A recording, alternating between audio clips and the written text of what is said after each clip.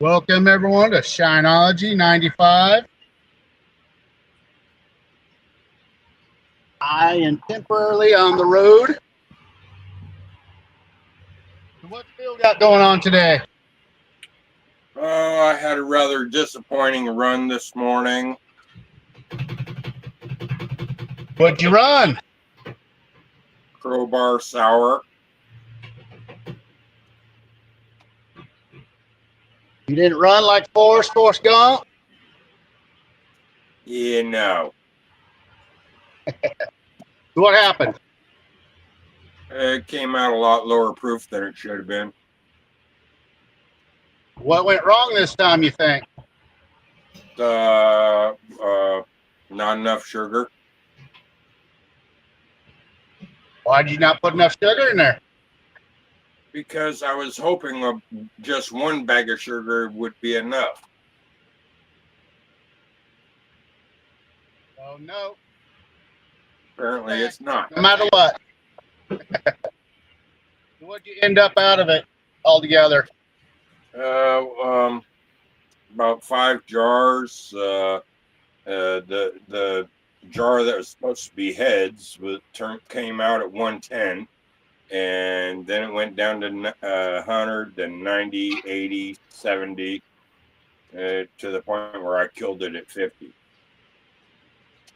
Well, that sucked. Yeah.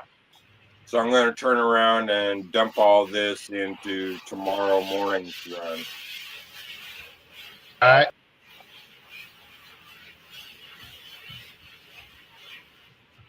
Earl's doing something over there. Waiting for birthday boy to get back on here. I'm straining out my peach cobbler. Okay. I just couldn't see you. Just curious what you were up to, birthday boy.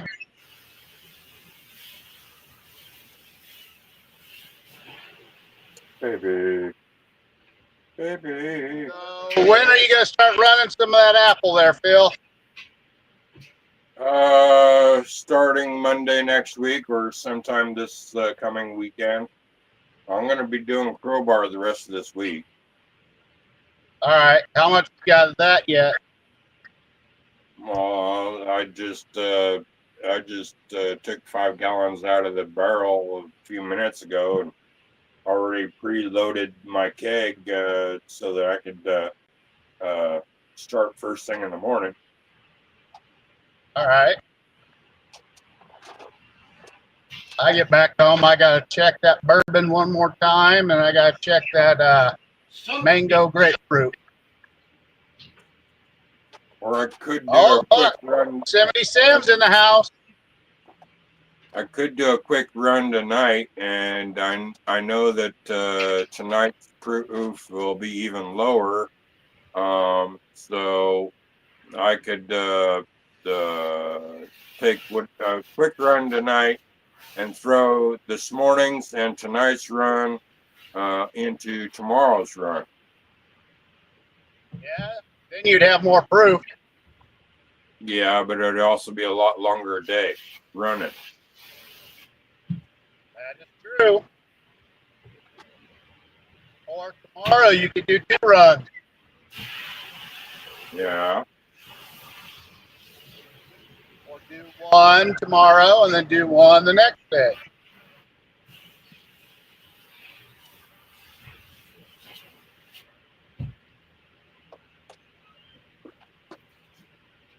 I haven't heard from Knott tonight. So I don't know what he's got going on.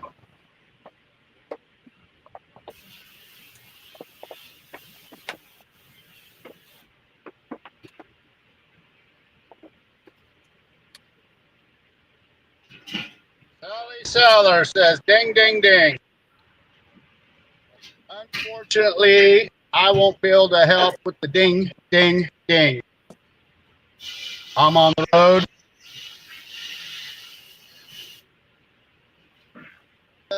People walking on the side of the road. Oh, it looks like they found their phone.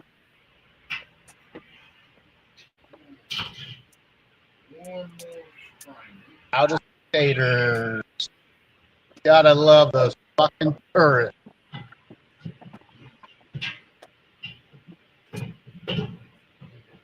Brian Ingram says happy birthday, Earl. Hey, Morgan Stewart says happy birthday, Earl.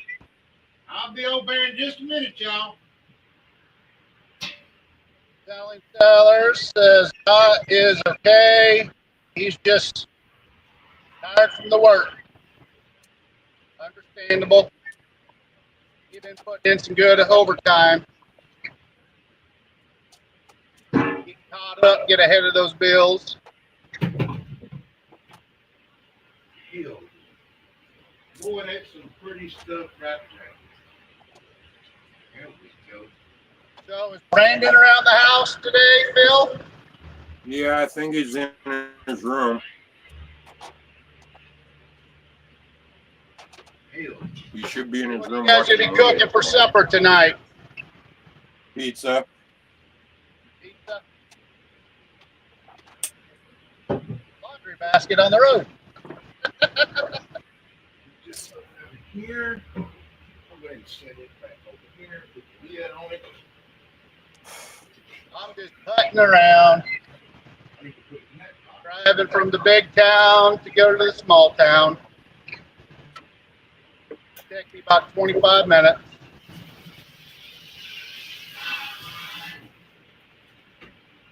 I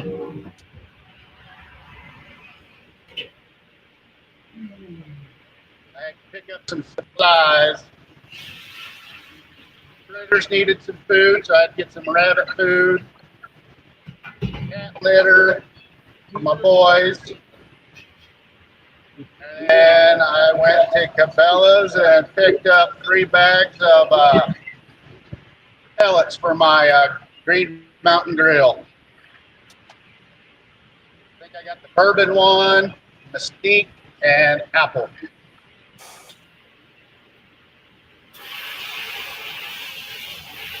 I don't know what I'm doing tonight for food wise. Might be just leftovers till tomorrow. What else you got going on over there, Phil? Need you a little talkative, some active. Not much. It's raining You now. making a drink tonight? Maybe. Maybe. All right. Yeah, you gonna drink on my birthday, motherfucker. Don't say you might. Whatever, Yosemite. Hey, at least Earl's acknowledging us now. Yeah. Shit, I'm running out of places to put shit. That one time a year, his birthday.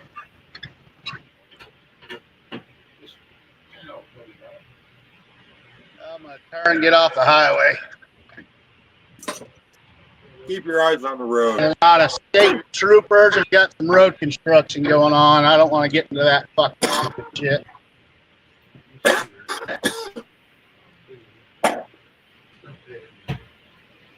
We got harvest going on too, so you got extra semis, combines, tractors, farm kids after school getting in those, driving those everywhere. Like right now, everyone's trying to get their soybeans done before any moisture hits.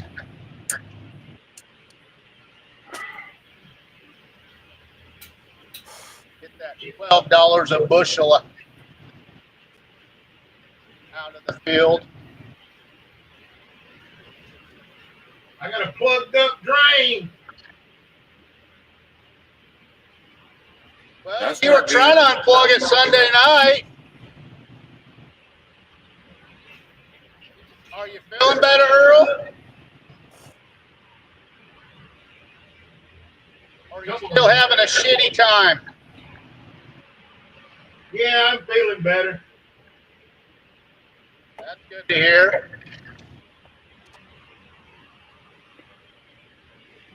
Oh, got a very hot guy flying around. Anything else going on there, Bill? No, not really.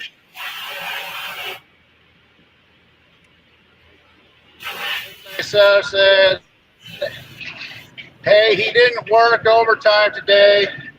Thank God. He's trying to move across the bridge as soon as possible. Yeah. Did you get the point? Be afraid of the kids. Son of a bitch. Yosemite Sam's pretty active today.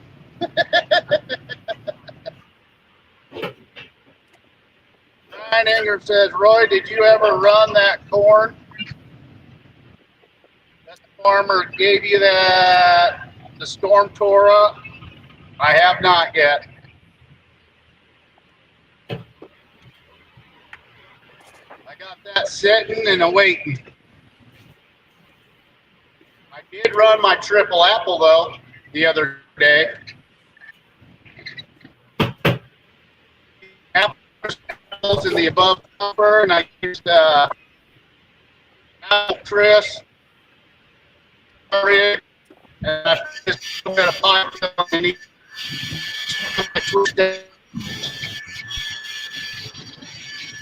It's a whole lot of apple.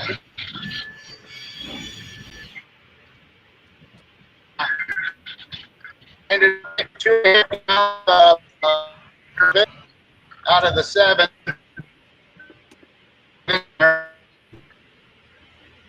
And in the jars I left in there so they self-canned.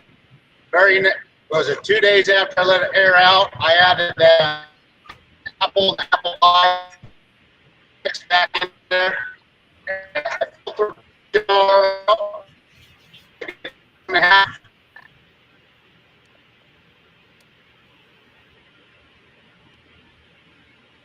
And away he goes. Yeah. Well, shit. Y'all can't see me, can you? There we go. I couldn't even see me. Turn this light on up here so it lighten my face up. There we go. Now I can see you. All right, everybody in the audience. I know y'all was looking at pieces in my back and everything while I was over there doing shit. Who can tell me what kind of mash this is? Looks like a beer mash.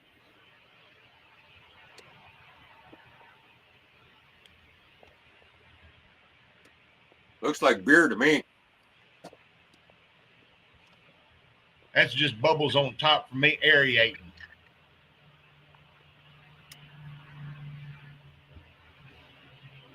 Oh, it's dark like a beer.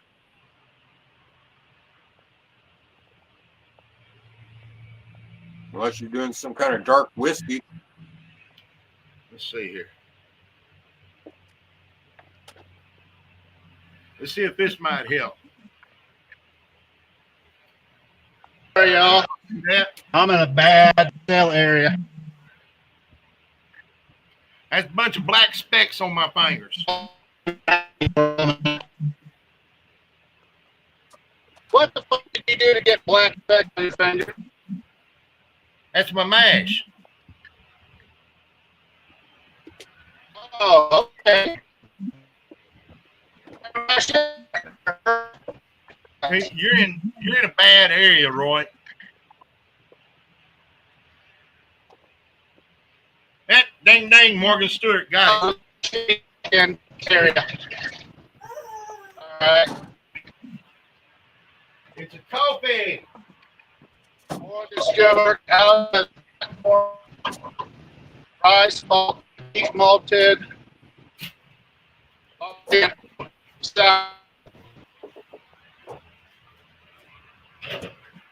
Shit, I should have kept that in that cup to check my gravity. Damn it. I know what I'll do.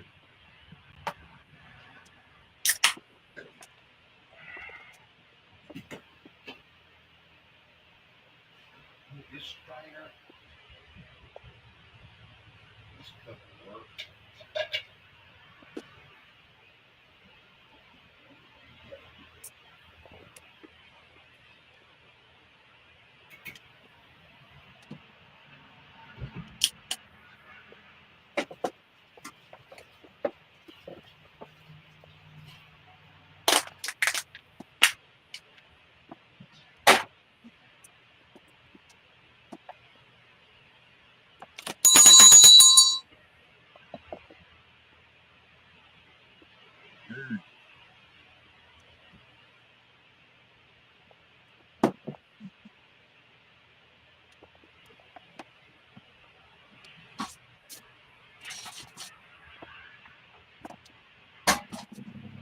Woo, dog. That son of a bitch is way up there.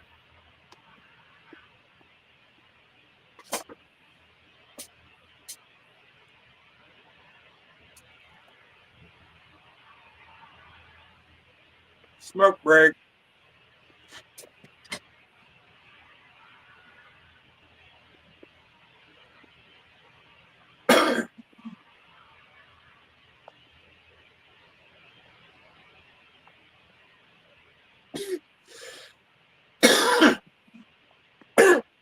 I think I need to add some more water to this. So do it.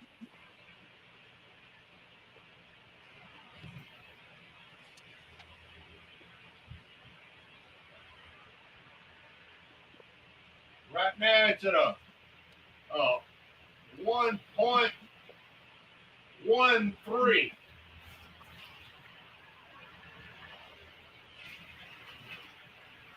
I'd say add sugar.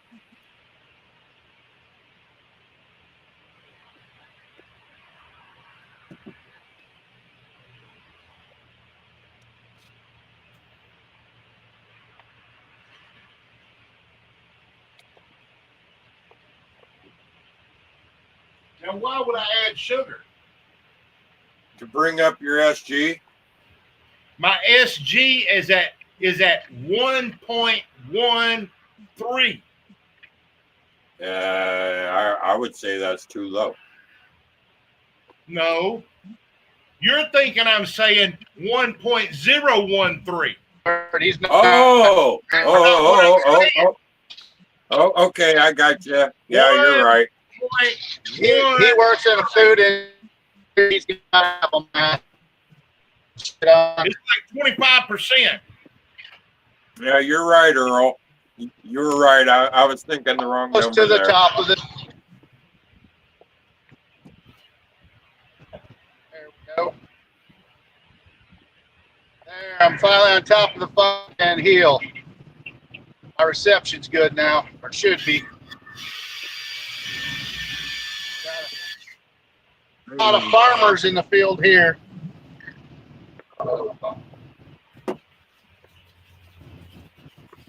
Got beans and fucking getting to the corn.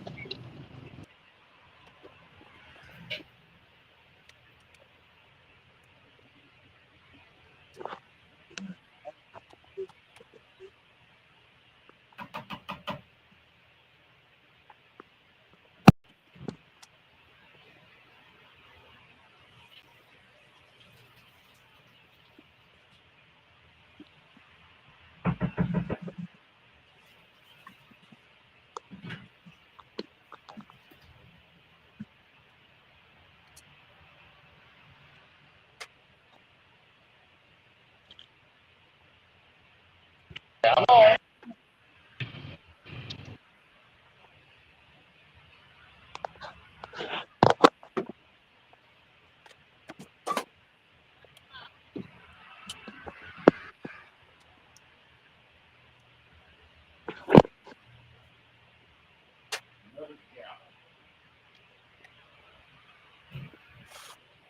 You're not gonna talk there, Phil? I'm just taking a smoke break. You don't know, add 2 gallons. Just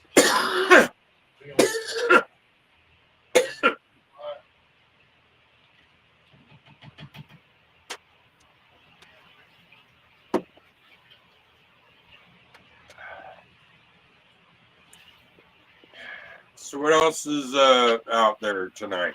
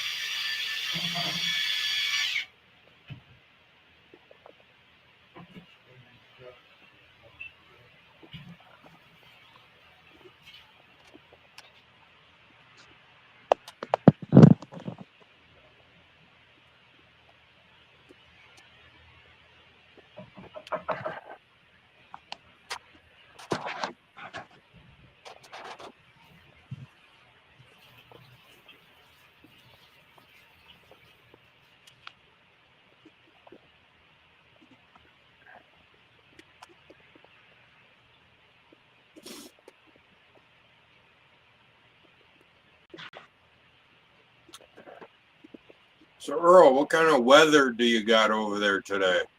Well, it got up into the low 90s. Yeah, Back off now. I've been in the low 60s.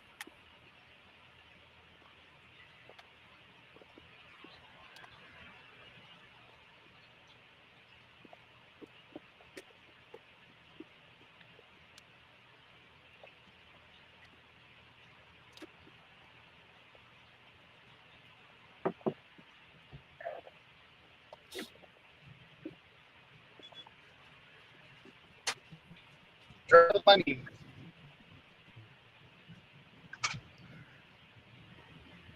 Hey, I want y'all's opinion. I've got it down to 1.09. I can add some more water and bring it down a little bit more. Down to 1.09. Yeah. That's good right there. Add some more water.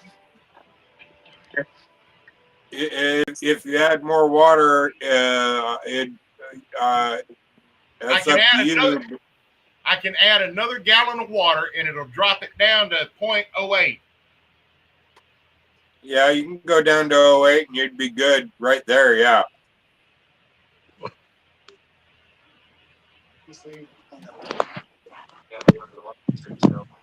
What's Roy got going on?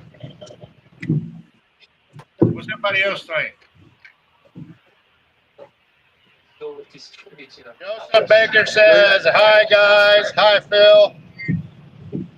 Straight jackets at home Morgan tonight. Stewart says, more water, get it down.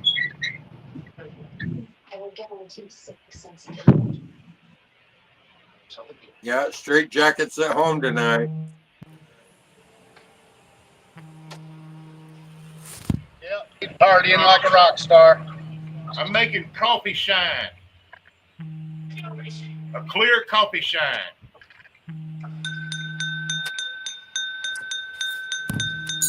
Ding, ding, someone. It seems to be the general consensus. On the road. Bring it on down to 08. Last time I made this, I don't remember what it was because it was 4 years ago.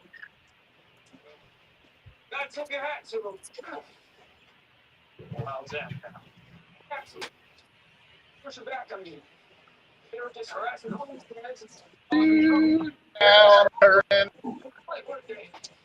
Eastbound.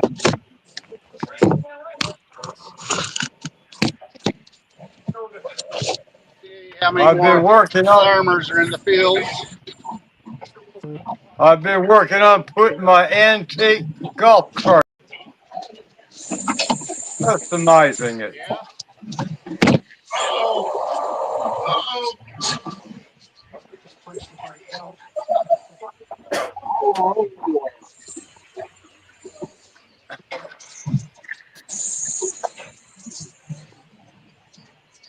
What else you got going on?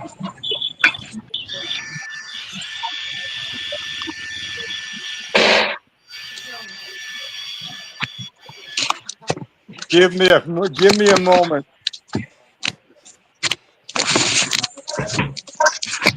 I'm almost home. Then we can kind of get back to normal.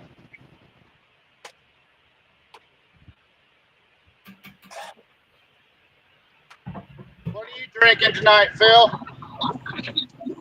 Here, it's Miller time.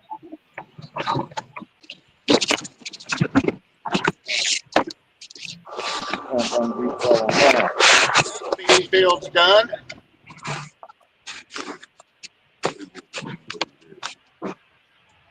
As soon as I get home, it'll be beer and some shine.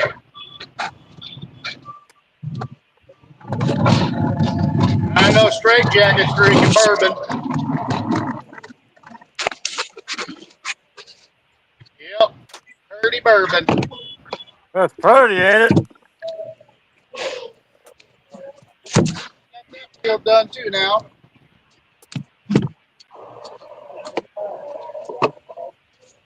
Brian. Guy owes me money.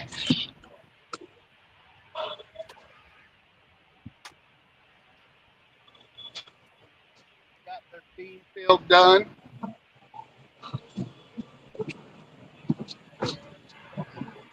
Around here, we got to kind of watch the intersections because we got so many cornfields. We have to slow down at every intersection so we don't fucking get a collaboration.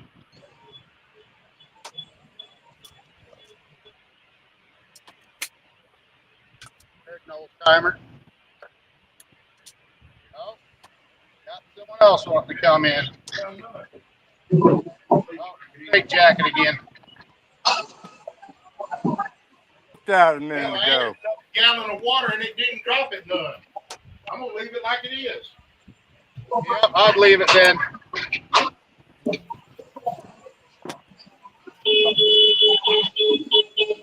Darlene says, Out the way. Yeah.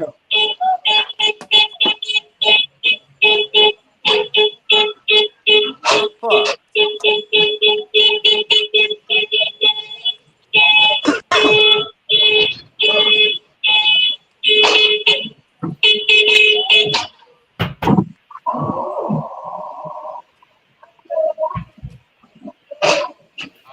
there's the outskirts of town. I'll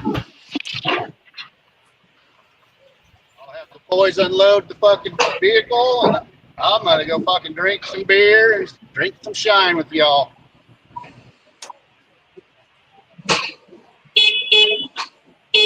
Motherfucker.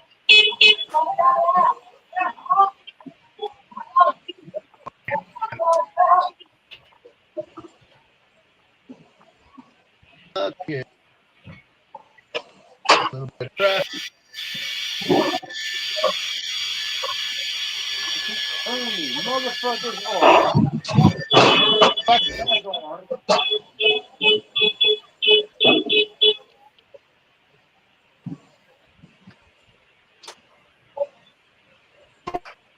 Motherfucker. Well, let's see if I can round us back into the actual Shineology type topics. All right, do that. Let's see if we can come up with a new recipe.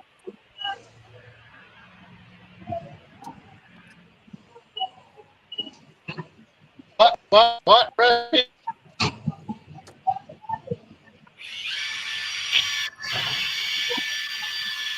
A new grain recipe.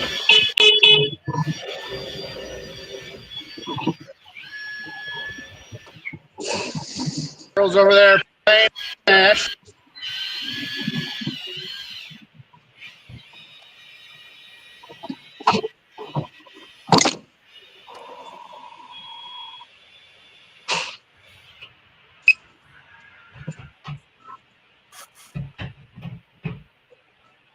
Two more turns and I'll be home.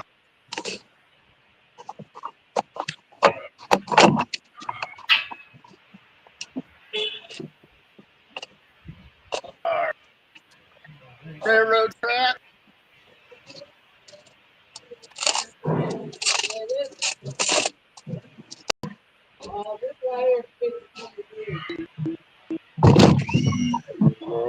You got a piece of grass on your face.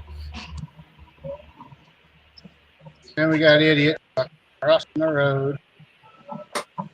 I want y'all to look at this.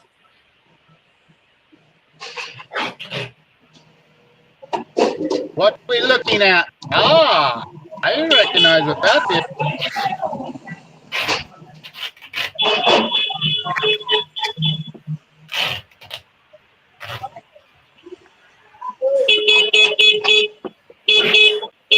What do y'all think of that? Stick right there.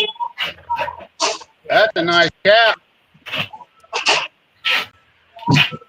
That's my new bourbon mash. And look at it. Yeah, Just looks good. that cap is probably about 3.5 inches.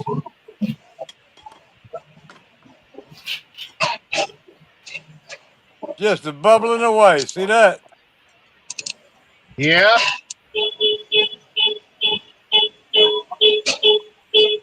I used malted white corn. Malted white corn. Okay. Malted white corn and some caramel malt. Ooh, Uh-huh. that'll make it unique. Well, I'm hoping that the flavor and the caramel malt comes out. But when I get ready to run it, I'm going to put a little bit of I'm going to put a couple of vanilla beans in it. Ooh, It ought to have a quite interesting flavor. yeah, it should. Cap is on, bubbler's on.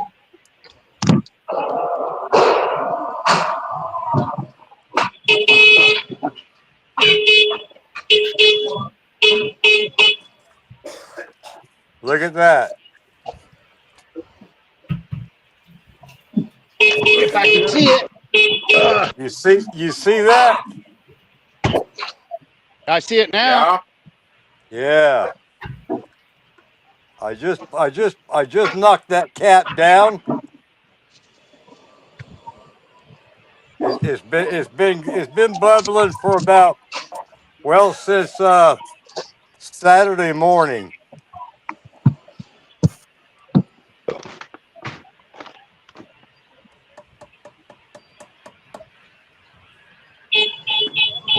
Okay.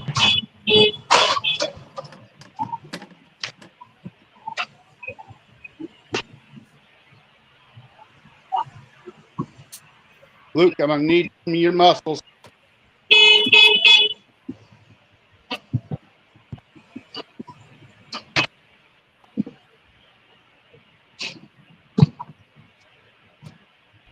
Could we lose?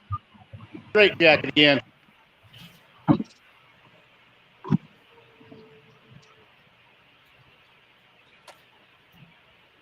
Come on. Open up the trunk. It happens, especially when you're drinking. Pull up on it.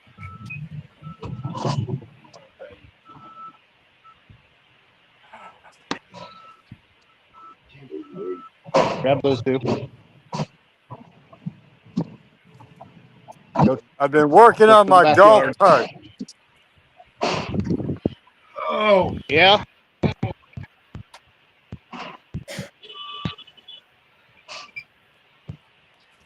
See my golf cart? Yeah. What's all wrong with it? Nothing wrong with it. I'm adding to it. This is an antique. It's not an antique. It's not older than you.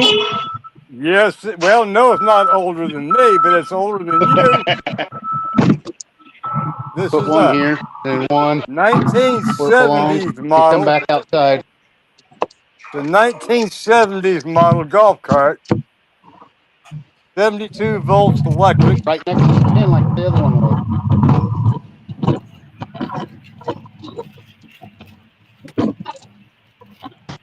And I'm upgrading it. Grab the wagon, buddy.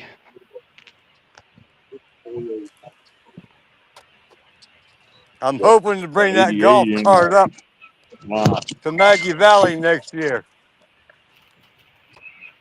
Oh no! Oh, yeah. That'll be cool. Yeah. That little scooter of mine I'll have last someone be able past to year. drive me around then. That little scooter this past year wore me the fuck out. Yeah. So I got me a golf cart that I could be more comfortable with. That's okay.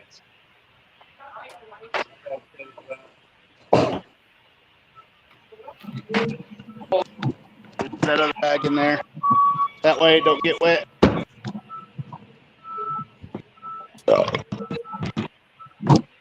Manual labor. This is Topless Tuesday, so I'm topless on Tuesday. What's the weather like there? About 77 degrees right now. Of course, it's cloudy.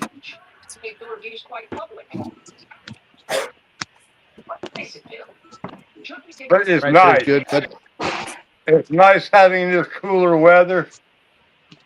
And I can still run around my yard naked. So thank you, buddy. it's all A plus.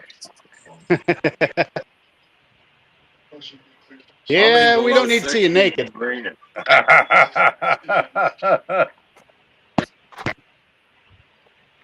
Look, when you get old and almost retired like me and Phil, you can do any damn thing you want to. Ain't that right, Phil? Yep. Whatever you're physically capable of. Mm-hmm. I'm putting a few things away.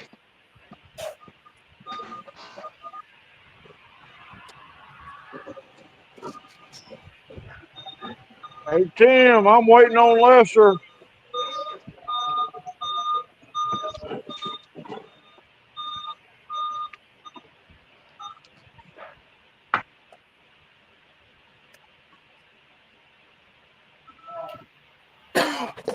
It's put right there somewhere.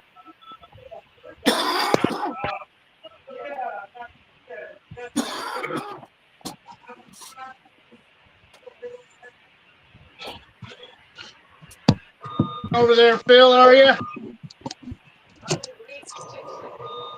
I'm about to pour round two here. I was getting five. Yeah, I'm round one myself. I was waiting on Lester. Yeah.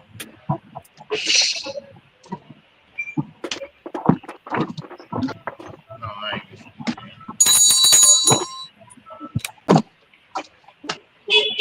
Well, I'll respond to that ding ding here soon. okay. I got a fucking. Well, that must be the horn I hear is on Paul's cart there, huh? Yeah, that'd be Paul. Yeah. Beep, beep, beep, beep, beep, beep. Where you at, Paul? At work. Sounds like a forklift to For me. food industry. Yeah. Or one of them scissor things. One of them scissor lifts.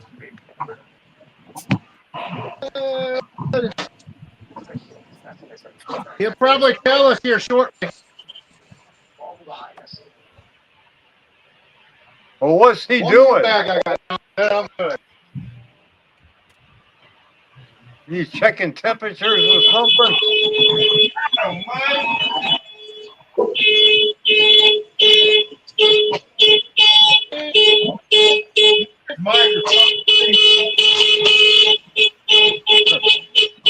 My God, I hear that enough on the road.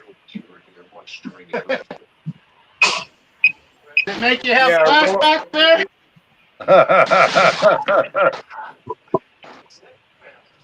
Yeah, can you put that beeping on mute? Here's or something, please. Yeah, I'll get this back, guys. Line 4? Get this Yeah. What are you gonna go get? done. They got started, huh?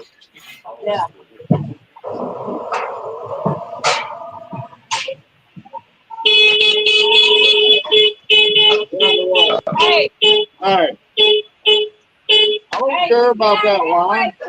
I don't care nothing about that line. There we go. You over the line. Oh, I Your neighbors the way they deserve.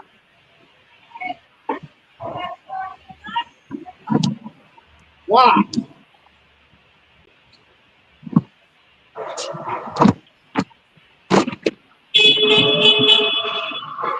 Damn, I can't get the phone off. Damn. I keep bouncing around. All right. Move the fucking wagon out of the way, and I'm going in. All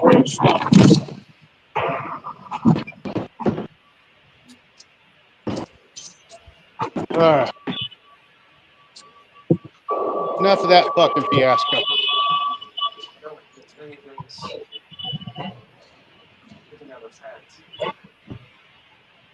My coffee's already bubbling. What are you doing, Roy? Good. I was putting away food bags, Green Mountain grill bag. Now I'm back in the house. The last thing we need are the ranchers standing together. There were 3 we can cut deals with. You get a chance, bud. You go out there, feeding, watering them. We won't last the winter. I gotta sit down. I need to make a phone call real quick, y'all. I didn't take meds earlier. All right. Hey, give me that. We cannot ask my father. Not now. So I need to ask this question. When is Frey not getting married? I'm question. afraid I don't know that answer. He hasn't told y'all at all. No, he's His just number setting one thing is a- getting moved to Indiana first. Uh, All right. gotta get the old ones out the way, huh? To know your opponent so well. Yeah. Anticipate He's just basically got to move across the river. Yeah. themselves. Right? I'm glad. That's why I'm glad I was single. I ain't got to worry about shit like that. Yeah. I have my normals that come visit me and then they leave. That's what I like. Yeah. Remind them where they stand. I got to take some stuff off. That way we don't get banned. Wherever I go, I always have certain equipment on me. Me too. But they involve triggers. Yep. You're closed for business. This building is the property of the Marquis de Borges. Keys out of my pocket. Premises of your choosing. What are the premises? Lock that car up. Building this town, and you know it. Ain't just a matter of business. Capital. See now, if the capital ain't selling Marquis, well then Marquis got no reason to invest in this town now, does he? That is so much better. Expecting less and less, and still the eyes away. We're all back to treating each other with a little more respect. But now I can't hear nobody. Because I'm not running my mouth. Great Jacket, he ain't talking much. And Phil's too look, quiet. That's after all that beeping. I talk more now than I do when I'm driving. Imagine that. Yeah, I think I went Imagine deaf that. after all that beeping. What beeping? There was no beeping, Phil. Aha. Yeah, Paul Think had a you lot got of a thinking tumor going on in your head.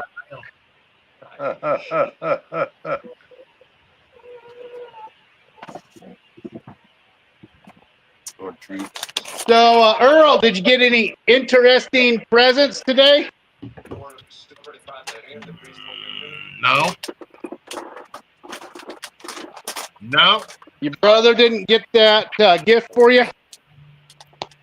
If he did, he ain't give it to me yet.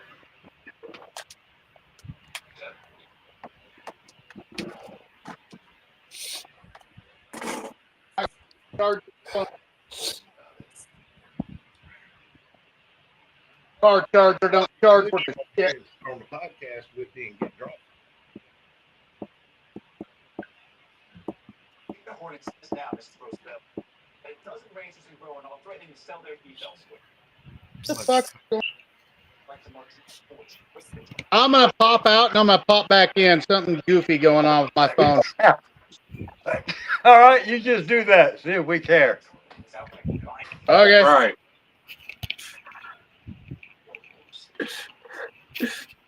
I don't know. And gummit, I I like keep that hanging up one, on Roy. the thing. I don't care. Pop in, pop There out. we go. What it don't matter. Right. Oh, look at I here. get it. Damn it, man. I just put the cap on that 15 minutes ago. Like to see them for myself. I'd say that shit was ready to run. Oh,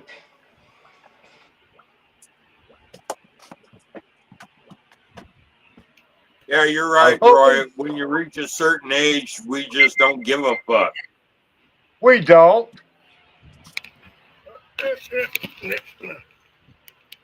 Y'all taking a trip around everything, getting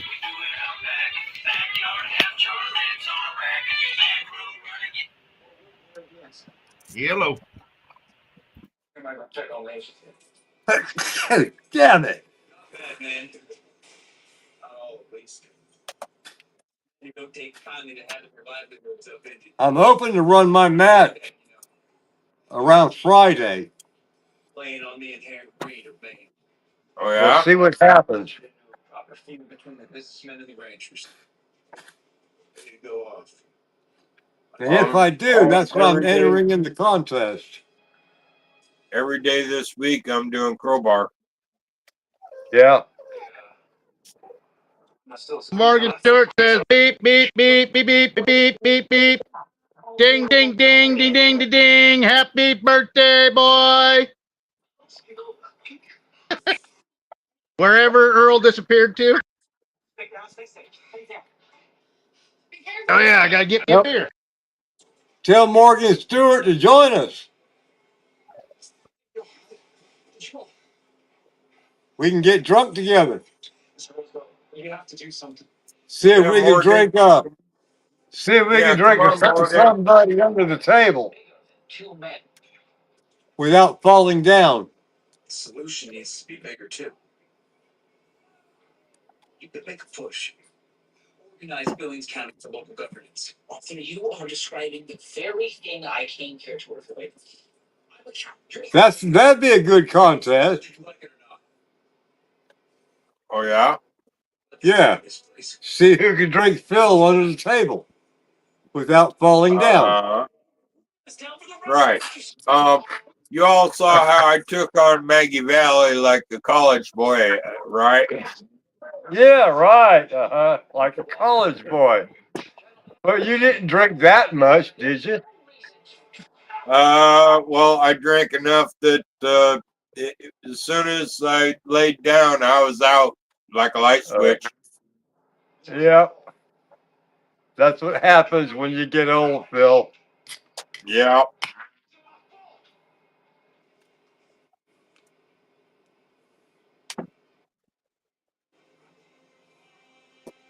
I love to party and can party with the rest of them.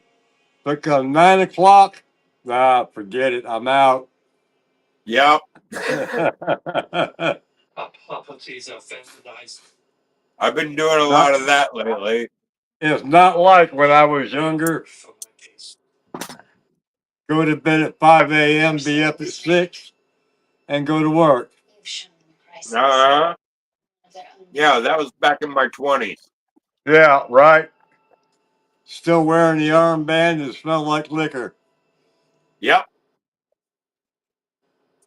As much as we appreciate what our mechanics can do and who they are, no one looks forward to seeing the inside of an auto shop. Yeah, I realized like last week that back in my back in the mid 90s or early 90s, I was getting ready to go out and party at 9 o'clock, and now I'm going to bed at 9. I was just learning how to drink in the early 70s, thanks to my family, my daddy I and wasn't all. even born back in those days. Yeah, of course you weren't. But I was just learning how to drink. And then when I became of age, of course, back in high school, we'd go out and have keg parties in the woods. Yeah. And then when disco came along, we all went to discotheques where the cocaine was frequent. And, Yeah. it wasn't hard to party out all night long and recuperate within 30 minutes almost, but still buzzing when you go to work the next morning. Yep. Can't do that no more. Yeah. Hell, I sleep till noon. I go to work. By Nope. 6 in the evening. I go to bed about 3 o'clock in the morning. I get up about 9 o'clock in the morning. It shouldn't be that way.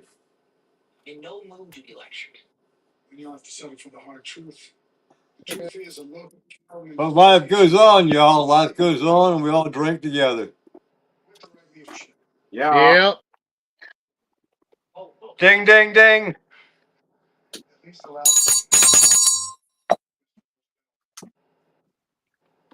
All right.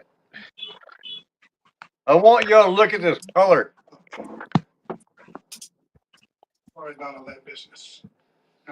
Yeah. Ain't that Yeah. some pretty color? That That's is. pretty. That's 90 proof, second generation of my last bourbon mix.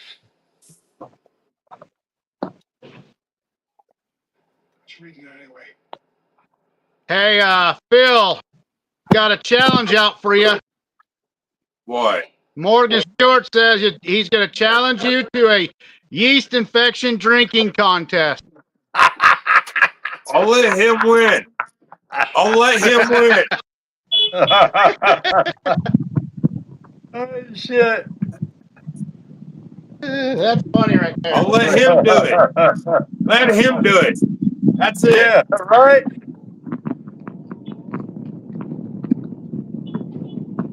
That ain't no challenge. Let him.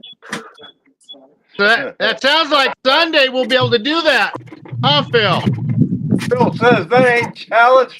You go ahead and do it. Without him. Yeah, he can do it without me. Yeah, right? I'll be a no-show. Phil says he's not having sardines in a drink. That damn right. I'll be a no-show. No, but he's going to do that clam. He's going to put a little clam juice in there just to shut me up. I hear Brandon. What's up? Hey, Brandon. Howdy. Brandon, how old are you now? 35. 35. Well, you need to take care of your daddy. Can you repeat Shit. that, please? I said you need to learn how to take care of your daddy. I agree. There's a lot I I gotta go need to get my learn. liquor in the other room. Good folks are kept from making an honest dollar. Yeah. You haven't- oh, whatever that stuff is called. That'll be my first order. Sure, everyone is making good money. What you need is a man that will restore order to ranchers and business owners alike. You're gonna put cola on coffee. Talk is done.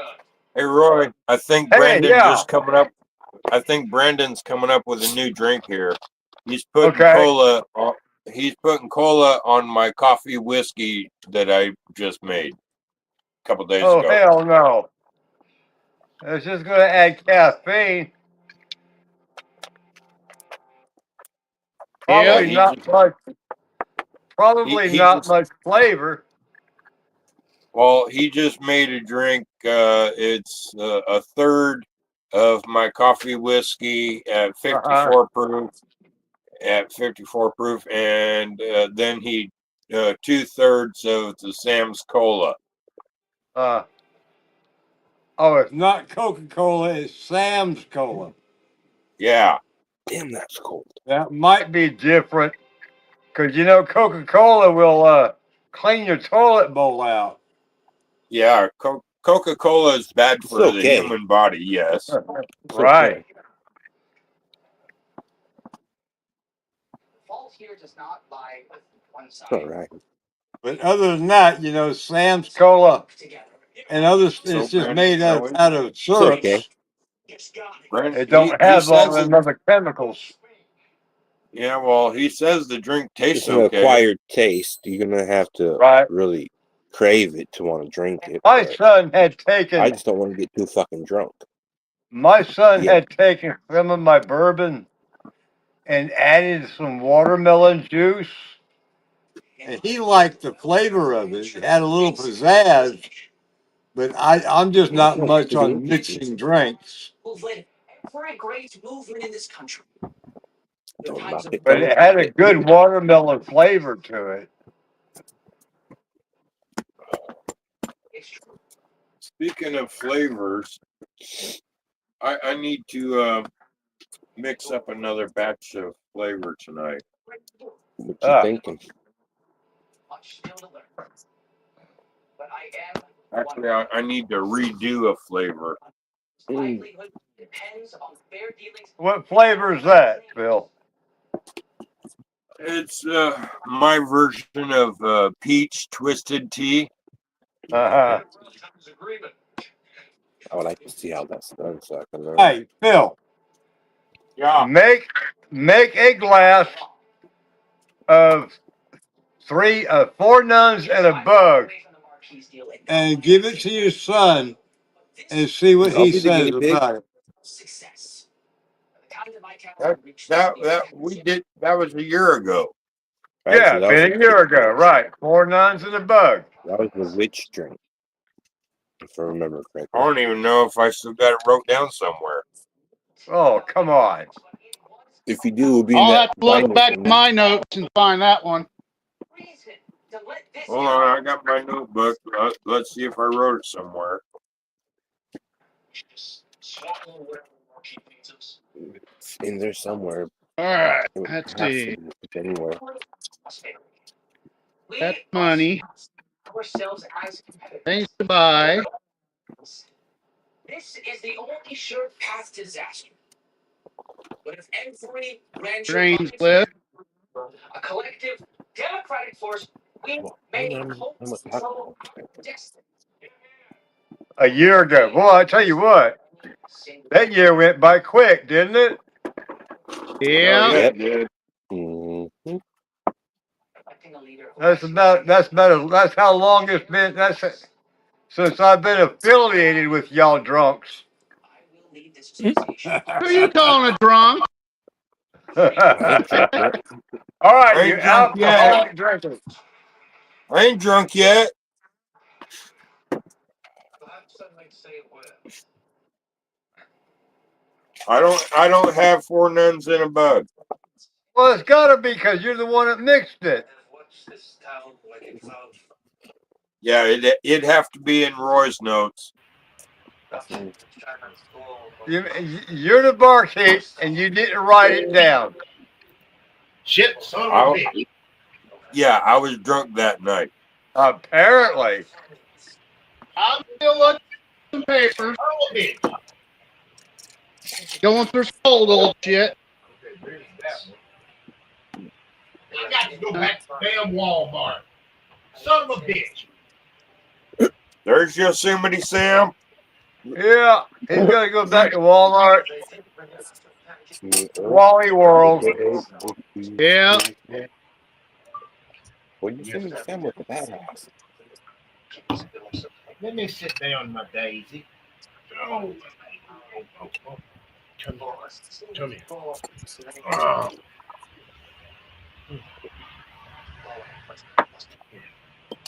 Get up here. Did you get anything from anyone for your birthday, at least? What's the matter, Daisy? Danny boy, you want to do a good run, try some sweet corn. Been there, done that many times. Daisy's just not acting right.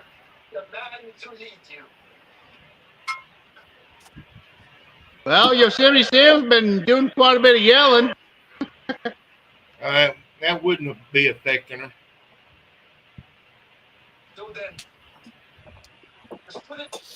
What's the matter, Daisy?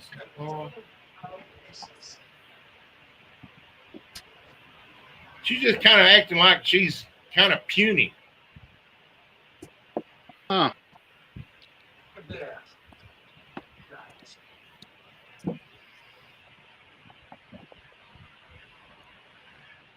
I don't know. Eat something wrong?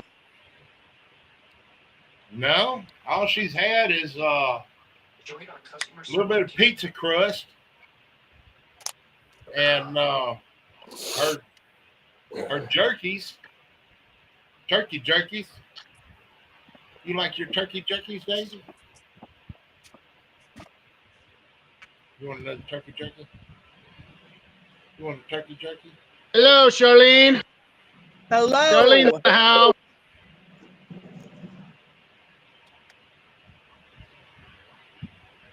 What's wrong, baby? What you got going on, Charlene? Just Hello, Charlene. finishing up some orders that people are going to pick up at the festival. That's cool. What the hell? Hi, Charlene. Hello, Phil. How you doing, Charlene? Happy birthday, Earl. Thank you, dear. Oh, yeah. Happy birthday, Yosemite Sam, too. Since you've been yelling and bitching. Leave Yosemite Sam out of this shit. Oh, holy snappers. Damn it. He's been running around yelling and screaming. It's just another day gone, huh, Earl? Yep. Pretty much. Don't feel bad, brother. Mine's 2 days after Christmas. How you think I feel? Oh, shit. I missed a call from my mama. I've been screwed my whole life. I got to call my mama back. All right. You better go do that. This might be your last birthday if you don't. Yep. Don't tell him that, Charlene.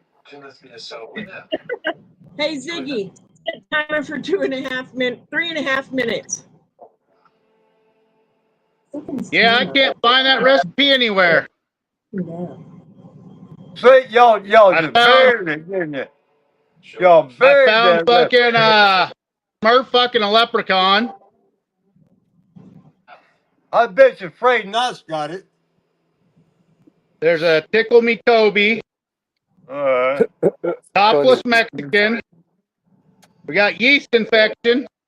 Well, they're yo, waiting for all no them. can do ever. Sorry. Four nuns and a bug. Phil wrote it down somewhere. Well, apparently not. It's probably on the back of one of those little pages that he fucking didn't even look at. Probably. Most likely.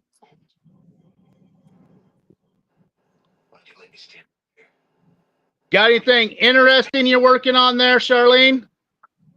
Just finishing up a few orders that are for pickup at the festival. Okay. Danny Boyd has asked, have you ever tried a pumpkin moonshine? Yes, we have. Yeah, No, I still got 2 gallons left over from last year. Yeah. Pumpkin, you just got to watch how much you intake. Or otherwise you'll be like Earl was on Sunday. All puckered.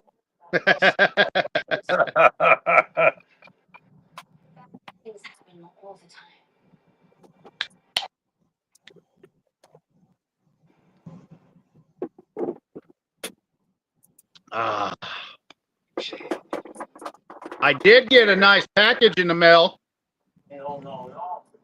From who? That would be from the Mooses. Paul and Michelle Moose. Oh, yeah. They sent me some more honey. And then some bacon bourbon honey. Oh, sounds good.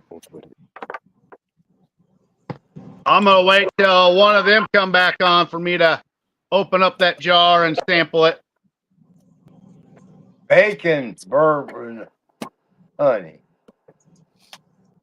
So that's honey. Yep. Fermented in a bourbon barrel. Infused with bacon or what? The honey's infused in a bourbon barrel, then they pour it out, and then they put it in a big container, and then they add the bacon to it. Uh-huh. So the majority of it is toast flavored. Yep. Right there. I'm not even going to open it and smell it. I know it'll happen. I'm going to have a sip. Yeah, you know it's going to happen. All it takes is one smell and one sip. Never mind. Yep.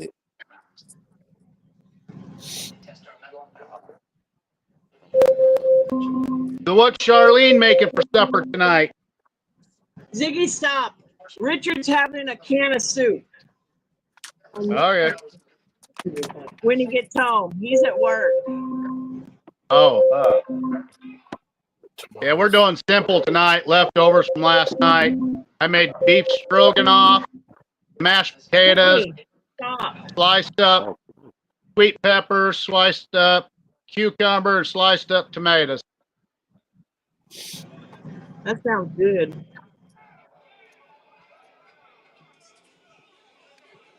While we got fresh stuff, we just eat the shit out of it. I got a bunch of cucumbers that I'm letting turn yellow, and that's going to get made into a cucumber, watermelon, ginger wine again. Oh. I drank almost every fucking drop of that I made last time. Got one jar sitting off to the side for Mark Morgan and a few others when I see him at the next festival I go to.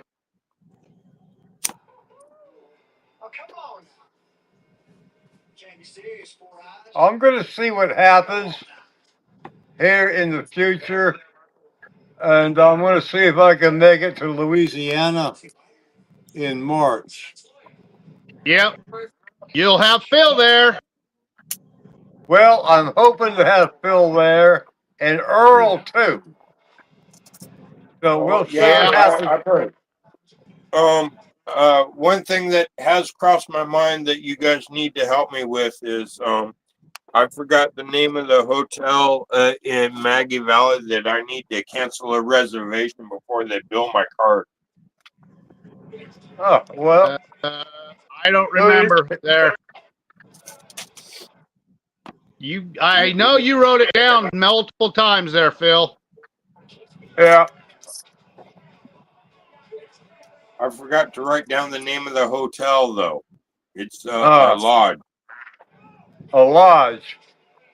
Yeah. Shit. Well, there ain't but about three lodges there, ain't there? Probably. Morgan Stewart says he's going to try to make the Louisiana one in March also. We need to make that a big, big event. We are too.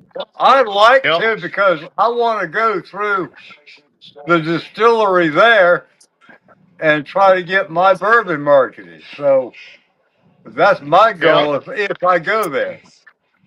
Yeah. And I know Jason said he'll be there. Yeah.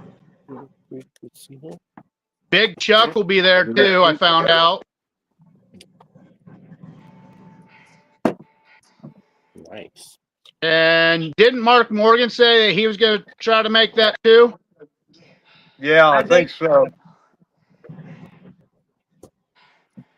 He's down here now. Yep. Well, he's in Arkansas for a few days, and then he's going to drive up into south of Kansas City, Missouri, see his family. Yeah, he's up there now. He'll be back Wednesday. Oh, okay.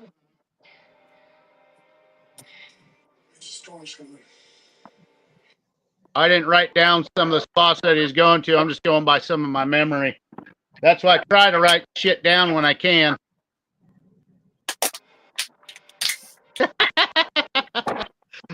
Morgan Stewart says, we all can have yeast infection contest together.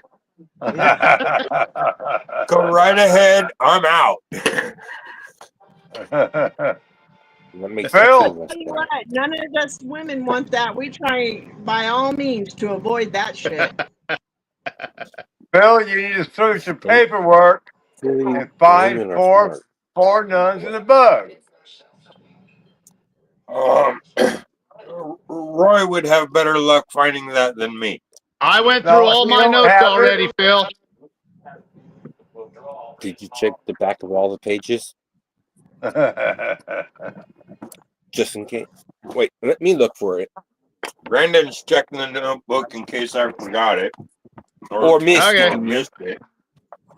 Just give me a few minutes, all right? Let's see. What else am I going to drink tonight? Huh. I'll look around, see what I'm going to find out.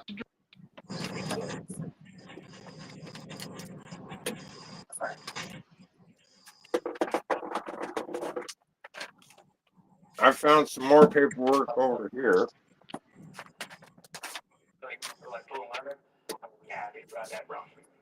Well, here's apple. Found it.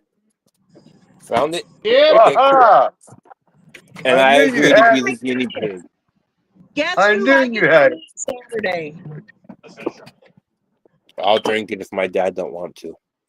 Well, say that again. I said, guess who I get to meet Saturday? Who? I don't know if you know her, Miss Jo Parks. No. I don't think I do.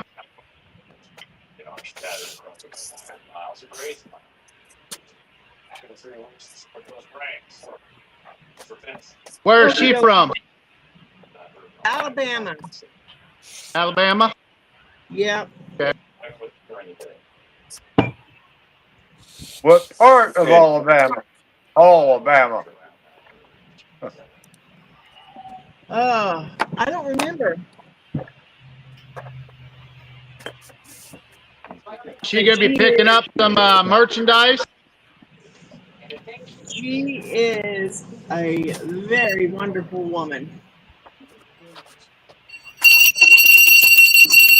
Okay. I hear that, birthday boy. She's bought a couple things from me, and she's on. Bill, you about a year late. Maybe. She's on Still in the Clear. Okay. Ziggy, stop.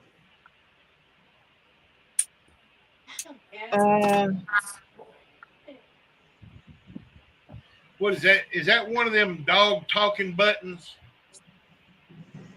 No, it's my Alexa that I've named Ziggy. Oh. Yeah, because Alexa is in the bedroom. What is Alexa doing in the bedroom? She helps Richard get up in the mornings. Charlene, you let another woman help Richard? Help Richard get up in the morning. She helps him get up, but she don't help him get off. That's Charlene's job. Or is it Ziggy's job?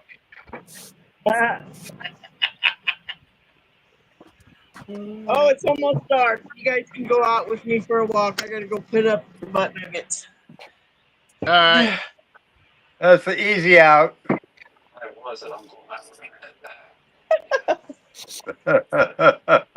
So what's all in that 4 nuns and a bug? It's a half ounce of vodka, half ounce rum, half ounce gin, half ounce tequila, and a half ounce of sour apple popper. Oh crap! Okay. I've got to. Okay. Thought I locked myself out for a minute. Well, mix it up, Phil. I'm Give working it on to it. your son and tell us what he thinks of it. I believe this one should be. Trying to rinse that out. Lord have mercy. That was one of our fighter jets. Yeah. Check if any of those need it too. I got to go back to Walmart. That was clean. What'd you forget there, Earl? I got an order for some Sonic watermelon sipping cream. A quart of it. Okay. And I forgot. I looked at the damn shit and I just didn't pick it up and put it in my basket. So you had a Phil moment. Well, why are you buying sipping cream from Walmart? No. I'm not buying sipping cream from Walmart. The ingredients for it. Ah.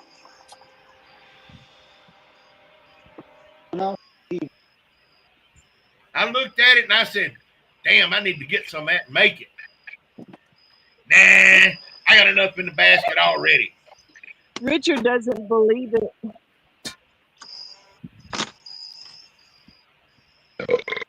Richard doesn't believe what? On the nights that he has to work. How you doing, fellas? How you doing? I'm doing.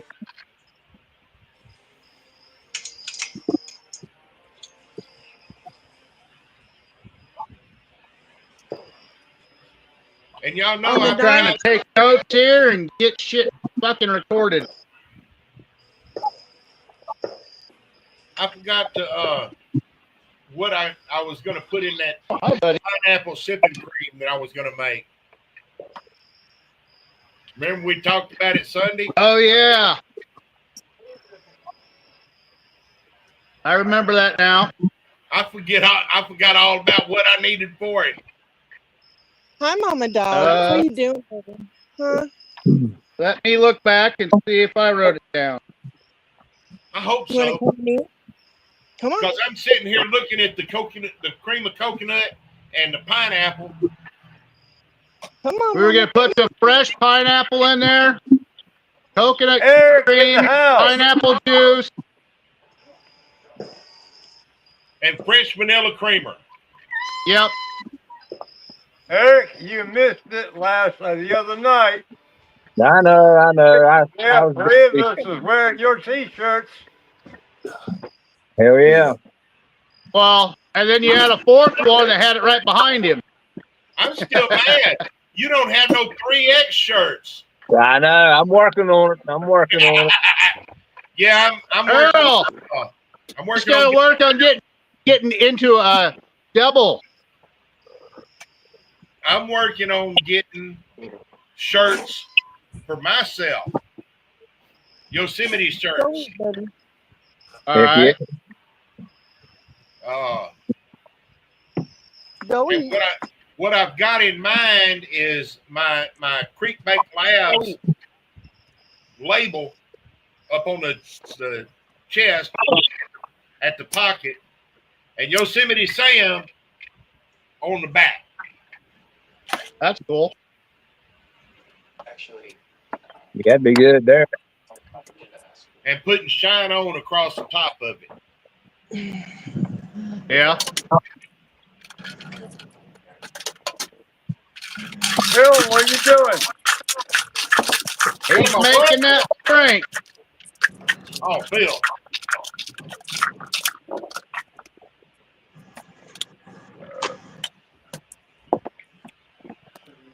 But anyways, he doesn't believe that when I go out and have a talk with the chickens on the nights that I have to put them away, when I go out and check for eggs, I tell him, I said, look, Mama's afraid of the dark, so you need to be inside before dark. And I'll be damned if they're in there before dark. Well, you know, And start drinking. if you don't talk with your chickens, they don't lay good eggs. Yeah.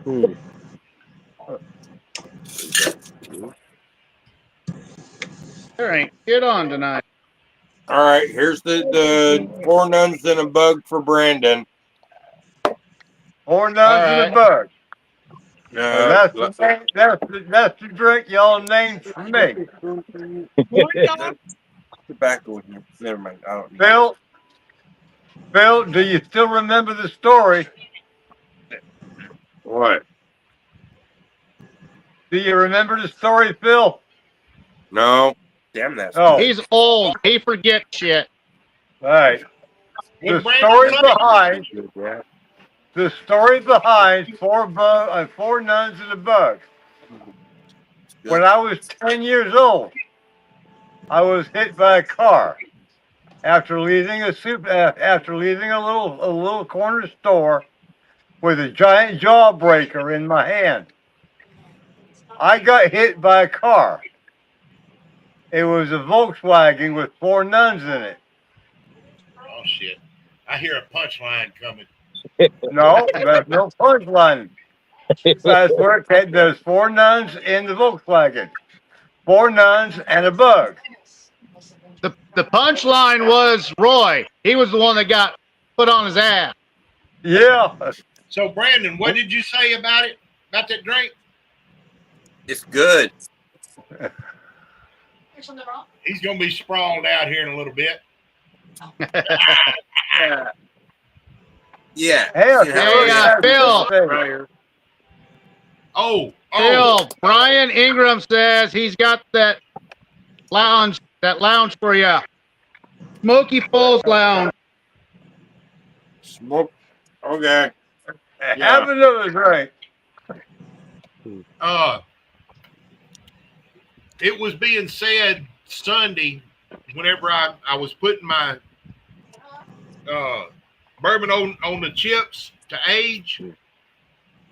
Yeah. That I would lose some of my proof. Well, 3 days. I strained it out and everything. It looks gorgeous. Smells gorgeous. I checked the proof on it. it dropped to 80 proof. Yep. From 89 proof, it dropped 9 points by age. That's not bad though. Not bad, no. But that shit's smooth.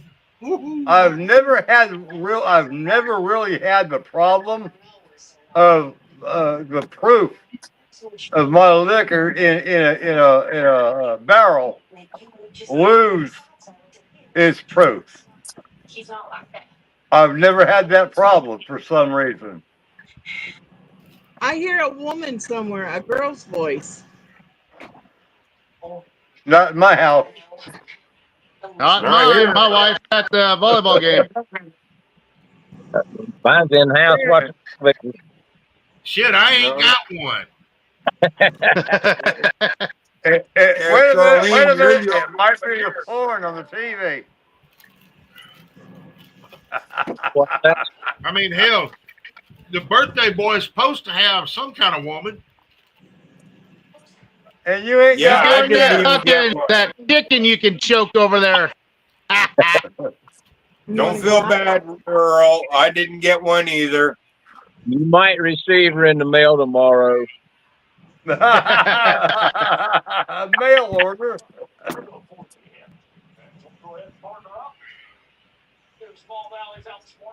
know why all of a sudden I'm starting to blow up with gas. Uh-oh. Yeah, you taking your medicine? It's the last of that Mexican stuff is getting you. Yeah, Well, after his Still conversation after all Sunday. that shit.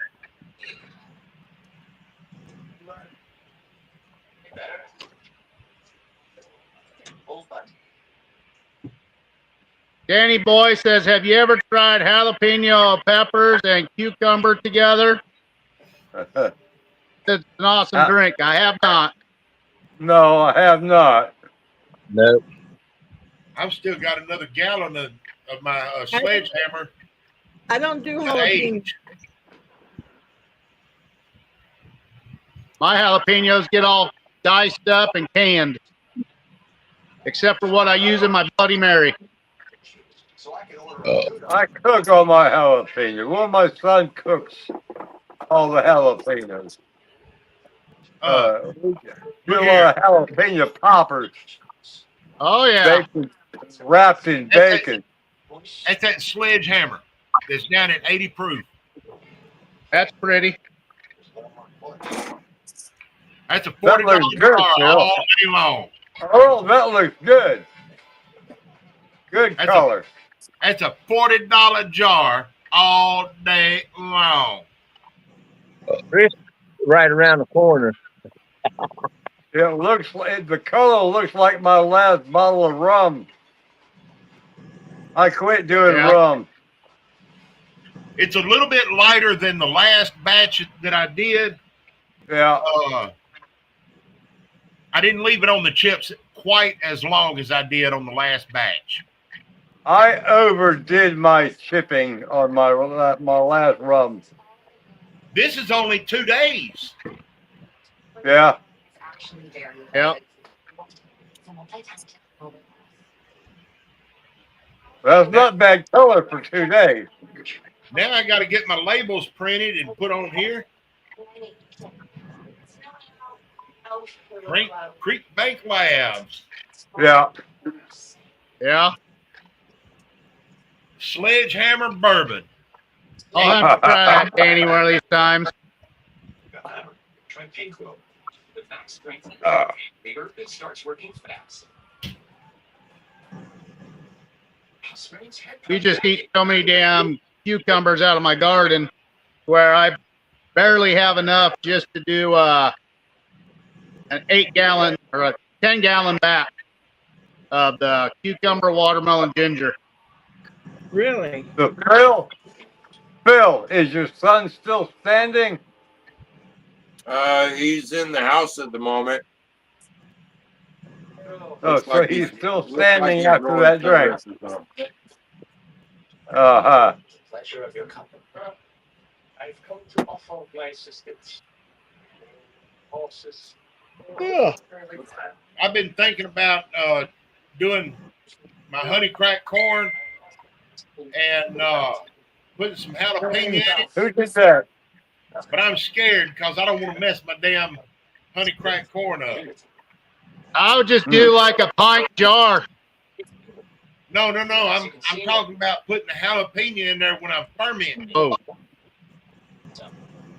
Wait, hey, I would wait till you get that jar rig. That way you can attach that in there like Yeah, that.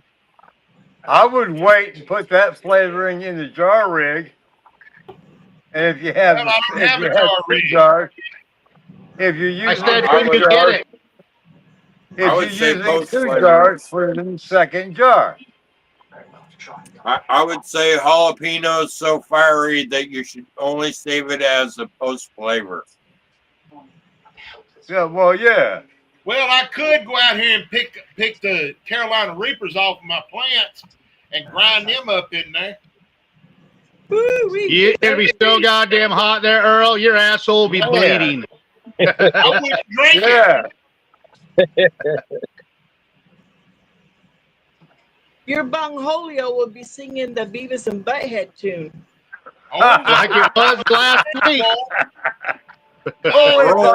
Earl, you would reserve that jar for whoever you really hate and never want to see again.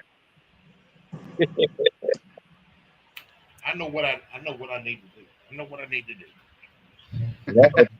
Everything I need to move this. One good thing you can do there, Earl, is you can dehydrate those and rehydrate them when you get a jar rig. You know what I'm fixing to do?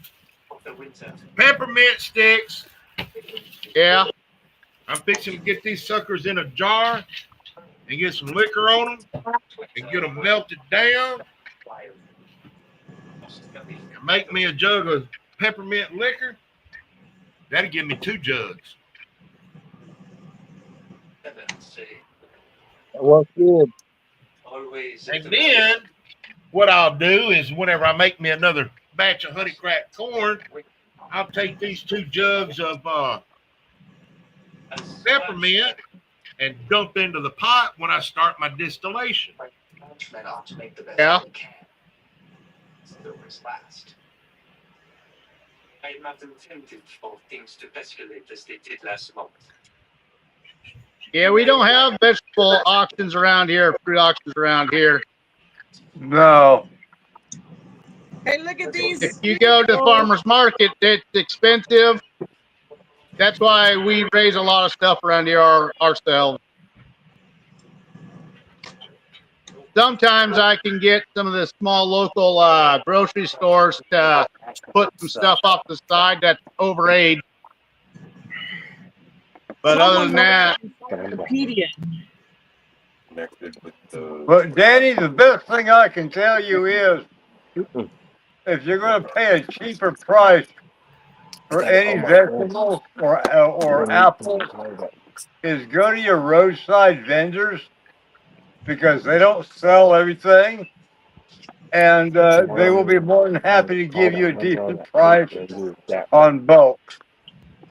But I need you to be present. yeah, That's see, okay with around me. here in Nebraska and Kansas, there are none like that. There's no roadside. They don't allow it. You have to do it at a farmer's market or people go to your house.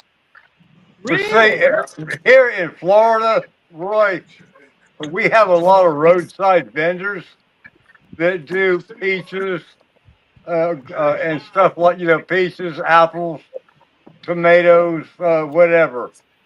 And a lot of times they don't sell everything. And it's going to go to waste in this heat. So they will give you a decent price on their bulk. Yeah, we have the same thing here. Around here, they don't do that. They just take it home, they eat it, or they give it to their hog. Right.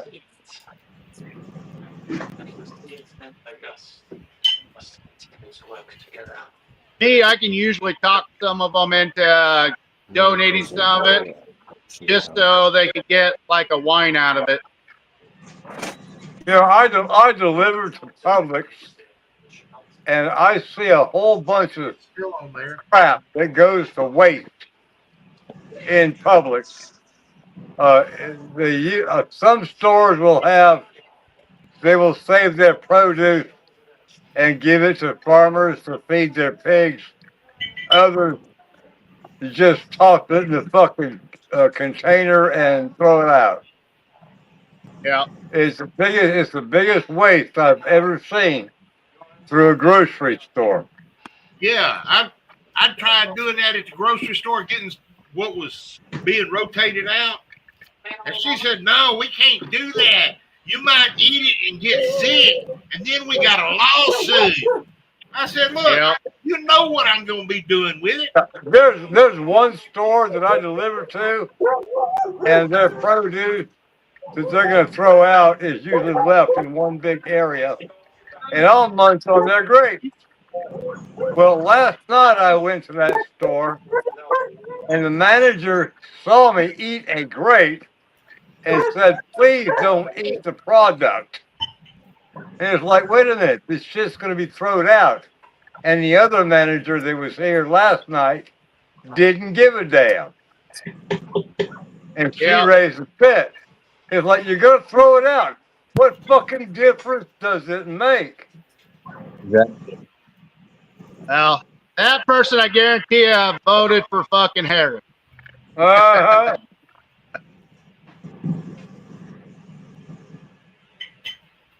Those liberals, they can keep their own shit to themselves. Right?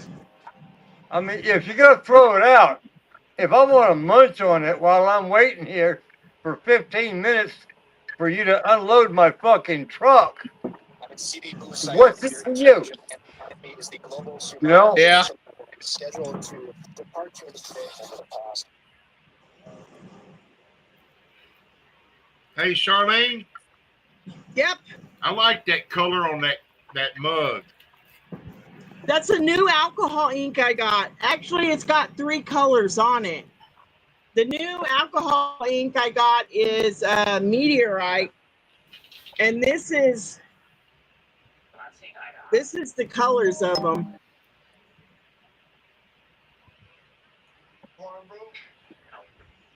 They look dark, but they're not that dark. Yeah.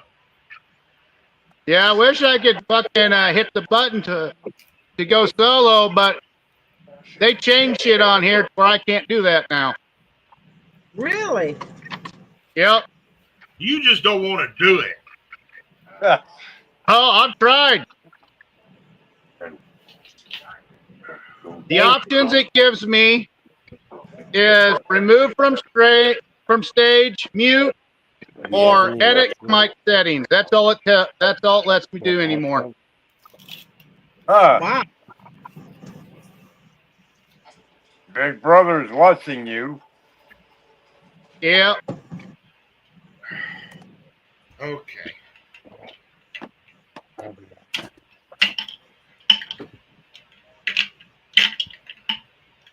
Yeah, doing a little dumpster diving there, Dan. Yeah, I don't even fuck around with that. I got that one guy that donates me all that juice and stuff. If it's got the right stuff in there, I take it and use it.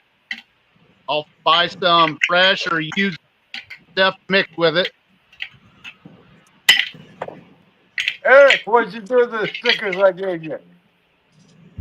Marshalls in Oklahoma used to throw away stuff, so every Saturday I would go behind the store to the dumpster, and you can get some good shit that they just throw away. I don't know why they didn't send it back to the company for credit, but they just throw it away.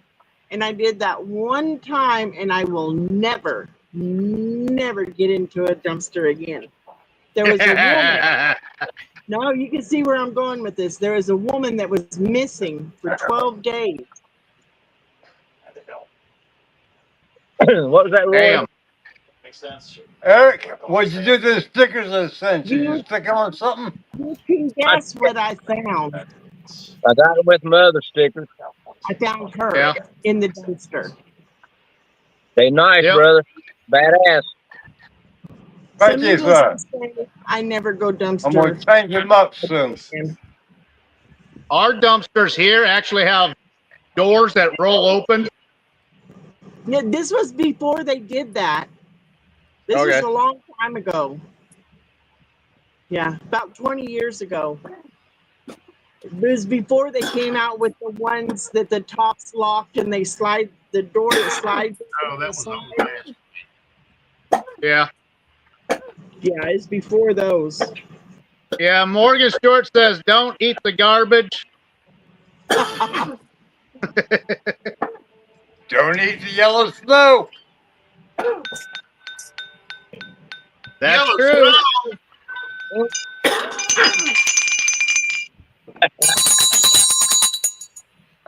Don't eat the Okay. yellow snow. I think I'm gonna have some of straight jackets. Fucking I don't have much of it left, but I got a little bit.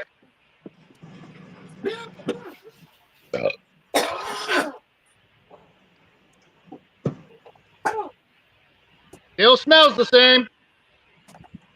I'm It, having it ought to. That's good stuff. Yeah. Bill's over there fucking coughing up a lung. yeah. I know it.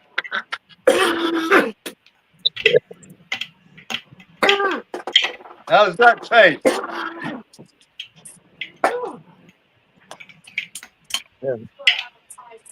So what's Earl gonna eat tonight Hey, for good supper? stuff, Roy. Is that good stuff, Roy? Yes, it is. It just needs to be. I like my bourbon cold.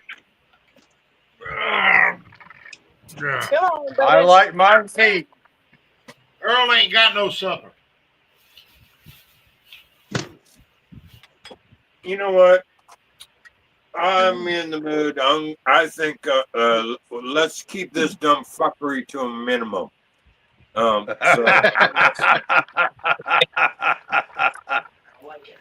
Hey, look at Phil. He's reaching.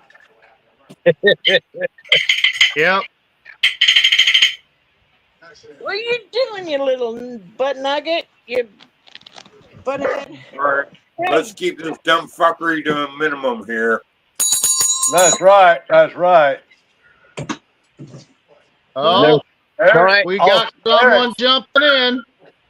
Eric, I'll send you a new batch. When I get this next batch run, I'll send you some of that. Sounds All good. right. Looky what I got in the mail today. One of the mooses. Yep, one of us. The Phil, one that didn't go postal and just didn't go back. She got smart. She's like, if I go back, I'm gonna kill someone. Yep.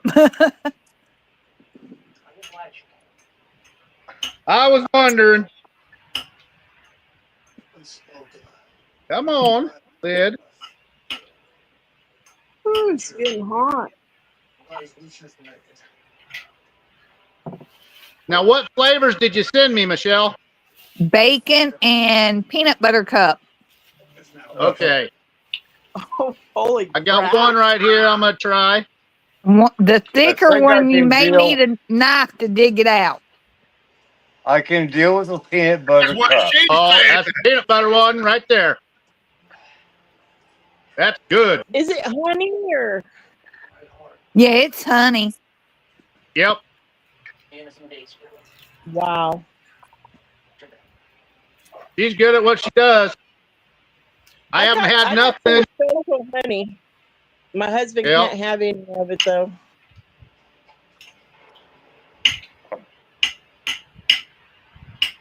Do you sell it? Yes. Yep. She sells it. Okay. I got to take a little sip first before I jump into this bacon one.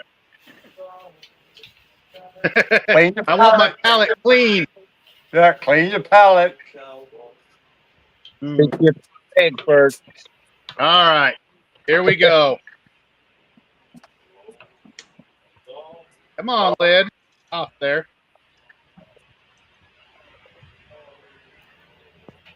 Put that back in there.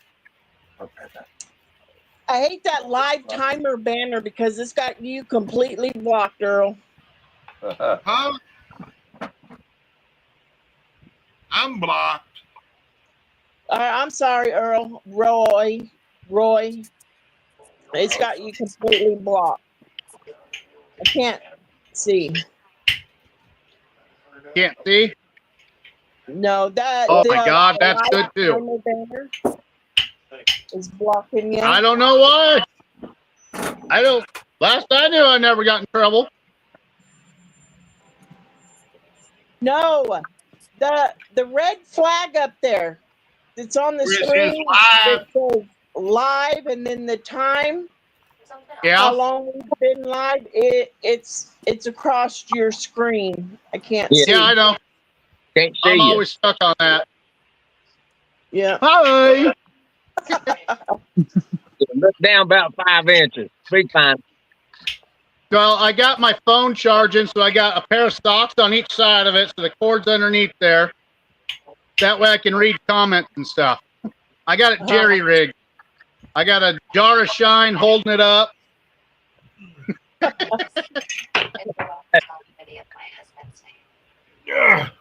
Yeah, Danny, I do go to some of the distributors for beer. We got several local breweries here, and one of them is going to be restarting back up, and I get to try any one of his grains. That's a jar of peppermint. Yeah, good. That's a big ass jar of peppermint. And the thing is, I still got more. I got 5 more sticks. Well, I know what you're eating for supper tonight. No. I'm gonna start these melting down, and when I get room, I'm gonna put the rest of them in there. Oh, crap. So what you got working on there, Michelle? I've got some patches for a fallen police officer here in North Carolina I'm working on. Yeah, we just had one 2 days ago get shot and killed.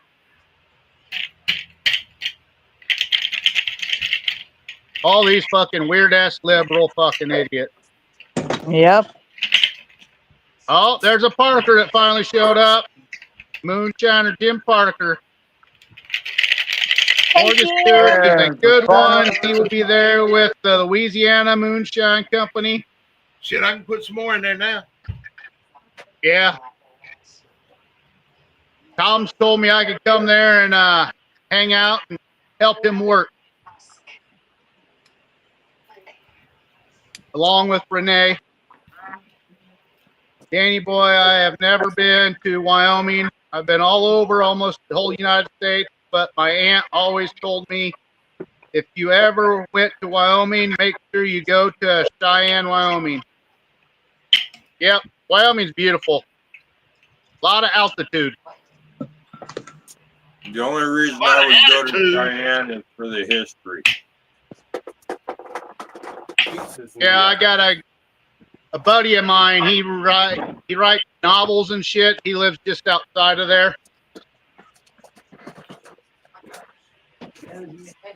He's a big whiskey and bourbon drinking guy. I have a niece named Cheyenne.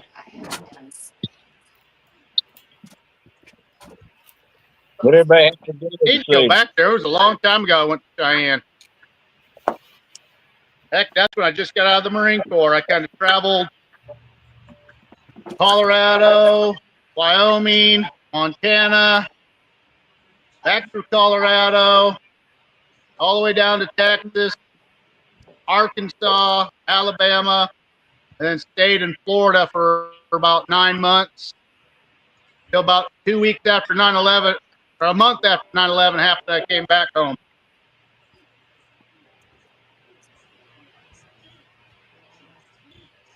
Too many weirdos in all these big population cities. I used to travel in the states. Huh?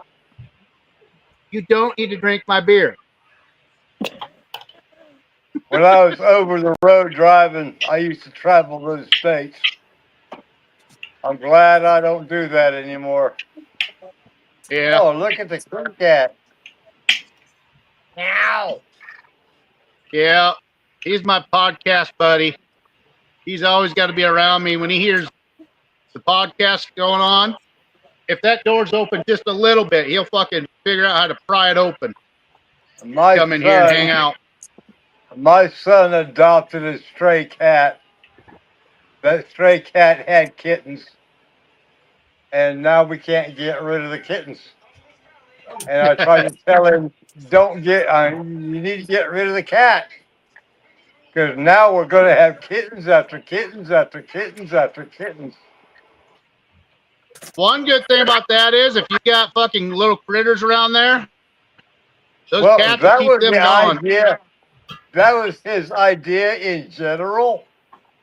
But then when the cats override and the rodents are gone, then what do you got? You got piles of cat shit Plus, you have to be wary of stepping in.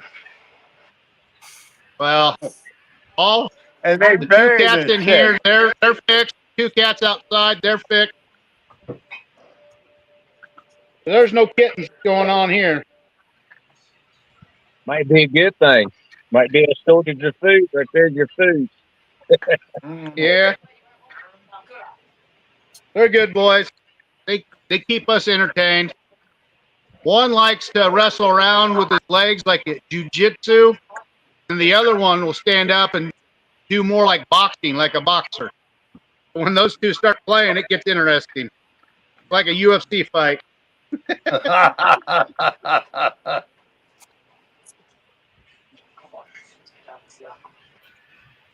Let's see. Yeah, we can't wait to meet you, Morgan Stewart, person. Louisiana sounds like it's going to be a fun time. Yeah, Morgan was with me early this morning when I started my run, and before my coffee even kicked in, and my brain was in total. I was totally brain off, and talking to Morgan this morning, confusing So you him were with other people. So you were filling around.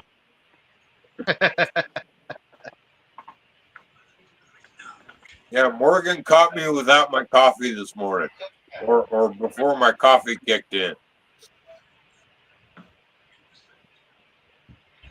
All we see in Roy is the down.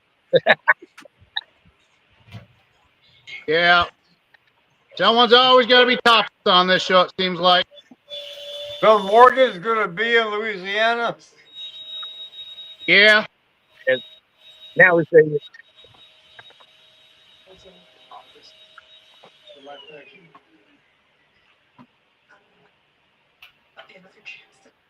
I'm going to do what I can to be there.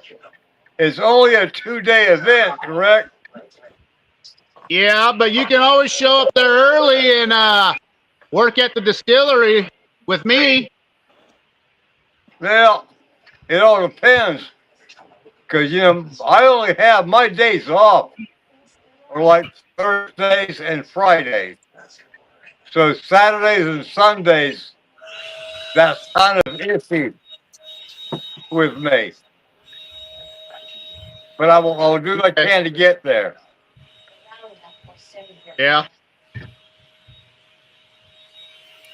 It'll be the perfect time of year.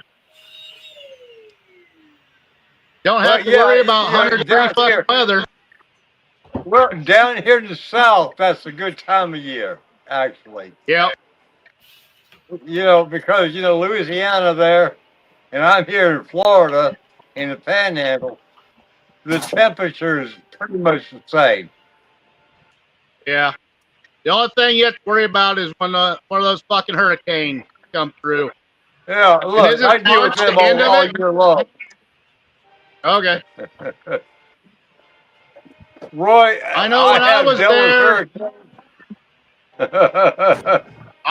it was beginning of August when I was there, and they had a fucking hurricane come through. Everyone was just freaking out, and I'm going around like, We have winds and storms like this in Nebraska almost every fucking day. You guys are a bunch of pussies. I would much rather deal with a hurricane than I would a tornado. Yeah, it's not just bears you have to worry about here. We get straight winds. You can watch the clouds roll Yeah, like a wave, yeah. and we'll have 100-mile-per-hour winds just instantly out of nowhere. And you have nothing to break the wind, no trees or anything. We got trees, but that don't help too much. Like here in Nebraska, we got No. the Colorado Mountains to the west of us. You got the Black Hill Mountains on top of us. Then you have all that sand and clay underneath us. So all that wind, when they fucking come rolling over those mountains and hit that fucking moisture, that's where all sorts of crazy shit happens. Yeah.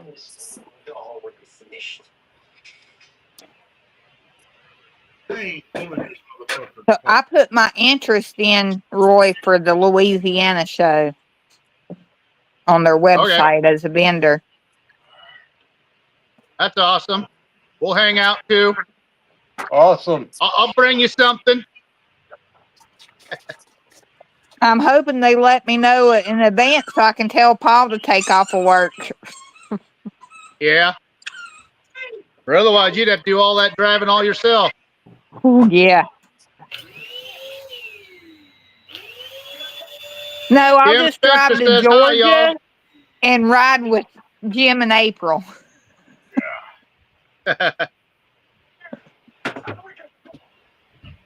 Yeah, but you're going to need to bring a lot of product with you because we're all going to want something from you. Yeah. Honey and all the other stuff you made. I just get a big enough U-Haul and take it down there. That way Jim and April can put whatever they need in it, and I let Jim drive. I'll be a passenger princess, as Paul calls me. A passenger princess. Yep. There's nothing wrong with that. I got a chauffeur when I go to the shows too. My 16-year-old son, when school's not going on, he likes to drive. I don't mind driving, but it's the distance. Yeah, from where I'm at to Popcorn Sutton Jam, that's a 16-hour drive. Lord, Yep. 16 hours. Yep. From where you're at. Yep, where I'm at. 3 sticks in. Popcorn Sutton is where? Newport, Tennessee. Yep. Newport, Tennessee. That's not far from me, actually. It took me less than 6 hours to get to Maggie Valley. And so it shouldn't take no longer to get to there. Yeah. Because I think it's like an hour and a half from Maggie Valley. Right. And I live in Florida. It took me 6 hours here to make it out. I live in the good Florida. Oh. Well, I'm just a couple hours from Maggie Valley, so I'm in North Carolina. Uh-huh. Yep. You're in about the perfect spot you can be. I'm originally from Beaufort, South Carolina. Know where that's at. I was raised on Ladies Island in my teenage years. Birthday boy wants us to drink with him. And I love me some Carolinas. Y'all ain't ding-dinging me to death. All right, I'm going to drink some of Shonda's fucking shine now. I've had did a people lot of ask me for stuff, to send them stuff, ask for stickers and stuff, and I don't remember who asked me for what. I don't know who I'm supposed to send pickles to. I don't know. Shit. You need to tell people they need to fucking personally message you so you don't fucking forget that shit. And then write it down. Write it down. My God, yes. Write it down. Get you I a don't dry do it, erase but- board. Oh, we're all in trouble now. Why? Jimmy Crack Corn's in the house. Uh-oh. What's up, everybody? Corn's in the house. Yeah, that's another one. That's another James one. Aubrey. James Aubrey. He said something about wanting something. My buddy. What's happening? Oh, Not a whole heck of a lot. All right, James.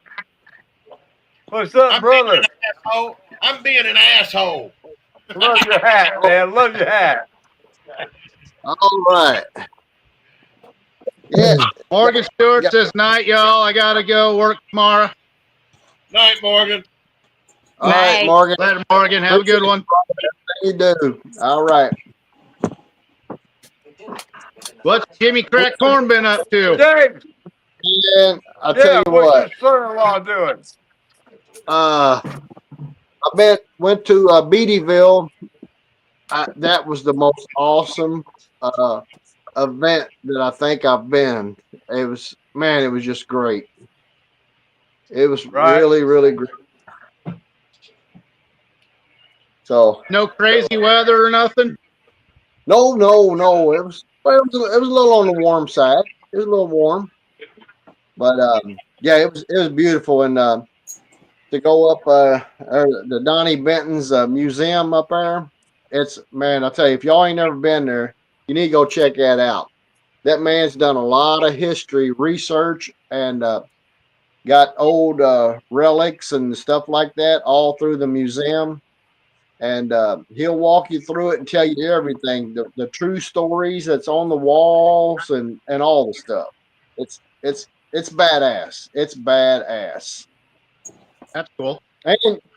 And you get to see Roy will like this. He's got a 57 Ford 2-door that he's built a replica moonshine runner car out of. Oh fuck! Oh, yeah, it's black. It's all black and 4-speed. It's a 4-speed car. Yeah. Did you say 47 or 57? It's a 57. Okay. 57. Yeah. Yeah. Yeah. It's badass. He's gonna put the oil the things in under the car where he can spray oil down on the ground. You know? Yeah. There's a guy that used, before he passed away, here in town. He had a 57 Ford convertible, black and gold, with a factory supercharger. Oh, right. I drooled every time he pulled that car out. I hear you. I don't know what happened to it. It was all original. Yeah. Yeah. 312 Thunderbird engine in it with the factory supercharger on it. Yeah. I know what kind of car you're talking about. Yep. Yeah. Hey, did you all see what happened to David Masters, his wife? Yes. Yes, I did. That's terrible. Yeah. Has anybody heard how she's doing? I heard she had some broken ribs and a fracture on the spine. I haven't heard anything back since then. I haven't even been on Facebook since I seen that. Okay. Yeah. That's like me. I hadn't seen anything else. Okay. Yeah. Yeah. But no, that's very unfortunate. I had an awesome time in Beattyville. Yeah. And you know, and if y'all could ever get the opportunity like next year and you hear Beattyville, I would definitely put that one on the especially the pre-party. Dude. No need. That thing is awesome. Go grab it. Donnie and his wife, Teresa, they really done a good deal putting everything together. That was, I mean, it was awesome. It really, really was. And Yeah, I mean, Shonda, she posted over 80 pictures and of it. yep, yep. Yeah, I'm sure she took a lot of pictures, you know, of who all was there and everything. And did you see the wood fired steel?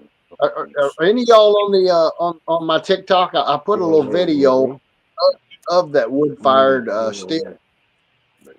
I haven't It's seen it yet. okay. I'll have to look at it. The two torch things.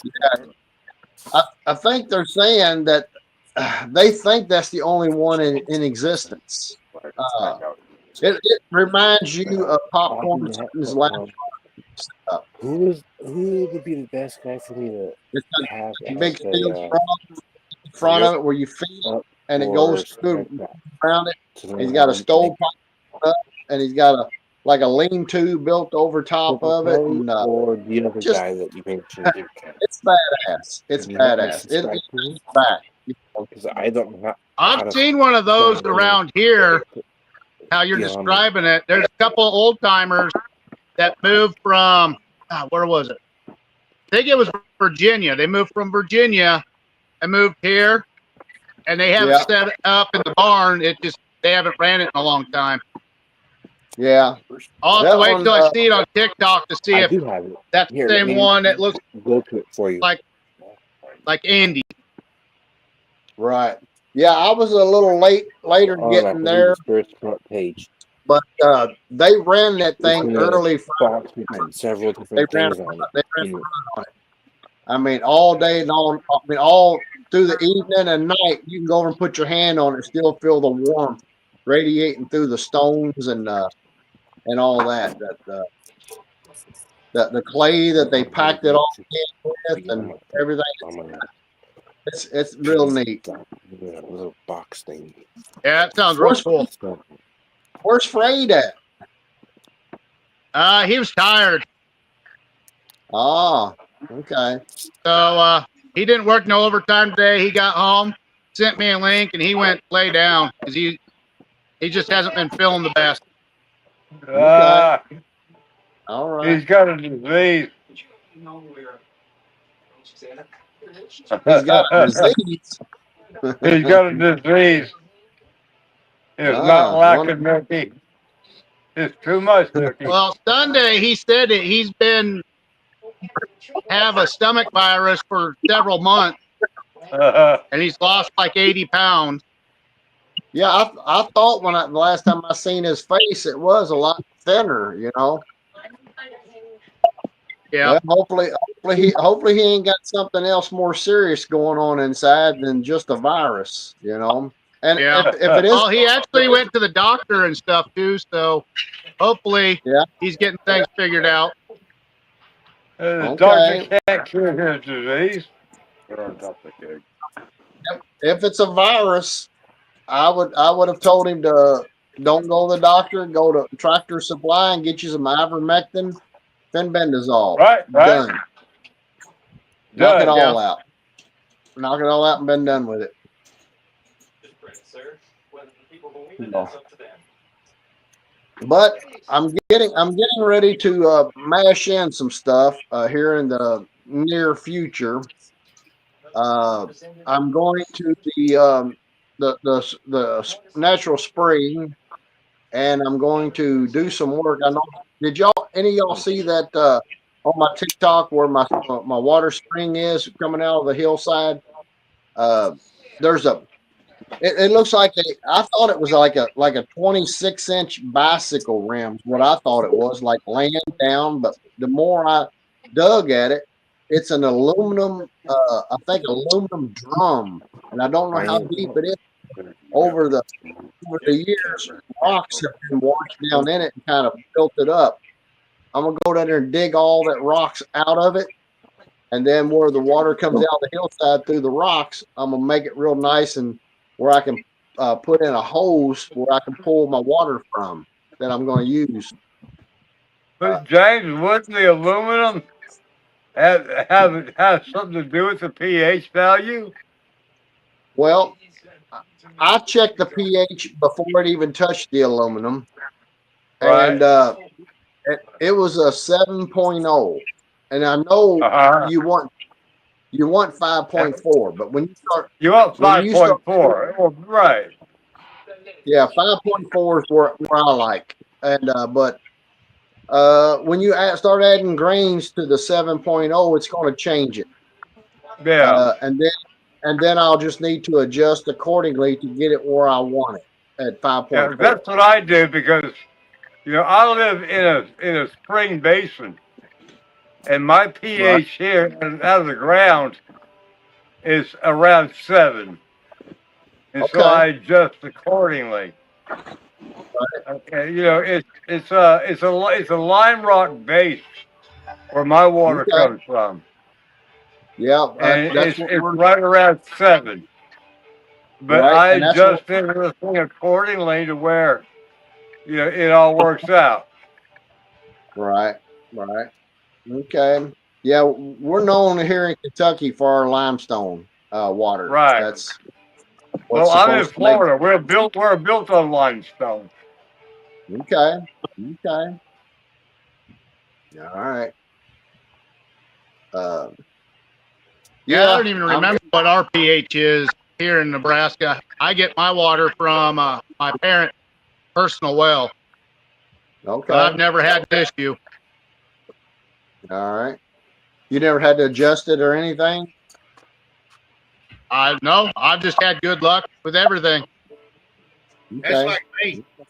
I just take my water straight out of my tap, which comes from our well. And when I first started, I was checking it regularly. Hell, I don't even check it no more.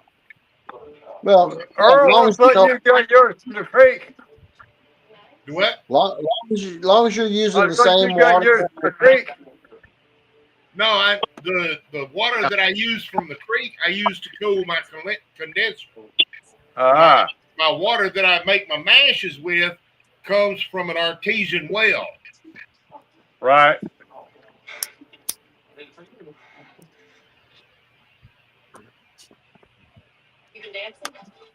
But that water that I'm getting is filtered down through sand, lignite, clay, sand, Right. Good gravel. Yeah, filtration. Right. yeah, that's the same with us. We get ours. It's from the water oasis under Nebraska, which is the largest one in the world. It takes quite a long time for it to filter all that stuff out and get down in there.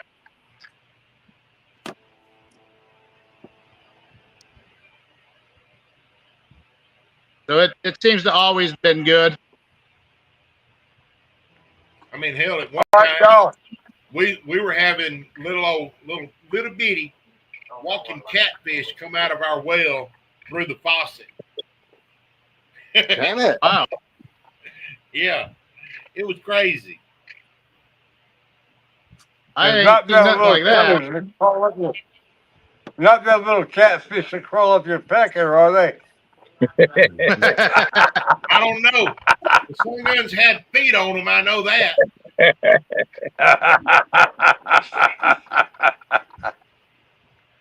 All right, y'all.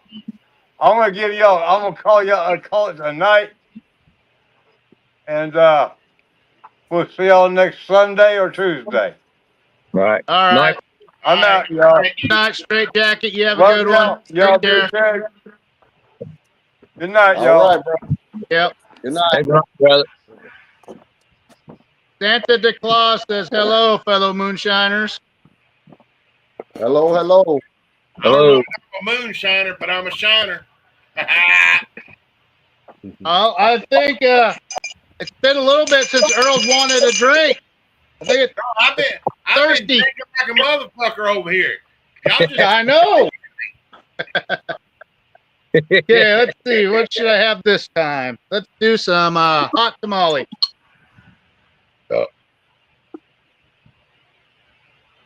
Yeah, is that the little red hot tamales you made that with? Yep. Okay. well, I just emptied that maple leaf. or should I say the middle finger? Yeah. It don't take long for that hot tamales, for that red stuff to be off of it, because you don't want it to melt too much, because then you got all that jetling you got to fucking filter out.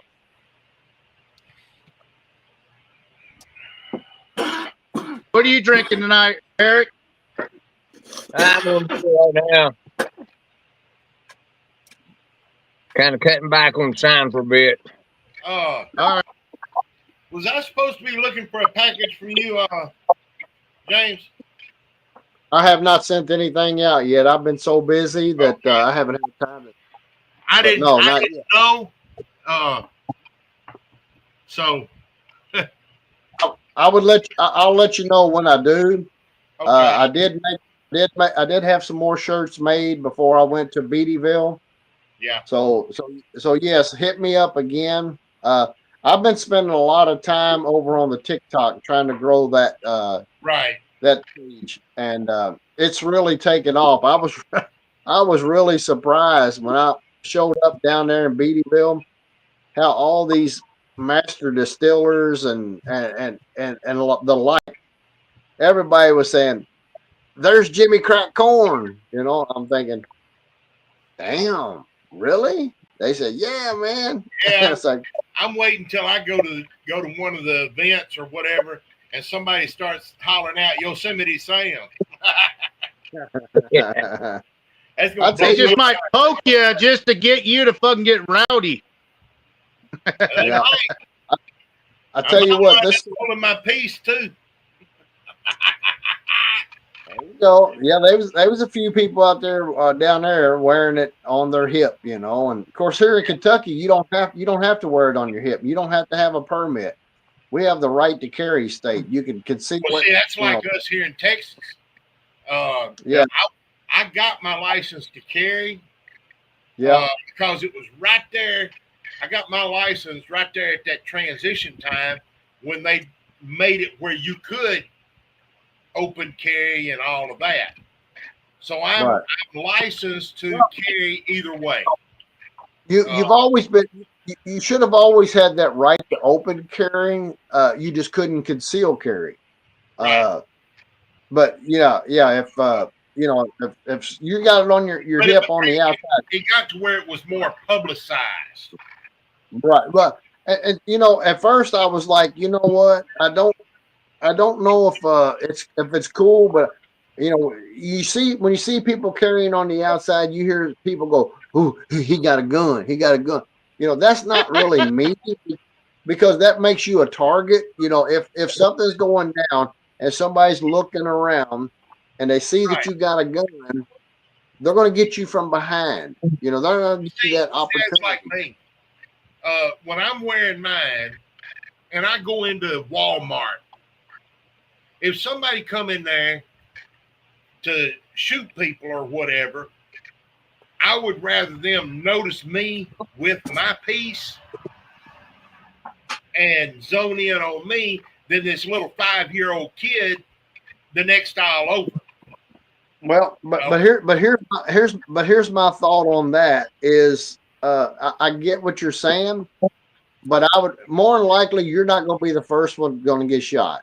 You're most likely right. But and I've always said this, I would slide in the clothes rack, get inside of it, and wait till I heard them coming by or whatever. Hey, I come right out them blue jeans like that, and I'll pume. As my grandson, Pumer. He'll pumer them. Pew, pew, pew, pew. No, he don't say pew, pew. He said pumer. Pumer. What is pumer? I don't have to worry about it because when I go into the stores, I got this on. I got a Marine Corps K-bar on my right side. I got my pistol on that side. And I always have a shirt that says, "I'm still watching you, motherfucker." Now, I have been in Walmart, and a little kid say, I'd hear him, Mama, he's got a gun. She said, it's okay. That's good. They felt the mother felt safe because I was there with mine. You know, Guys, and my local Walmart was on the news for having a shooting out in the parking lot. Some gunman started shooting a bunch of random people, and a legal carry guy took out the bad guy in the parking lot. Right. But how did the media cover that though? Did they say that this? I mean, at first they may say this guy's a hero. Yeah. Well, that's the problem is I'm in a libtarded state, and he's being a not intervene. He could have hit somebody, an innocent person when he, even though he did the right thing and took this guy out, he will be criticized by the media. Those, well, I don't need to go any further. I think I'm going. Yeah. But we had a shooting at our local Walmart around here too, and they got taken out by a group of armed former military guys. Right. He just happened to be in the wrong spot, and there were 6 of them. They lit his ass up. He thought he could sneak into Walmart after he shot someone. At that point in time, there were just so many people around here that carry guns. People just pulled up their shirts, had them out in their hand, just walking around. Seen the guy coming. Oh, neutralized him. Yeah. Yep. Lame sideways. Yep. He ended up stealing that gun from someone's house. That's how he ended up with it. Well, and where they get most of the guns is out of people's cars. And they don't even break in. People are, they don't lock their vehicles up. A lot of them, and they'll just go through and random just pull the door handle, and if it opens, they go inside, and then that's where a lot of these little thieves come up with a lot of these guns that's out there. Is people don't lock their vehicles up with a gun in it. And see, here's another problem. Not only are they not locking their vehicle up with their weapon inside the vehicle, they're leaving the weapon in the vehicle to start with. Exactly. Yeah. Exactly. Duh. That's I don't even use a gun with a holster. I carry either my Glock 43X with and it's the magazine. Glock really messed up on this deal. They took the magazine that's a 10-round mag, and then they put a plastic sleeve on it, so when it goes up in there, it was a little quieter. Well, Shield Arms looked at that and said, well, why did they do that? Just make it metal, the same size of the outer of the plastic, and I get 15 in it, in the same compact size. As you lay them side by side, the factory one, they look identical, except for the Shield holds 15 plus 1 in the magazine. It's 16 rounds and right in your pocket. Practically You brand new. don't have to stick it in your waistband or nothing. I mean, you don't even know it's there. It's either that or a Kel-Tec 9mm I carry. But hell, sometimes I used to carry the Sky 9mm. Exactly. It's about like the Kel-Tec 9. I've got 9 rounds in it. Yep. And you don't even know you're wearing it in your pocket. Plus 1 in the chamber. And, right. But I drop it down in my front pocket. Exactly. That's what I do. Like I said, you don't even know it's there because you get so it doesn't bulge, it doesn't reveal. It just it's in your pocket, and I can go inside. One thing I didn't like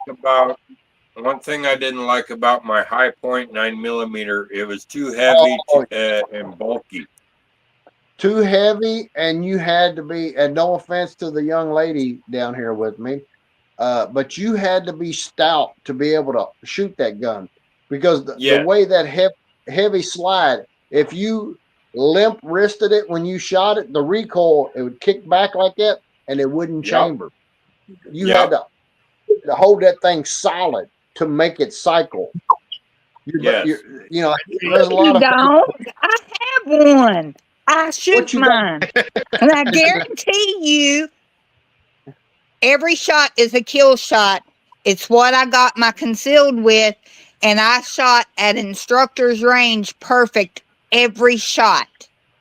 Just Well, to you verify, got, we are talking about the same gun, high Yep. point 9mm. Yep. All right. okay. And She knows her weapon. She's not a girly. No. right. I qualified with on my getting my license was 1911 45 ACP. Um, That's what I usually have sitting right here in my armpit. Mine was a Smith & Wesson 357. And I carried my 1911 for a year or so before I got my 9mm. And I was on the safety team at the church, and we had to qualify for the church.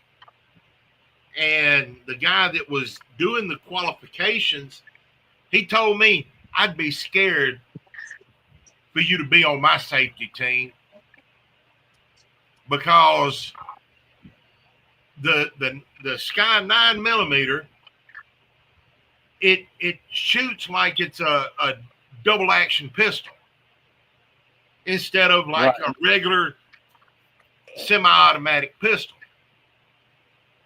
And because of the trigger pull on it. And he didn't know that. And he says, I'm jerking the trigger. I'm jerking it. And even though I hit 9 out of 10 shots, and the 10th one was right on the neck part of the silhouette.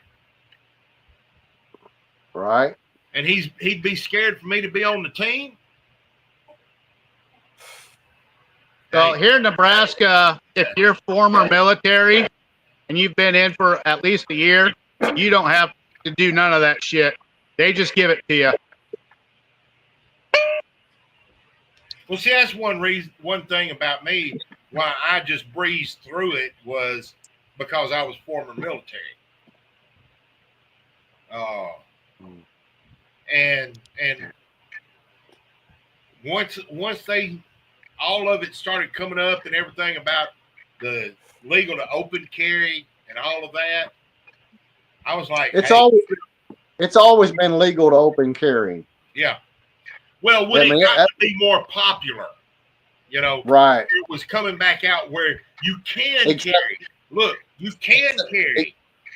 Except for the states that are stepping on our constitutional rights and they don't know it. Right. You know, Chicago, New York said you can't have. No, they are 100% wrong. And I hope Trump goes in there and just changes. And I think he's talking about doing that if he hasn't already, where that you have that right. And, you know, because Chicago is a part of America, you know, and if you're an American citizen, you can go anywhere in the United States and carry. It's your constitutional rights. Actually, they're working with the Congress to get that approved. He's drawn it up. I believe it passed like 2 weeks ago, national wide. Okay. But I got to the point where, like we would go over to Louisiana and Mississippi for craft shows, and I checked ahead of time on what Louisiana laws were and what Mississippi laws were, so I wouldn't get in trouble by carrying in those states.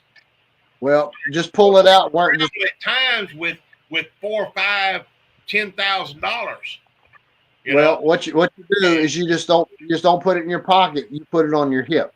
Yeah. If you go into a state that does not allow you to conceal, just wear it on your hip. Just wear it on the hip. That's what I do. Okay.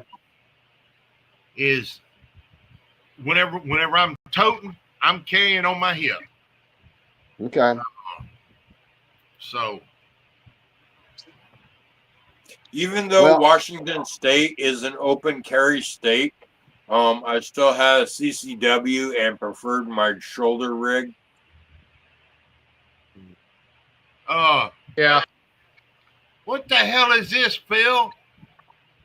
Imagine What? dating me, then boom, we last forever and go on Huh? dates and get stupid nasty. What? Phil Armstrong. What are you reading? It's a post you made on my damn Yosemite Sam page. I didn't write no shit like that on your shit. Well, apparently you did. No way in hell. It's got to be a hack. I don't believe that shit. No, when I go to the festivals, Hey, I here have we all go. sorts of different fucking heat. Phil Armstrong. See there? Well, what's it say? Imagine dating me, then boom, we last forever and go on dates and get stupid nasty. That I posted that on my fake book. No, I didn't post it to you. Well, it popped up a message to me, damn it. Phil, when you get so fucked up, you don't know what you're doing anymore, are you? Yeah. At the end, did it say "Happy Birthday, Earl"? Ain't none of that. You guys can ask Morgan Stewart. When I started work this morning, when I started my run this morning, I was so tired, so out of it. My coffee hadn't kicked in. I confused Morgan Stewart with a couple other Mark Morgans. No, when me and my son leave to go to festivals and shit, there's a couple of heavy boxes that get gun boxes that are loaded. Everything's turnkey on it. Then you got the gun bag, and then you have the pistol package. So yeah, there's multiple ARs that go with us, tactical shotguns, 4 pistols. Oh yeah, plenty of ammo. Yeah. Never know what we're gonna get into, so we bring a nice little package with us. I guess we can talk about it. You just can't show it, right? On this stream. Okay. Yep. Okay. You can talk guns all you want. Can't say who you're gonna harm and stuff like that, because then that gets you real quick. Yeah. Well, I don't ever. Yeah, you can't name a target. I'm gonna shoot Rocky the Squirrel. I can go after Bambi. I think Bambi would kick your ass there, Phil. Well, I seen Uncle Drunkles out there chasing after that big buck tonight, or earlier he was. Yeah, he's damn well determined to get that sumbit. Yeah, I told him, I said, well, if you want to get him, you have to go out there and wear that Jimmy Crack Corn shirt, and then you'll get him. I said, that's your good luck. And he did get green, so he sent me a picture of him wearing it in green. So that's cool. That's pretty cool. Yeah, it was good to finally get to meet him. I mean, him and Mark Morgan and Santa was the 3 that I really first started chatting with and stuff like that, so to find, and now I've met all 3 of them, so that's cool. Hey Roy, Yeah, I haven't met Santa yet, or Mark Morgan. It was Tom Crum and the normal group like that. Damon Beatty wasn't there either. Yeah, Amanda Bryant, all those other moonshiners. Got to hang out with them, drink with them. I've met all of them that you've said so far. Yep. Haven't And met more. Phil yet. I've met Phil. I've met Big E's, Phil Billy, Tim Johnson, of course, my buddy Bartizoli, Haven't met Doug, him in person yet. and yeah, just I mean, there's so many of them. Hut, Oh yeah. let's see, Hut, he was there.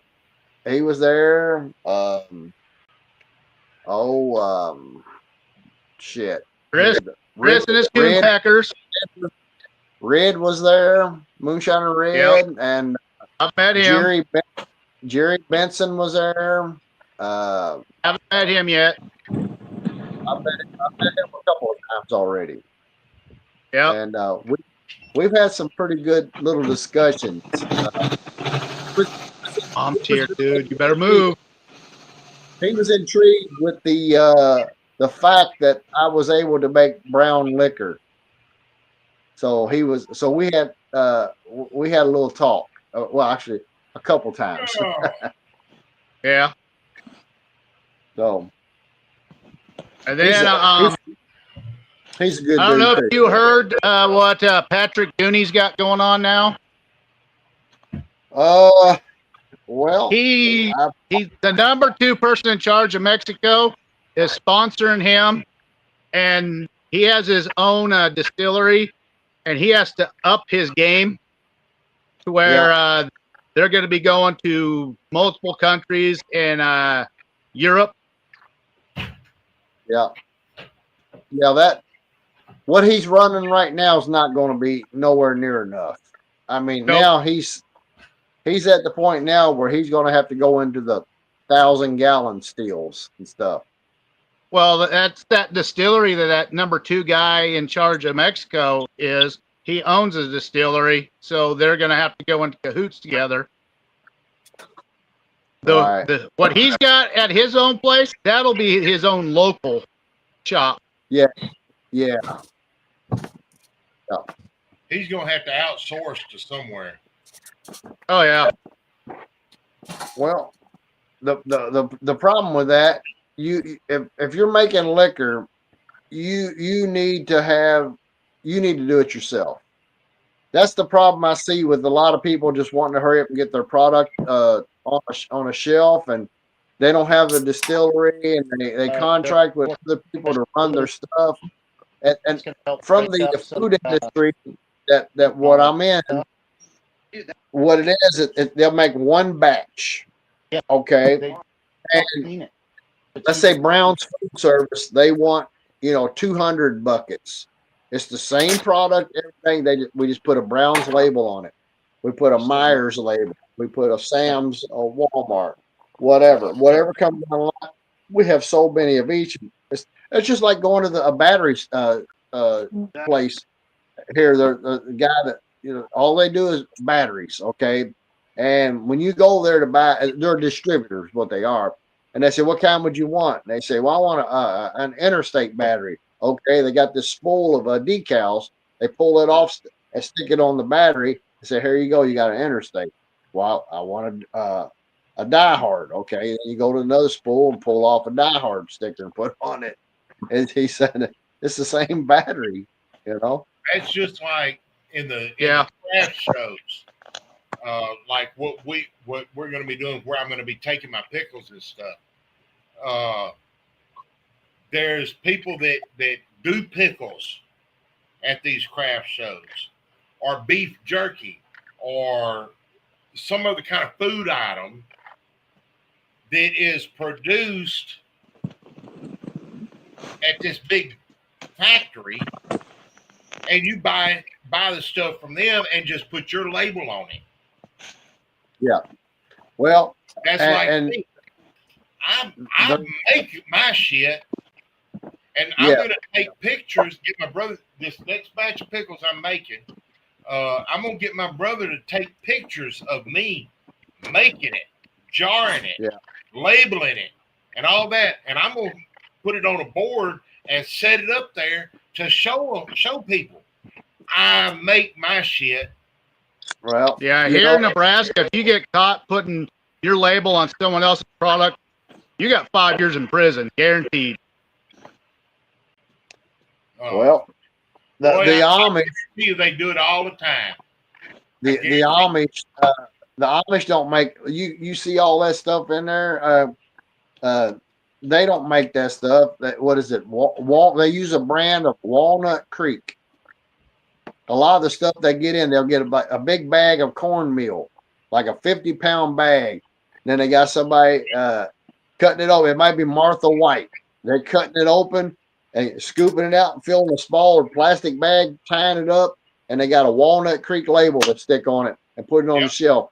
So when you go in, you're thinking you're buying an Amish product, and it isn't. It's Martha White or whoever, out a 50-pound bag. They're just sitting there filling it up, twisting it up, put a sticker on it. There you go. Yeah, Oh man, it's like all these.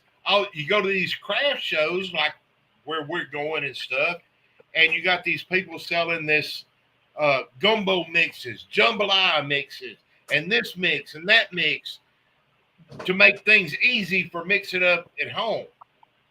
right. They ain't making that shit at home because they show up and they got 150 cases of the shit. Right. No, they ain't making that shit. Yeah. It's just like Cracker Barrel. People think, oh man, they got the best chicken and dumplings. They didn't make that. A food plant made that, and they got these boil in the bag pouches. And when they get it in, we need more chicken and dumplings. They take that pouch, put it in boiling water. When it's done, they cut it open and dump it out in the like a hot well. And then as they then they ladle it out when somebody orders it. Boy, boy, they got the best chicken and dumplings. Yeah, that's why I don't know if y'all have heard of it, but Sadler's Barbecue. I haven't heard of it. The place is right here in Henderson. They got their brisket. They got some good brisket, but it's boil in the bag, already cooked brisket. Right. And they take it and they take the bag out and they throw it in some hot water, get it heated up, and then they open the bag up and slice the shit up and serve it. Right. I mean, it's stupid, but it's some good brisket. I'll say that. Well, and with that being said, if it's a high volume deal, because me and my brother, we ran 19 concession stands at Churchill Downs for the Kentucky Oaks and Kentucky Derby. So, we've got a smoker that can do 54 whole butts at a time. Okay. And it takes 18 to 24 hours to smoke them. You know how fast 54 butts would go on Oaks Day? About 20 minutes. And then you're sold out. We had pallets. I'm talking pallets, probably 6-7 pallets of nothing but pulled pork in the pouch, like you're talking. It's a whole butt. It's not been pulled, but it's vacuum sealed. And we got these big. We got a bagel cooker, and we got 2 of these steam water jacketed kettles. Yeah. That we'd put them in, and we'd probably put 25 or 30 bags in at a time. And I mean, no sooner they come out, you better start having more in there, because they're going to be gone before those 30 that you took out, and their whole butts are warmed up. A barbecue pit that I refurbished for the fire department. I think it's the fire department here. It's large enough that you could put 6 cases of turkey legs in one door. Right. And here people are thinking they're smoking them turkey legs on that pit. Right. When they get the turkey legs, they're smoked and frozen. Yep. They just take them out of them boxes and stick them on that pit and heat them up. Yep. But the damn pit was 10 foot long, had four racks in each door, plus a big warming box with 6 or 8 racks in it. I mean, shit. I mean, the smoker that I was telling you about, it can do 144 whole chickens at a time. Damn. It's on a car hauler. It's so big, and the stack that comes out the top of it, it's like 24 inches in diameter.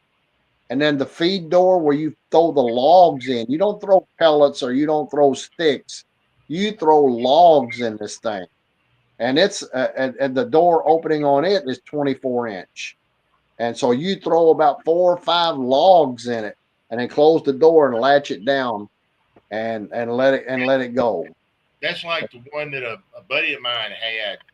It was 2 500-gallon tanks mounted on a trailer, warming box on each end, big, massive insulated firebox for feeding each one of them.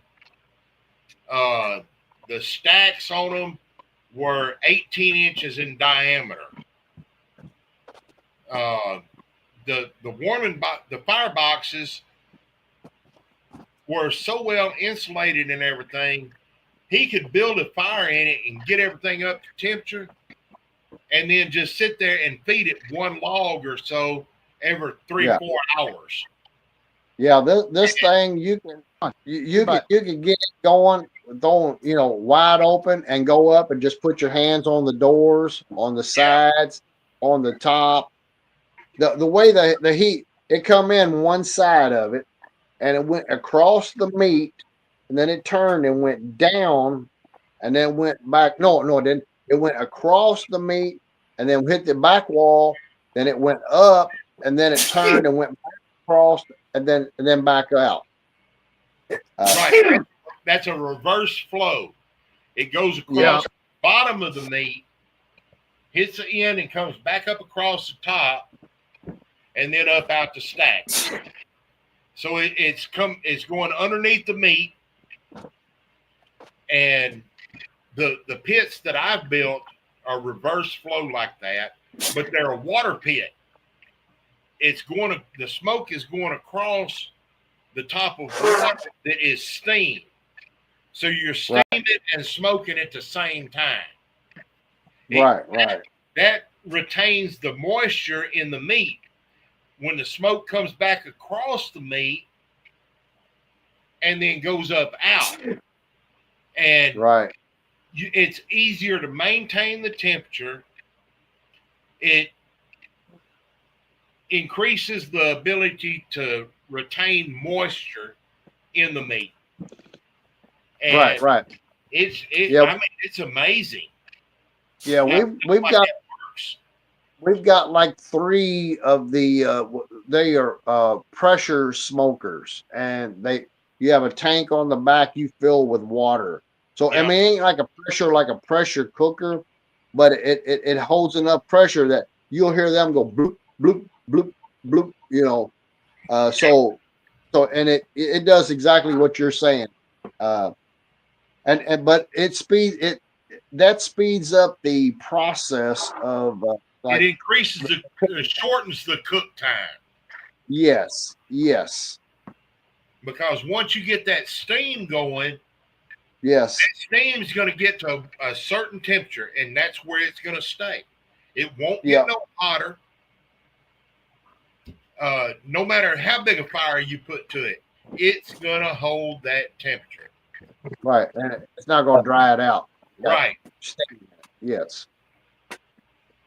And if you ever see a barbecue pit or a smoker where the top of the stack looks like it's slobbering, that's a water pit, because it's the moisture coming out the stack running down. Yeah. Well, I think I'm gonna go ahead and jump on out of here. I've been running wide open. Oh hell, shit. I know before Farm to Bottle, I've been running nonstop every weekend. That sounds like me. I mean, hell, today I started out. I throwed my peach cobbler shine together, got my coffee shine cooking and everything, got it all into the barrel and everything. And hell, 15 minutes after I throwed it in the barrel and put the top on it, it started bubbling. Shit. Okay. I don't know. All right, I think I'm gonna go ahead and jump out. Roy, thanks for the invite to come on. I was thinking about you all. I was at the barbecue restaurant, and I was thinking, is tonight Tuesday? I don't even know what night it was. I said, is it Tuesday night? And the wife said, yeah, Well, it's I got Tuesday. a question. At the barbecue place, did you get a rack of baby back ribs for my birthday? Nope. I'll tell you what I had. Man. I'll tell you what I had. I had they come out with a platter that's probably 14 inches long, and it's kind of like oval shaped and probably about 10 inches wide. And that thing is heaping with fresh pork rinds. I mean, it's just loaded. Then they got a white barbecue sauce that you dip it in, but they make their own regular barbecue sauces. And I'm trying to get back on my full carnivore diet and get so I didn't want any of the potato salad or the beans or the green beans or cold. I mean, I could get by with coleslaw. What's that? Meat. Just meat. You eat nothing but meat. You'll lose a lot of weight. Your health will get better, and energy goes up, and you don't get dementia and cancer. Yeah. So, What happens if you eat a lot of cucumbers? well, you get pickled. That's what I was say. You turn into a pickle. Yeah. You get Because pickled. out of our garden, I eat the shit out of the tomatoes and the fucking cucumbers. If you turn into a pickle, you ain't getting in one of my jars. Yeah. You're banned. All right, everybody. Yeah. Jimmy, You have a good one, James. Take care. All right. Y'all Brother. be good. Good Bye-bye, night. young lady. All right. Bye-bye. Yep. Later. Later. I'm gonna get it here in a second. Roy. Yeah. Ding, ding, ding. Oh, I thought you said you weren't drinking for a while. Well, I lied. Okay.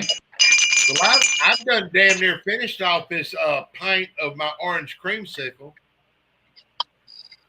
Y'all just ain't been dinging. This is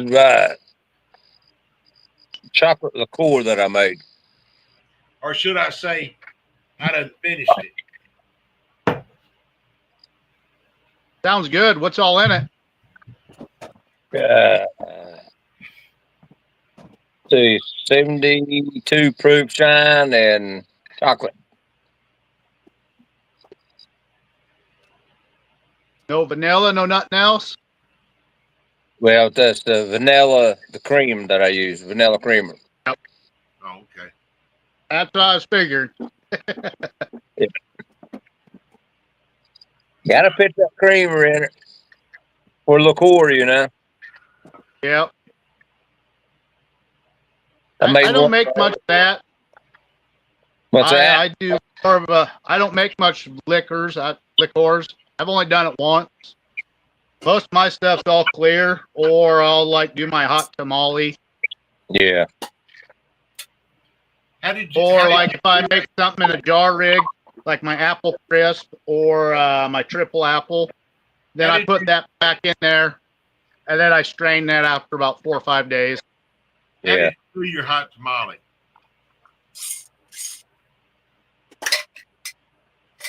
Yeah, hot tamale. Just use hot tamales. It only takes a couple hours. Just use about 90 proof liquor.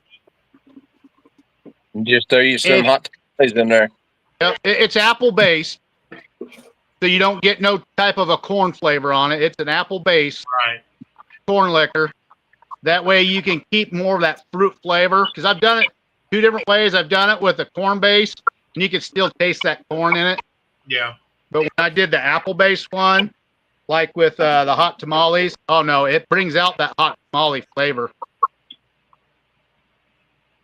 Okay. There's just little tricks to it. I mean, there's some things you can get away with using a grain for one, Well, but if you're gonna infuse something like hot tamales or another candy, you want to use a fruit-based product. right. Because I've got different flavors that I used old-fashioned hard candies in from Atwood's, and it's got a burn like a harsh corn liquor. Yep. And that's where you got to have either a neutral I used a sugar honey wash or a fruit-based one. Yeah. I used my honey cracked corn to melt them down. Yeah. And what I've just decided that what I'm going to do is I'm going to dump them all into. I'm going to make a sugar wash, and whenever I get ready to run it, I'm going to dump all of them over into the sugar wash, and just run them right along with it. Yep. I may come out with an awesome flavor. I don't know. You'll come out with more of a neutral flavor, pure flavor. Yeah. It's just anytime you use grains with something like that, you're gonna get that off taste.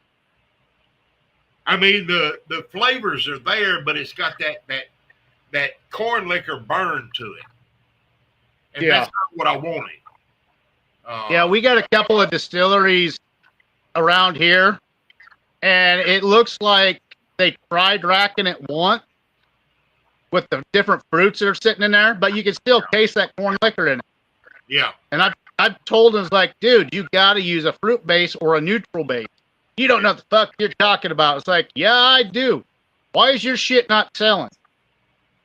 Yeah. And I went outside. I was like, you come here with me for a second. I handed him one of my little jars, and he smelled it. He took a sip. I was like, well, yours is all clear. How is yours all clear? It's like, if you don't know how I made this all clear, you don't need to be fucking running distillery. Exactly. That's what I need to do. I need to get me a bunch of little jars What? and put my Yeah. some of each one of my different flavors in, and put it in like a briefcase, and carry it with me Yep. everywhere I go. That way, Yep. if I'll be right back, guys. I got to help with food. If I run into somebody and get to talking about my shine and all of this and everything, I can say, here, what flavor would you like to try? Okay. Do you have a Dollar Tree in your area? A Dollar Tree? Yeah. Yeah, I got a Dollar Tree. Well, I just bought some the other day. Little small jars. Hold on a minute and I'll grab one and show you. Girl, you can get those little 2-ounce jars like I sent Roy with honey in it off of Amazon. Okay. Fairly reasonable too. I've got some of these, the ball jars. Yeah. This probably what But you're the talking thing about. about this is the lids don't seal on these that I've got. I don't know what size it is, but it's small. But I put my wife put our logo on these. I don't know if you can see it or not. No. That's a 8-ounce jar. So that's a half a pint. Yeah. I can't remember what size it is. And see, this one that I've got is a, let me put my glasses on so I can see it. This one is a, yeah, shit. Okay, there's ounces. 1, 2. Filled up to the top, this is a 4-ounce jar. Yeah. But I got this at Walmart in the canning supplies. But if you look at the lid, there's no seal in it. It's just Right. a lid, Yeah. so it don't seal off. And the regular cannon jar lids won't fit it. Right, because it's a lot smaller. Yeah. I don't have one of my regular cannon jars. But when you're thinking of a sample, that 2 ounce would be perfect. I've been to it quite. This size right here is what I want in the 4 ounce jars for sampling. Yep.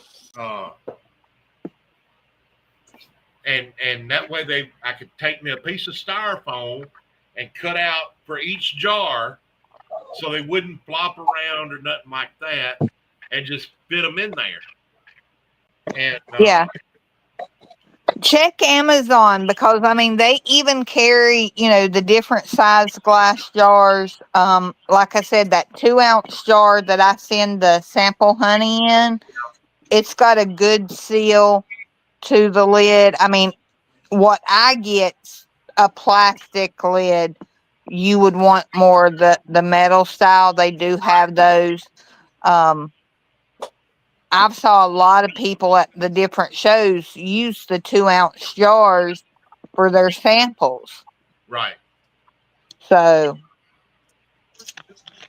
because it would be more feasible for me to carry something like that around with me than pint jars, yeah. Well, think you could put probably 2 of the 2 ounce jars in your pocket. Yeah. And Yeah.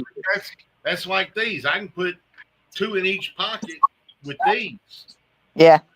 But these leak. So But then I just showed you it's got a 2 on the bottom of them, and I looked at the receipt, and on the receipt it said 2 ounce jar. Okay. I mean, I know when I showed it on here, it looked bigger, but they're small. Yeah. yeah. I'll have to check my Dollar Tree, because I've just been ordering my 2 ounce jars off of Amazon. I think they wasn't much. I went ahead and bought a whole case of them because they wasn't much at all. But it ain't a Dollar Tree no more. It's a $1.25 tree. Well, around here it's $1.50. Oh shit! Really? Yeah. It's $1.25 here. All right, I'm back. I had to help out. Wifey needed a little help with some food. We got Scully showing up. What's happening, everybody? What's up, brother? Not a whole heck of a lot. See if I can have full service tonight all the way to work instead of lose y'all half the way there. Yeah. Well, I'm gonna send a couple more requests out, and then we're gonna sing Earl a happy birthday song. Oh, all right. So let me get a few of these links out real quick. Get it done because it's getting late. I'll see if I get Shonda and Mama B to show up. How old are you, Earl? 35, 40? Old enough, no better, too fucking young to care.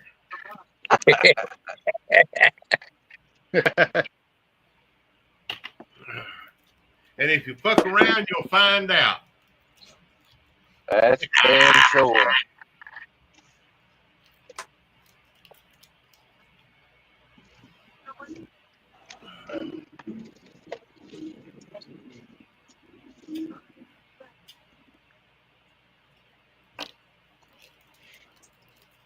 Shit. So she sent the copper parts and stuff to the top part of that keg still that I got. She's sending that out, and then one of our other friends on TikTok, he actually put a couple ports in the keg for me, one for a heating element and one for a drain. That way I can run inside in the wintertime. But I mean, that's not going to be anytime soon. I'm just going to piece it together. But yeah. So Yeah, I need to take my keg and get a drain put in it. Yeah, everything. He put a couple tri-clamp ferrules on there and welded them in. Yeah. So I gotta See, that's piece stuff what I together want from there.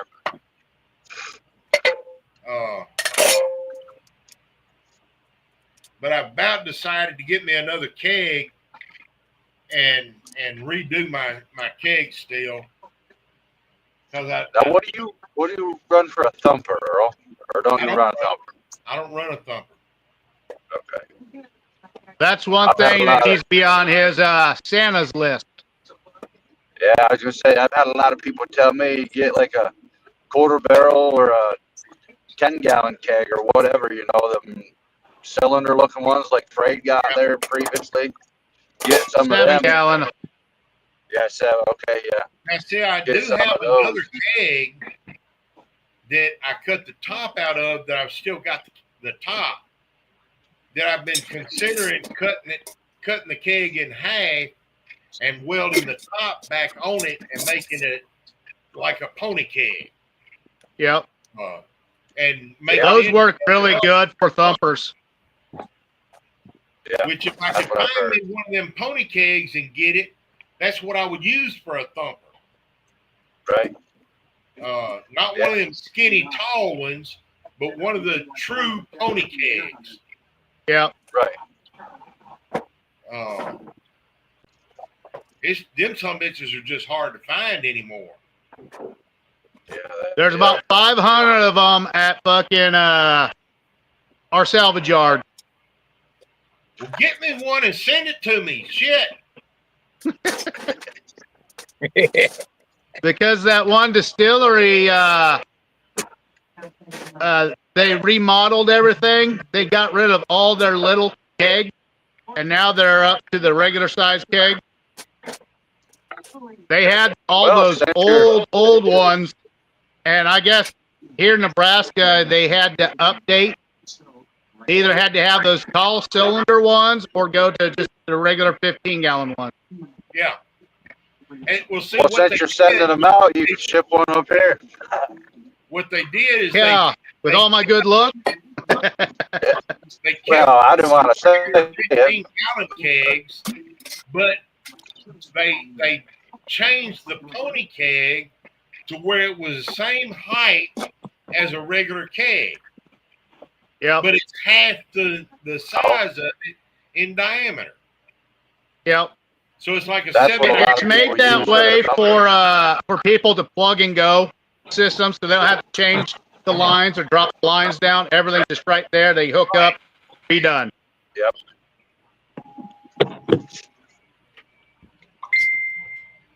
I know somewhere in my closet, I still got a hookup for all that, for pony kegs and all that other stuff, the pump and all that.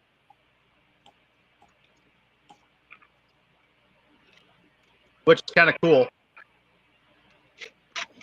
Hey, Andrew Martin in the house says, happy birthday, Earl. Well, thank you much. And hello, everyone else. Hello. And we're going to do ding, ding, ding, and I'll be driving for Scully, or drinking for Scully. Yeah. Driving and drinking, I guess. And on that part, I'll actually grab Andrew Martin's watermelon brandy and have 2 sips out of that out of there. I'll take it. Here's to you, Andrew, wherever you're at, buddy. I'll take a drink for Scully too. All righty. There's one. I don't remember what this is in this little jar. It's alcohol. Just drink it. Oh, we got more birthday stuff coming in. Jeff Oaks says, happy birthday, Earl. We're kind of getting our second wave now of people coming in. They just got up from their nap. I wish Yep. I sent Shonda, Lisa, Mama B. I'm going to send one to Renee, too.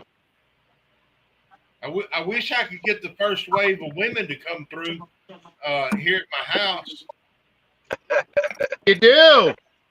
She just takes you to the car lots and the shitty fucking Mexican restaurant. No, Phil's got all them tied up in his basement. Hey, anybody need a car? It needs some cosmetic work, but it runs good and drives good. It's a 2012 Cadillac SRX. Isn't that what Not got? I don't know. He got a Cadillac. I remember that. Well, I got one for sale. Oh, Earl, your buddy Chris Palin. He's on here. Uh-huh. So? What flavor are these? Peach tea. Oh. I wasn't ready for that, damn it. Oh, shit. Come on. There we go. It tastes good and everything, but it had a little bit of a burn to it, and I wasn't ready for the fucking burn. Oh, that's them virgin lungs coming out, buddy. I'm sipping on a little bit of beer, sipping on some Shonda Shine, some of your Shine. I was sipping on some of Straight Jacket, some of Jason Acosta's, and my hot tamale. I've been sipping on some of my Pete, my triple apple post flavor and triple apple unpost flavor. I've been sipping on everything. But I've had an idea. I want to take two kegs and attach them end to end where it's one big cylinder. That way it'd be like a 30-gallon rig. Submarine still out of it, where it's laying down instead of standing up. All right, yeah. I wonder how that would look. Oh, look who joins the fucking crew. Earl, Mr. Acosta. Dude, I've been looking like a damn dog. And I wanted to show y'all what I've been working on. So I started making SCR controller boxes. Awesome. And I just finished making one for Uncle Moonshine. I'm actually test running it now. Let me flip my camera. Oh, that's not what I wanted to do. I wonder if they didn't flip it.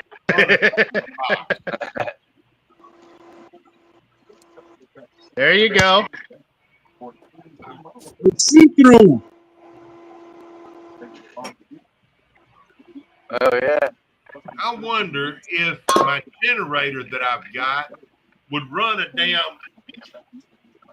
electrical element in a steel. How big a generator? How many watts is it, Earl?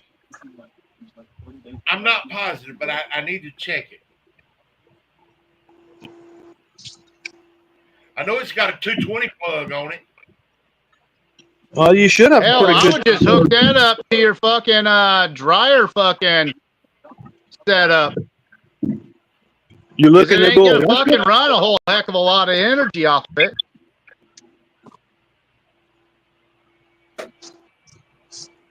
So, how big a rig you running, Earl? Well, all I've been running is this gas burner running my 13-gallon steel. Okay. 13 gallon, you can get away with going 110 or 2,000 watts. It'll take a little bit longer to get up to temp, but you can do it. I would say do a 220. That way you can just dial that fucker down. Well, yeah. Look, like Fuck said, I recommend if you're going to go ahead and do that, for a keg, which a keg and your rig ain't that much difference in size. If you can swing it, if you got Hey, all I got to do is put a port in it for the element. yeah, Yeah. it's stupid easy to do a keg. And a keg, I would go at least 4,500 watts. If you got the power capacity to do it, I would do 5,500 watts. Tomorrow I'm going to check out that my generator and see what size it is. Earth, happy birthday, brother. I was waiting for that. Y'all, I'll be right back in a minute. I got to run over to the house. All right. You got the Andrew Martin says he's drinking peach brandy here. And Andrew, making SDR boxes are great to make. You get the part pretty cheap. They don't cost very much to make. No, they don't. They really don't. When I can afford it, I'm going to have Jason make me one too. Let me know when you're ready, brother. I do That makes custom. two of us. Well, I'm going to custom. have someone weld a stainless steel port in my 18 gallon. Oh, yeah. That would definitely help the process. Yep. Yeah. Me and a buddy of mine, we went into business for ourselves and doing the damn thing. Yeah, I think I'll just buzz fucking Philbilly just to send me the fucking stainless steel port, and I'll have my buddy fucking weld it together. Hell, I might even fucking try welding it together. Just have to fucking readjust my dad's fucking welder. What kind of welder? He's got 12 different welders. Oh well, you got your pick of the litter then. Yes, I do. He's got 2 TIG.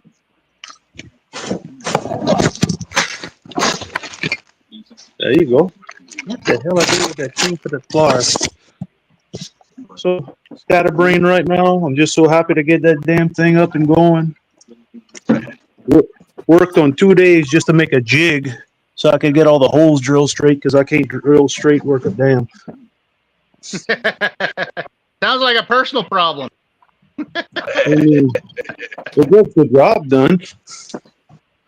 Well, you're still poking holes through something, so you're accomplishing something. Yeah. Jeff Oak says, I put a 55 watt in my 20 gallon and built the SR box from Philbilly. And I can use 110 instead of the 12 volt converter. Yep. See, Andrew Martin, 5,500 watt need for a 30 amp circuit. Yep. Yep, you gotta have a 30 amps. And then Nathan Knight says, what's happening, fellas and lady? Me and Scully was talking about some of that today. Yes, sir, we were. And hey, Scully, are you going to be able to come to that festival in Louisiana in March? I'm probably going to say no because financially it's not feasible right now. Okay. Yeah, just wanting to know, buddy. No, I would love to make it to one of these sometime. Got to make sure stuff's kind of taken care of at home first. Yep. We're just trying to get a lot of us together in one area. Like Phil, Mark Morgan, you got Michelle over there. You got Richard and this guy. Richard and his wife. We're just trying to get as many people to a Louisiana event as possible. Earl's going to be there. I'm pretty sure Jason's going to make it. Damn right. I've been Oh, spreading the that'd word be, more than anybody I know. that'd be a good travel Yeah, for if Jason don't make it, we're gonna have to go knock on his door. Hey, look, if I don't Yeah. make it, something is terribly fucking wrong. Because for once, I'm actually off for one of those events. Oh, yeah. And two, you're not very far away. About 4 hours. Y'all, look at here. You remember when I put them peppermint sticks in there? Look Oh how shit! they didn't melt that much. I can actually stake them up now. Yeah, I got to get hold of Cody and several other people. See if we can get a lot of us there. Jim and April Parker's going, aren't they, Roy? I can't remember. I think they went like this past year. I know Big Chuck's gonna be there. I'm pretty sure Josh Owens is gonna be there because Beware. him and Big Chuck are good buddies. Beware. In It's at Louisiana? Louisiana Festival in March. I will be there. I will have some pickles. And relish. Well, that goes with saying pickles. Yeah. Molly, all kinds of shit. Jams and jellies. I don't know about all that now, but And little Mick's gonna bring some honey. I will have pickles because I already told them down there at Louisiana Moonshine that I'm bringing them some pickles to put on their shelf. There you go. Santa Claus says I am drinking my 190 proof. Son of a bitch. Yeah. I ain't touching that. You know we're going to get a He job also done says with the ding pickles. ding shot time, motherfuckers. That's all you need is one shot at 190. Fucking right. Oh, Andrew Martin says I live just right down the road from Leesville, Louisiana. Oh, no shit. So I hope we're going to see you there, Andrew. There Oh, are man. going to be quite a few swamp people there too. I've Oh, talked to man. them. Well, I'm about 3 hours from Leesville.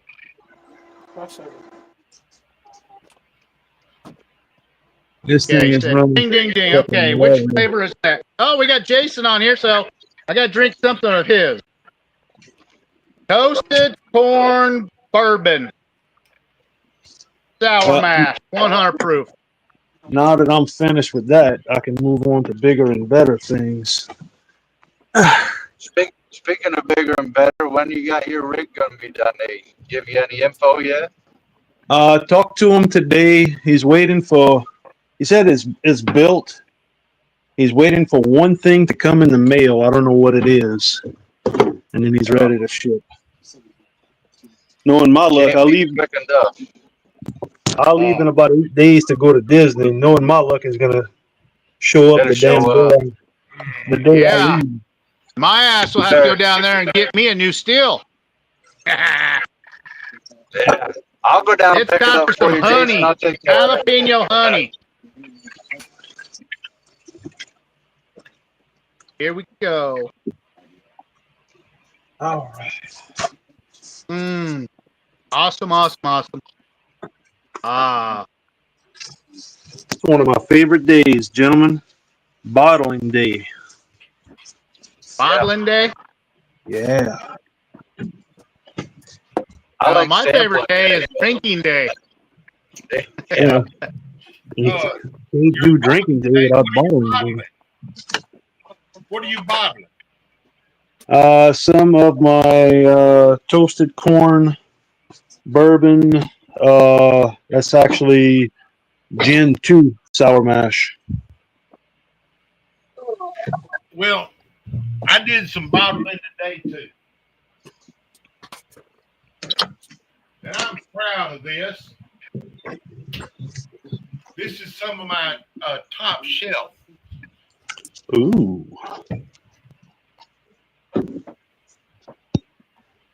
That's pretty. That is nice. That is my 5-grain sledgehammer bourbon. 80 proof. What generation? It's first. First generation. Now you're working on your second or your first sour generation now. I've got some sour mash that is second generation that I'm gonna age. I just hadn't got it put on the chips yet.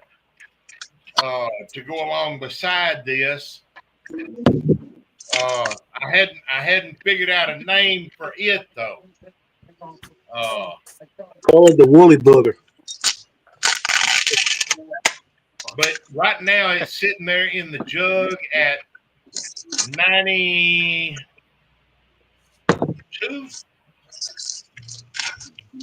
92. You drinking some water over there? Old boy drinking 190 over there. You got to go ahead and step up the game. Just picking on you. I think it was 89 proof, and then with the chips, it dropped it to 80. If I remember correctly. My bourbon was 89. And Okay. when I put it on the chips and everything, it dropped it to 80. My sour mash is 92 proof. Okay. And it's probably going to drop it down to 85 is what I'm figuring. Okay. I think it's going to depend on how long I leave it on the chips. Yeah, tell the taste. The longer it sits, the more it's going to pull out. Well, the chips will work off faster. Yeah. Yeah, see, that 5-grain, I only had it on the chips for 2 days. Really? Yeah. Well, That's you don't right. want to overage it, too. You want it at that right, perfect fucking flavor. And see, that's like, let me show you a comparison to my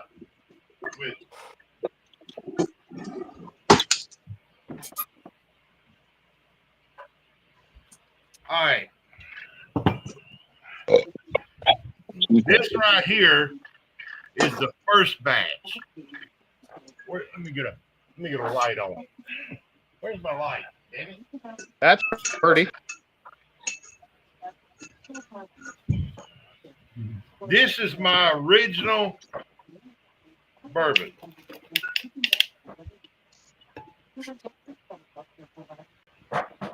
That's the original sledgehammer. Compared to this one. So, why the name sledgehammer? If you drink too much, it hits you like a sledge? When you drink it, it will hit you like a sledgehammer. Right on. Right square between the eyes. Now, That's this is side by side. This is what I use. This is a chunk from a barrel. You see the difference in the colors? Yeah. This Not much. This one's lighter than this one. This one was on 5 days. This was on for 2 days. Oh my goodness, this smells good. What's the palate difference on it when you taste it? I honestly hadn't tasted the new batch. Well, it's your birthday, Earl. You better taste it. The world's listening. Get on that. Yeah. I sent out a couple more links. See if a couple more crazy people will show up. I'm pretty sure one crazy will join. I don't know if you can tell how dark that is. Let's see how many more people show up. And for my birthday shot, I will take a shot of this one. Okay. How about you take a shot of that other one right now? Tell us what your palate's telling you. How about you take a shot of each? Because it's your birthday and you off tomorrow. This one here, the original one, the palate, what my palate says is, to me, my palate tells me W.L. Weller. Ooh, nice. All day long. This is the one that Jason Bartolosi gave an 8.5 out of 10 when he tasted it and rated it. Well, that's who I just sent a link to, was to Jason. And he said, don't sell that, don't give that shit away, is what he told me. Oh, we got YouTube going on. Drummond Summon Live says, happy birthday, Earl. Thank you, Drummond. Gully's back. Sorry. He's going through a bad part of his area. Just like I was earlier. I left too late to get fucking back home on time. I need to get down there to that distillery that's just down south of me in Nacogdoches that's for sale and see if I can't get some more of these bottles. They were selling them $2 a piece with God damn, Earl. With you tell your brother my birthday gift better be fucking 30 of those goddamn fucking bottles. Well, what I'm gonna do, I'm gonna message the girl because I talked to her back whenever I got these, and I gave her some of my honey crack corn. She loved that. She loved my honey crack corn, and she let other shiners that came into the distillery. She let them taste it also, and they gave it a thumbs up, which kind of made my head swell a little bit. But imagine that, Earl's head swelling a little bit. Hey, look, you earned it. The distillery is up for sale now. I wish I had a 1.4 mil. I would go buy it because it's in a beautiful location. It's set up real nice. Got a tasting room. Got a nice pocket change venue and everything for people to sit and visit inside and outside. Got the distillery in a separate building right there behind that. I mean, it's sitting on 5 Sounds acres. like Earl needs to go talk to one of the Jones family members, the Cowboys, and pitch a bid for it. Actually, all I got to do is go down to Beaumont, Texas, and get a hold of one of my cousins and talk to them about it because they're multimillionaires. Well, there's an old saying, talks talk, bullshit walks. You need to be on top of that, Earl. Exactly, yeah. Get that, brother. It's all you. I've probably got 6 multimillionaire family members. I mean, shit. 2 of them retired from Boeing up in Washington. Millionaires, husband and wife. Both of them separately millionaires retired from Boeing. Yeah. Well, I've been looking up at the price of a certain building to be built. We do a lot of the concrete work. We do a lot of the landscaping. And the retired doctor / fucking farmer / rancher here, he's got so much fucking land. I got to go repitch him some more now that I have all this other stuff. Now that tomorrow I find out from the alcohol people here in Nebraska about what Big Chuck's doing. See if it can be compatible in the state legislature here to have a brewery, winery, distillery, and a bar all in the same location. Damn, you're looking for a one-stop shop, huh? One-stop shop, get them all. Yeah, right. And then right next to it, where they have a bunch of ranch land, there's a nice little pond there. We could flatten a few things out, and you could put in 15 fucking spots for camping. For like campers, RVs pull in there. You have a little wash shop there. And then on the other side, you can have another spot for the poor people that will pop up tents and shit. That has water available for all that. Basically do everything like Kelly Williams has at his distillery.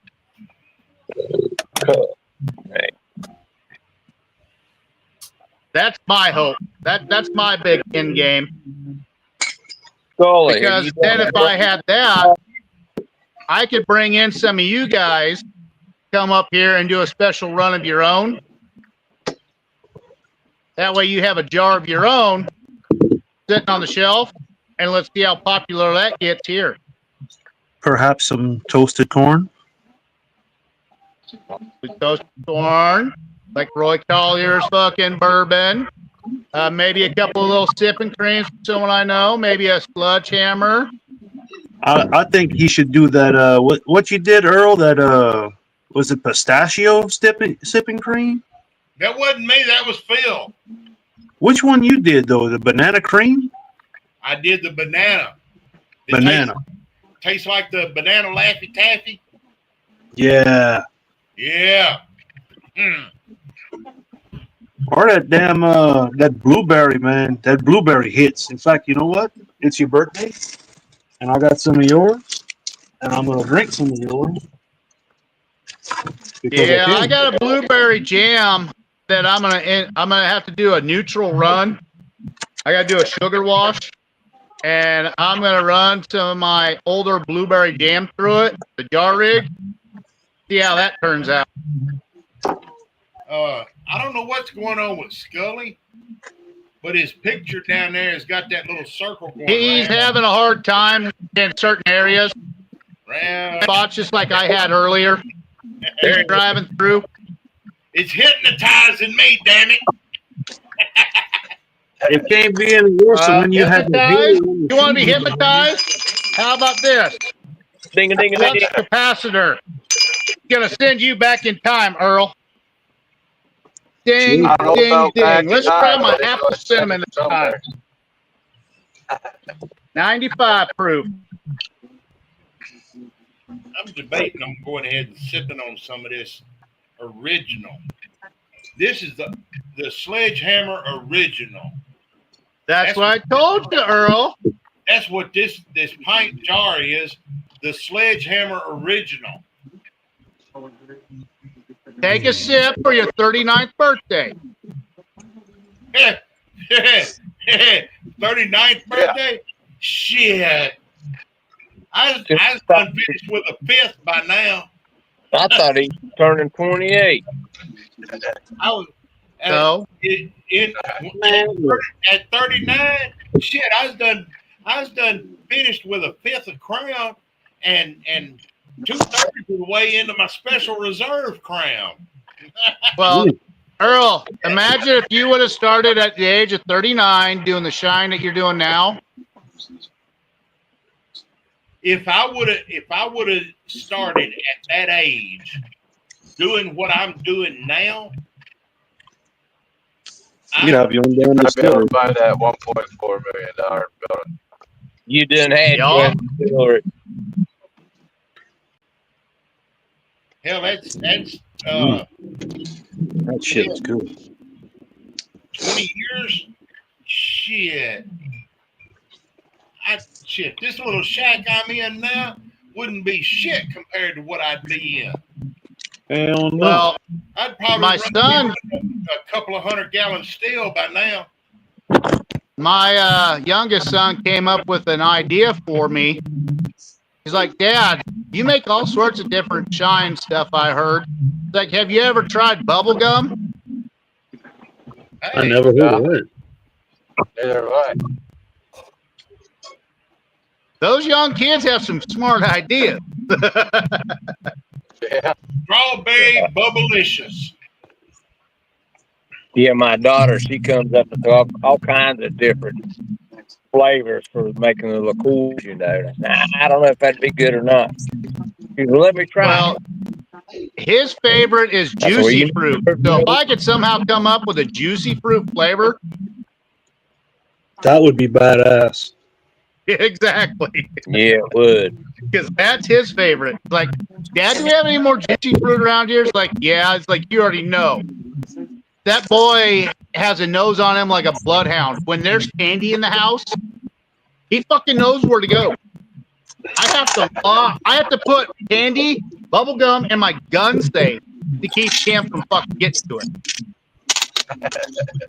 Like earlier, he's like, Dad, I'm kind of hungry. Do we got any kind of new snack around here? It's like, what are you talking about? It's like, we have something like honey buns around here. I'm like, motherfucker, I just brought them home. Oh shit! What the fuck? Oh shit! No. And that came up, and then after I said that, that hit me. Like, can you imagine a honey bun, Shine? That'd be all right. That'd be sweet. Hey, didn't somebody already try to ferment some Little Debbie's? I think Amanda and them guys did from her sister's bakery that Okay. went down. Okay. I got to rewind, y'all. I would do a sugar wash, and then I'd post flavor that in a jar rig with a thumper. Sorry, Earl. Go ahead. I got to rewind.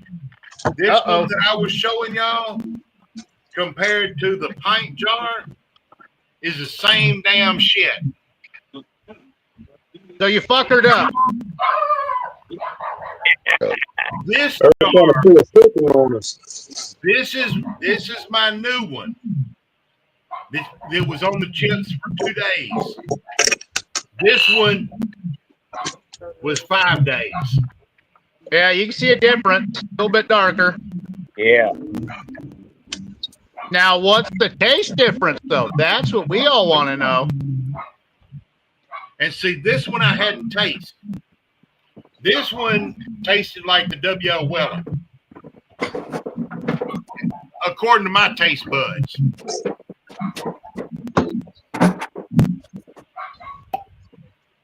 Ooh, did y'all hear that? I think I did.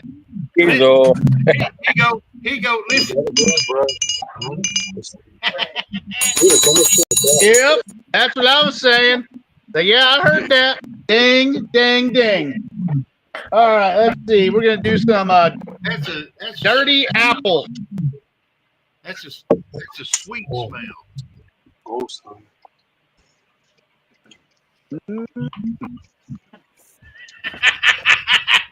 Well, Santa, dang it! Don't be doing that shit, man. Oh, Santa, LOL, I'm so fucking drunk I fell out the door, but I didn't spill my drink. ha ha ha! That's all right, Jared. I'm glad you caught that, Earl.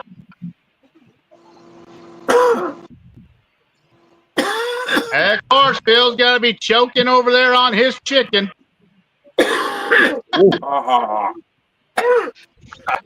Take a drink, Phil. Phil, where's your shirt?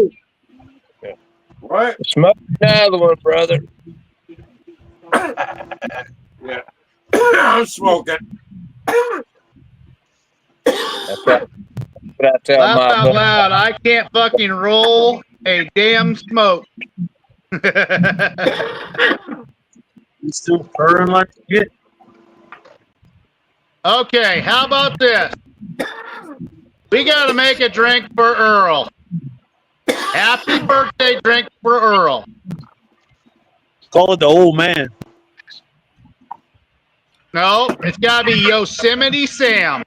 Yosemite. Okay, I'll get behind that one. Three parts.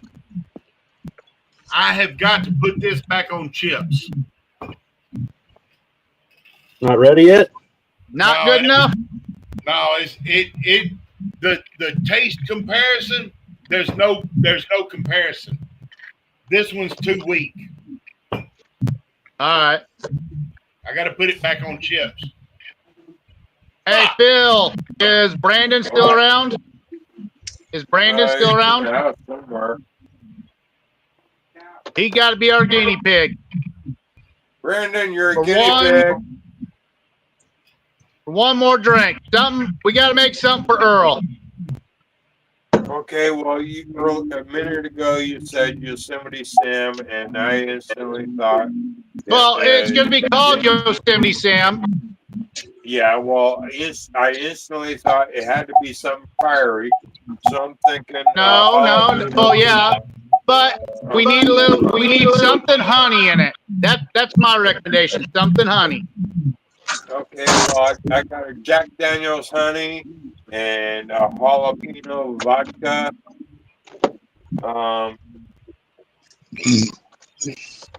There's 2 ingredients. And let's try the Jack Daniel's honey because he ages his stuff on Jack Daniel's and he's got some honey. So right there, yep, that's my recommendation. Earl, what do you want with the Jack Daniel's honey? What else you want with it? Well, this right here I'm fixing to taste is my Sledgehammer Maple Bourbon. That sounds good. So I would say, do you have something maple there, Phil? No. Oh, Got a bunch of bourbons, Right. but not maple bourbon. oh yeah.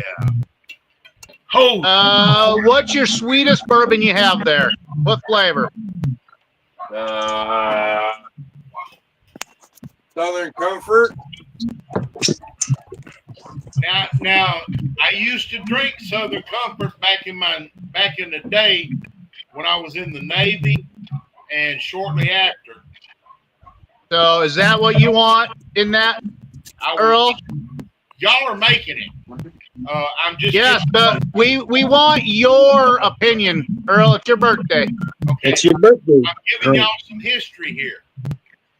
I did drink the 80 proof Southern Comfort, but I also drank the 100 proof Southern Comfort. Which one have you got, Phil? 70. 70 proof? Yep. That's Yep. weak ass shit. Okay, now we gotta come up with that third one. Oh, I already got that. The jalapeno vodka. Oh, you want jalapeno vodka in there? Okay. Well, mix them together. 1 ounce each. Is there anything else you want in there, Earl? Y'all are making this drink for me. I know, but we like your insight. What all's in it so far? We got Jack Daniel's honey. Southern Comfort, and jalapeno vodka.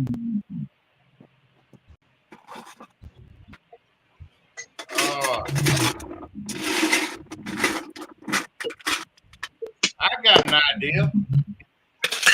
You got any W.L. Weller on the shelf? Some what? W.L. Weller. Never heard of it. Bourbon. What? Nope. You a poor dog and you never heard of Weller? Oh, there goes Yosemite.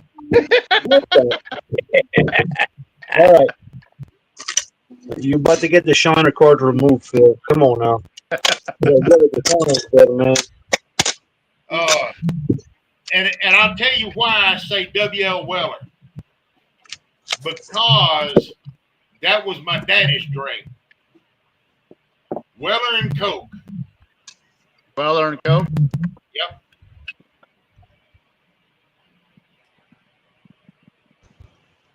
David Dan says, cheers, Earl. Santa Claus says black velvet. Oh, shit. Black velvet? Oh, my God. Oh. Is that what you want in there, Earl? Yeah. I got black velvet. Okay, there you go. You got black velvet? There we go. There you go. Throw a shot of That's the drink. That's Happy birthday, Earl drink. Black Velvet. Somebody must be happy. Yep. So it's going to be called, so it's Happy Birthday, Earl, but we're going to call that Yosemite Sam. My dad had Black Velvet in the liquor cabinet when I was in school. And after the football games, when we'd have, my sister would have a friend over and stuff and everything, we would get into the liquor cabinet and get his Black Velvet and drink it and then make up a color to match the Black Velvet and put back in the bottle. I used to do that with the vodka. Woo. It's hard as hell to match the brown and bourbon color. Oh, I know. It's So hard. what I ended up doing is I had a buddy of mine get a bottle of Everclear, and we watered it down to 50-50. Oh, but wait a minute. It's hard to match it sober. Try doing it when you're I know. drunk. Try mixing it and doing it when you're drunk. Oh, I know. Woo. Brandon. Oh, shit. If y'all All ever right, try, now what do we got all in there? We got Jack Daniels. Can Honey. you read that? We got a Black half Velvet. pound. Okay, hold on, guys. Brandon's just coming out here. I'm about to pour it for him. Roy, a half ounce of Black Velvet, half ounce of Southern Comfort, a half ounce Jack Daniels honey, and a whole ounce of the jalapeno vodka. Jason, what was that you were showing? That was a Weller's. Oh, that was Well, Oh, yeah. Brandon, Brandon, that is the Yosemite Sam birthday there drink. we go. and I don't even own a bar.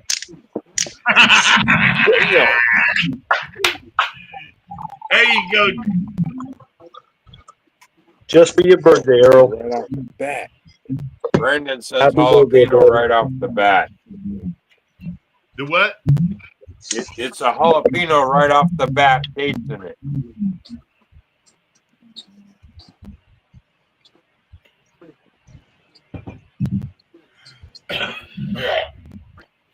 What else, Brandon, other than jalapeno? That's practically all I can taste right now. That's all he can taste is the jalapeno. Jalapeno kills it. Okay. Too much jalapeno. I think it needs Yep. a whole lot Next less. time, a half. No, Yep. I think more like a quarter ounce jalapeno would probably. I'm thinking that, but also like a full shot of a full ounce of Southern Comfort or the honey. One of the sweet ones. You need to have one of the sweet ones. Kind of overwhelm that.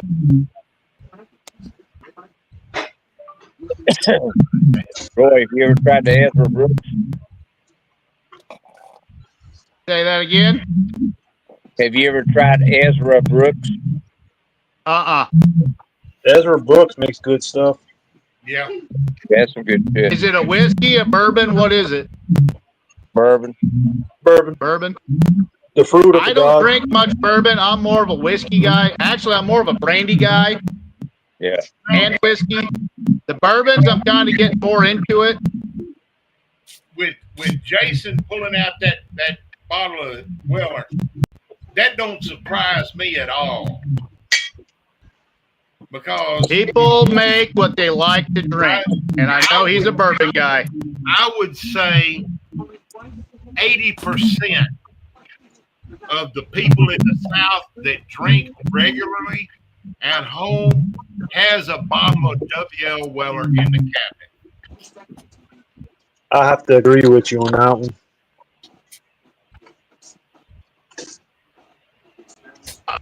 I can't say yay or nay on that one. I'm neutral. Yeah, Yeah, same I here. do know I there's can't- some I whiskeys can't out agree. there too that a lot of them like also. Right. Yeah, I can't agree or disagree simply because I never heard of it. Cool. Never heard of fucking Weller? No. Jesus Christ, Earl. You ain't No. here. Go. Your West Coast brain and malfunctioning is functioning wrong. I don't hear of it here on the West Coast. Bill, when you were at Knott's, right down the street is where they make that shit. Yeah, well, the what little time I did spend at Knott's, I spent a good chunk of it being his still hand while he was doing a run. Yep. Well, I get Man. Go ahead. What I'm gonna need to do, I'm gonna need to go to the liquor store and buy a bottle of Ouzo and a bottle of WL Weller and send it to Phil.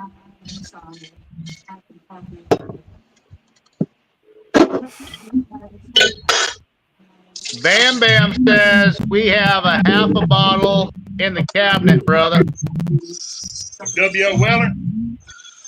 I'm pretty sure that's what he's saying. There you go. Some good stuff. Hey, Scully, Yeah, go ahead, buddy. you wore that bottle out yet? No, sir. It's still sitting right here by right in my center console next to my pew pew. Glad you enjoyed it, brother. Oh, that made my day, man. Actually, it made a lot of days. I can't wait to try that fucking new little idea I came up with, which was a banana rye. After talking to apple rye one night, I got to thinking. I put my bags of rye, Danica rye, on the freezer and kind of walked away after we had that conversation. I go back there and there's a bunch of bananas sitting right next to there. So it's just something that just like was telling me, is like, nope, not going to do an apple rye run. You're going to do a banana rye run. Banana rye. That's interesting. Hey, it was right there. Something was telling me it. I don't know what ancestor was telling me, but I guess that's what it's going to be. Oh. Where did I put my other damn peppermint? I guess I'm going to be going from a mango kick to a banana kick because my next batch is going to be apple banana. Then it's going to be fucking banana rye. Where the fuck did I put my other peppermint sticks? Besides just a regular straight yellow corn run, because we got harvest going on here right now. And one of my buddies, he's like, dude, we have our bins already full of corn from last year. We got to turn around and sell. We have all this fucking fresh corn. It's like, how much corn you want to make liquor? He's like, this is the key to unlock it anytime you want it. Just make sure every time you go there, put a jar in the fucking shop. So he's giving me a fucking jar to the shop, or a key to the shop and a key to the fucking the bin. Oh yeah. Oh, by the way, it's a 50,000 bushel bin. Yeah.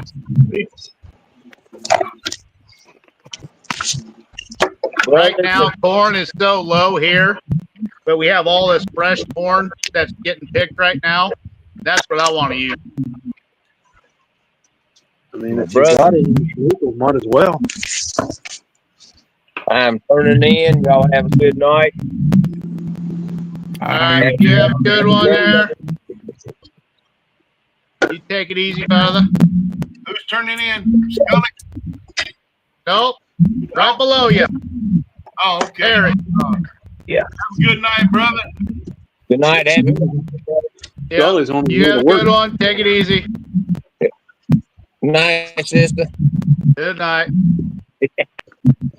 Bam Bam says, I don't know about banana rye. I have made some crazy things I got to admit, but never nothing like that. Never crossed my mind. Hey, if you don't play the game, you don't fucking get a reward. Plus, if it turns out bad, I can just rerun it and make something else out of it. Yeah, you're right. Sorghum, yep, we got sorghum here too. Here in about another 2 weeks, they'll be harvesting the Milo, and I've already got one guy that said he's gonna give me fucking 15 fucking bushels. So I gotta come up with 10 more fucking buckets so I can have 15 of them. I'll tell you what, I tried running Milo, and my brother's tasted it. He said, he told me it tastes all right when you first take a shot, but then it's nothing but a earthy dirt type of taste. I'm not going to go full Milo, though. I'm not going to do full Milo. I didn't go full Milo either. I'm going to be more of a bourbon on this. It's going to be 51% corn, yellow corn, and then I'm going to do some oats, and I'm going to do some fucking Milo.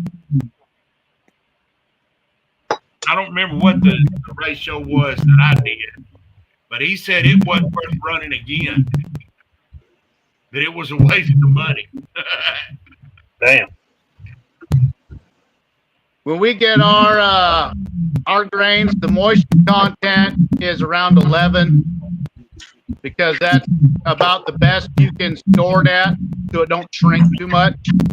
And everything's raised here in Nebraska that I get. From Bam Bam.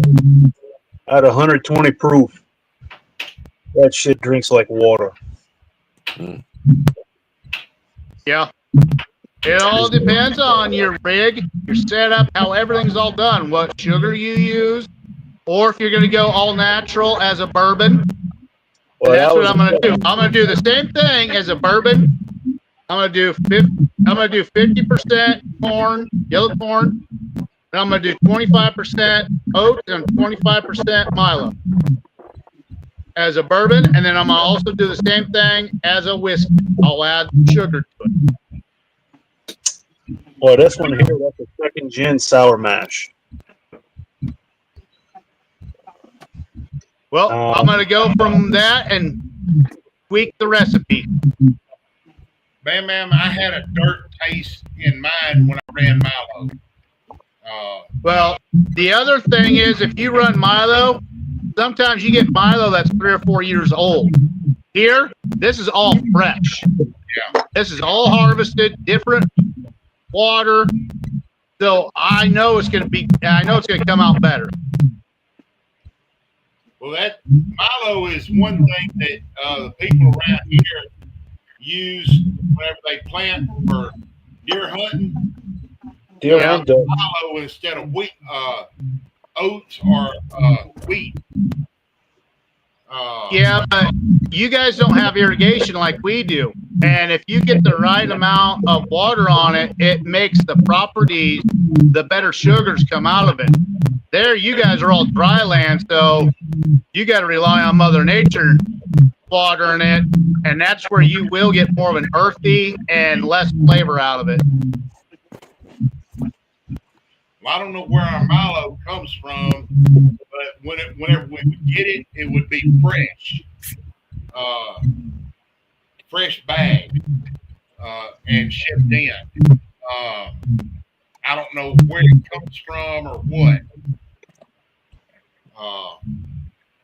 but I would figure it comes from down in South Louisiana somewhere. That I couldn't tell you. They grow a lot of sorghum and stuff down there. Yeah, I don't know about that. All I know is the quality control. Like when I did some Milo here last year, I did all Milo and with a little bit of rice. It fucking turned out bad. Yeah. is very neutral. Okay. We're getting an echo somewhere. I don't know who. Echo. Echo. Guys, I'm gonna tap out for the night. All right, Phil. Peace out, Phil. Hey, before you tap out, we gotta sing him happy birthday. Happy birthday To To you. Happy birthday. Happy birthday to you. Happy birthday. birthday, dear To Yosemite Phil. Sam. Happy birthday. Happy birthday to you. you. Shots, motherfucker. I got a big shot. There you Take go. a double for All right. Scully on that bourbon. I know. I got a drink for Scully. I got one for you, Scully. Thank you. Happy birthday. There we go. All right, Phil. Now you can go out for the night. Take it easy. Have a good night, Phil. Yep. All right. Let's see. He caused my dog to bark too. Yeah, we can't keep a tune with the shit, but at least we're having fun. No. And the sad part is I was stone sober. Oh yeah. Usually Damn, after I it had says on about 5 or 6 Here, drinks, I Bill. sound like Garth Brooks. Oh yeah. That you should just do about. Blame it all on my roots, bro. Jason, I think you're the one that's echoing. I'm echoing. I think so. Oh well. I have no clue. I think girls had one too many Has anyone shots. ever made shine out of soybeans? Yeah. It tastes like shit. Hey. Soybeans, yeah, they're a lot more touchy.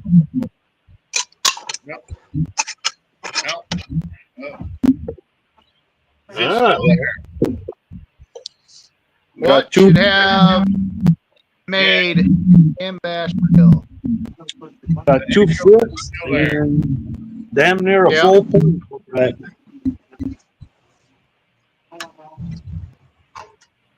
I thought it disappeared with Phil, but it didn't. Oh well. I don't hear anything on my end. I do. I don't hear an echo. Well, I'll go ahead and sign out anyways. I gotta be up in about 5 hours. All right. Jason, you have a good one. You take care, brother. Have a good night, buddy. Have Yeah, a later. All right, Jason. Have a good one. Jeff Oak says, that singing, that caused my dogs to howl.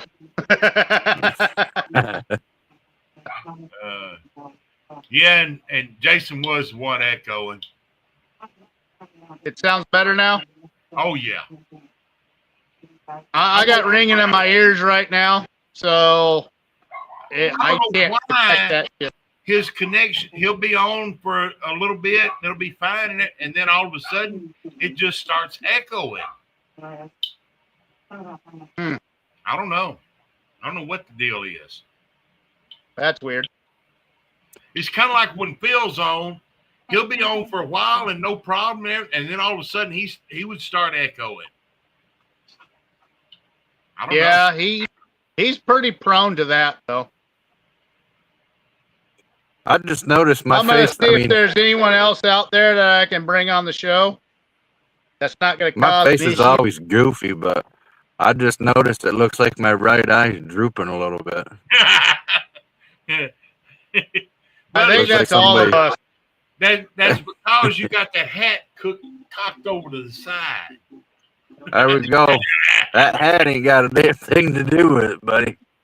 I'm just defective from when I was born. That's all. We all have our little natural defect. Crashing out on them bicycles and shit when you was young. Sliding across the ground on your face. Yeah, Oh, yeah. I might have done that a time or two. I've done it a few times. Or maybe taking a steering wheel to the forehead right there. Yeah. Nice little scar from the airbag deploying. Hell, Oh, you got one Mine too? goes right there. That's from a beer bottle bar fight, Oh. Fort Sill, Oklahoma. that the steering wheel I ate came right across here. Whack. Yeah. Busted, broke my nose, and split my nose off. They had to lay my nose over on the side of my face to clean it up, and sew it up. Oh. They prettied up my nose. It was way over here to the side. They had to fucking do reconstructive surgery. Oh. There we go, Bam. Bam Bam said, "Did your mama take Tylenol before you was born?" they saying all that acetaminophen in the Tylenol and all that is what caused all these birth defects and shit. So what you're saying is I can sue Tylenol? Oh, look at this. We got Paul Moose in the house saying happy birthday, Phil. Not. Earl. Happy birthday, Phil. I'm fucking with you, Earl. That was the other day. Yeah. I'm playing with you. Well, you better play harder because I don't feel it. I'm not going to play that hard. Bam Bam says, I tried soybean one time. It never try it again. It just don't make good liquor. Yep, that's what happened to me too. I spit that shit out. That is the only time I did dump the liquor. Because I did not want fucking that flavor, that shit ever again in my system. Well, see, I know there's some people that make great bean moonshine, but I ain't fucking with it. That's the way I kind of felt about the Milo in mine.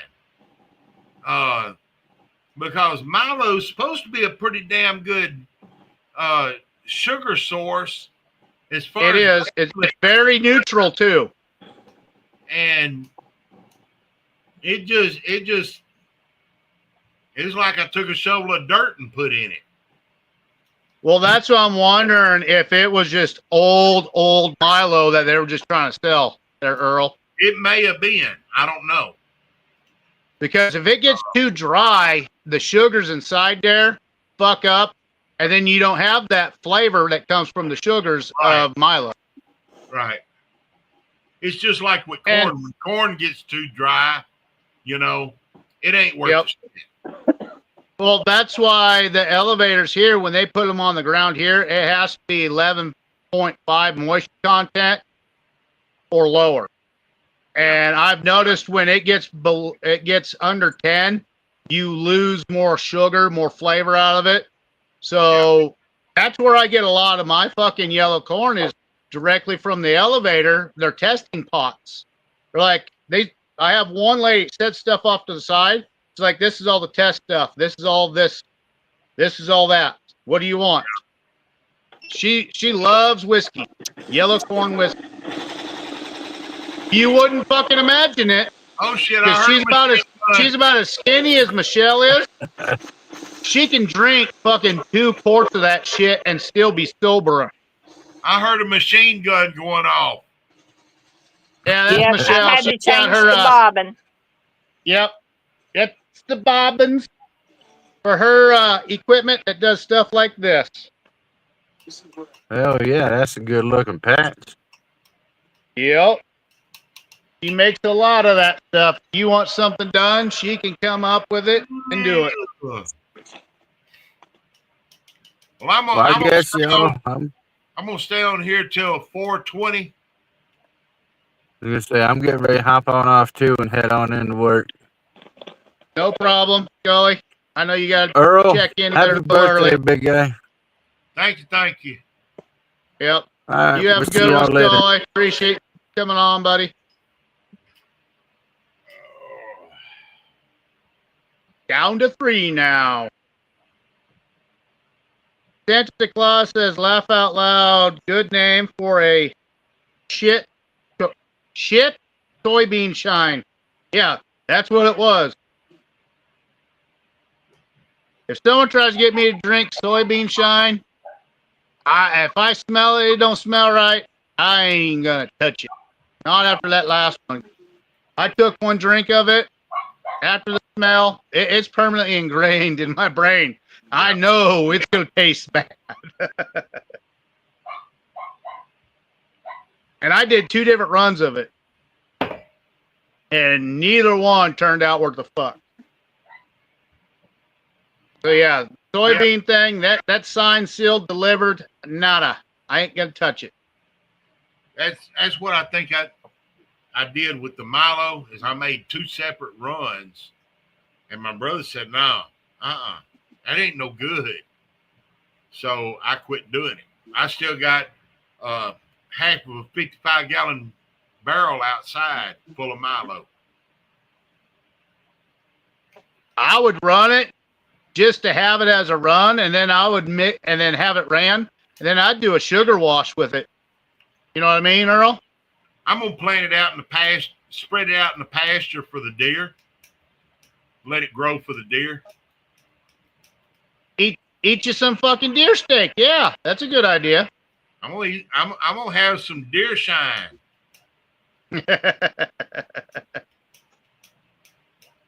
I don't blame you on that one.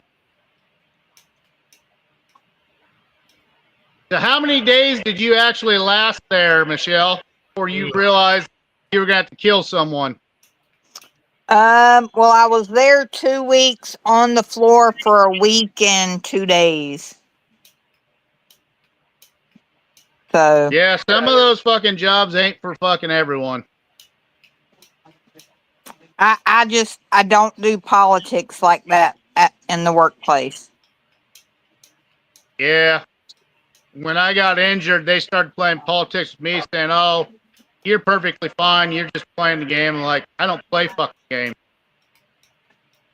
Yeah. Oh shit. Yeah. Bam Bam says Milo can make some really good liquor, but it has to be fresh. Yeah, Santa, you falling out the door and not spilling your drink. I'd say you do like your dandelion.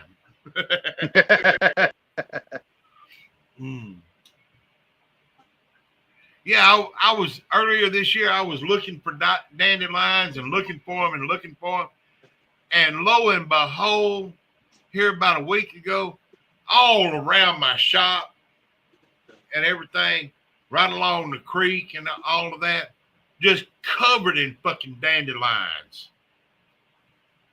I was like, well, shit. Did you make anything out of it? No, I was too damn busy to get them. All right. But I'm going to make some honeysuckle. Yeah. I already got that. We don't have none of that around here that's available. I got it made into jelly right now. I'm going to melt it down and put it into a mash. See how it comes out. Or you've talked to fucking Nod about getting that jar rig, right? Oh yeah. He's at the point where he's just got to solder the pipes into the lids. Okay. And finish putting it together. All right.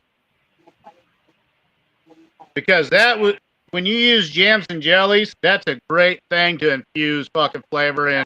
Yeah. And you getting fucking all that clear. That's why I hadn't melted my jellies down yet.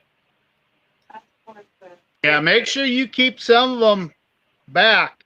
Because when you run a jar rig, like mine, I use quart jars in mine. And I can always jump up to a half gallon if I need to. But when I do 1 quart jar, I can run 2 quart jars out of it, and then I change it out. That way I'm getting enough flavor out of it. I don't know if I'm going to run half gallons or quarts. It's all going to depend on what I'm running and stuff and how I got it set up and all of that. I would recommend quarts because it's once you taste that, it's easier to pull those off than it is half gallons. If you're doing half gallons, you're gonna have support underneath it, or otherwise they're gonna shake and rattle. They're gonna come loose. And you're gonna start getting steam out of them. I had made a half-gallon thumper back when I was first started it and everything. And hell, it kept busting the bottom out of the jar. No matter what I did. So I just scrapped that idea. Yeah, I've never had an issue with mine, but I cheat a little bit. I have a little wooden bracket that goes underneath my jars, which pulls out some of that heat so there's not a lot of pressure on it. And if you're running it too hot, too fast, it will create too much pressure. When I've talked to some of these other guys, they said it sometimes you'll get a crack out of it. I've run mine well over 100 times, and I've never had one issue once. Yeah. I may try and figure out some kind of way to support it with a cushion. Like put a piece of foam between two boards. Oh. That way it's got a little bit of cushion. Yep. You know, so. But it's 421. I'm going to call it. All right. I'm going to get in the bed. And I'm going to sleep like a motherfucker. Good. And happy birthday, brother. Happy birthday, Earl. Appreciate it. Thanks to everybody out there for the birthday wishes. I appreciate them. Y'all have a good one. Shine on. Shine on, Earl. Take it easy. Now down to 2. I'm going to see who's all out there, see if we can get anyone else to jump on board, hang out with us. All right.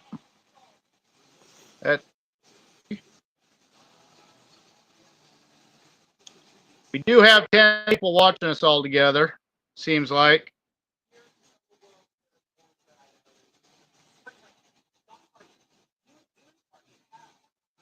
Okay. Let's see. Send one to him. There's just not a whole lot of people on right now tonight. They may all be tired from working. From working or from that festival. Yeah. I see my buddy David Masters is on Facebook. Him and his wife had a car accident earlier. And they're both in the hospital. She's got broken ribs and a screwed up back. He hasn't said much of what's wrong with him because he's more concerned about his wife. Right. And it's weird and ironic because it was about 8 hours before he had that accident. He's like, guys, I'm wore out. I'm tuckered out. I'm going to take a little bit of time off. And then 8 hours later, he posts pictures of him and his wife's vehicle all fuckered up. And it's like, damn. Like, you really did need a break. So, prayers and wishes go out to him and his wife for all that. Yeah. Bam Bam says, where is Earl from before 20 in the morning? I have no clue. Bam Bam, he said he's going to sleep like a baby. I did send you a link out there if you want to come out and join us. Because right now it's just me and Michelle shooting the shit.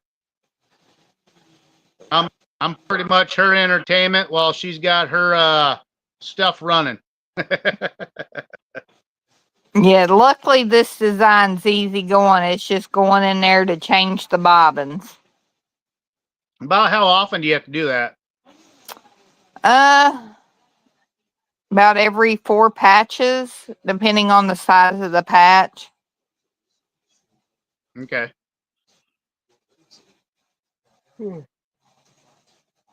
Quit Now, did you yawning. and Paul both agree that it's safer for you to stay home? Do what now? Was it a mutual agreement that you and Paul both said, yeah, you just stay home. We don't need you killing someone? No. It was my choice. Or did you just say, nah, I'm fucking done. Don't give a shit. Pretty much. It was all on me. I mean, in all fairness, I think he would have rather me stay for a little while longer.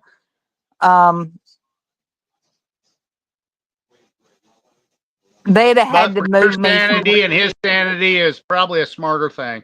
Yeah. And I look I at it don't like need her with this. a frying pan waiting for me to come home to get clobbered upside the head. Yeah. And you got to think of it like this. And he wasn't realizing this. You know, we were getting home. He didn't get off work till 2. I got off at 1. We weren't getting home till 2:30, something to 3. You know, I was sitting in the car most of the time, not going to sleep. Come home, go to bed. I was back up by 7:00 in the morning. Ouch. Yeah. So that 2 weeks literally took everything out of me by doing that. And I don't think he was understanding that. Yeah. You guys don't need zombie honey. No. And Mixing I 12 quit different things together going, what the hell? and I quit focusing on the patches. You know, during that time, I just had my regulars come to me. So I was kind of like losing money as well. Even though we were making it for me being there, we were losing it in the business. All around, yeah. Yeah, so Bam Bam says, brother, I'm not dressed. I may get Facebook police called on me. Yeah, we don't need you to pull a Damon on us. Jeff Oak says, I'm just listening to y'all while I clean up.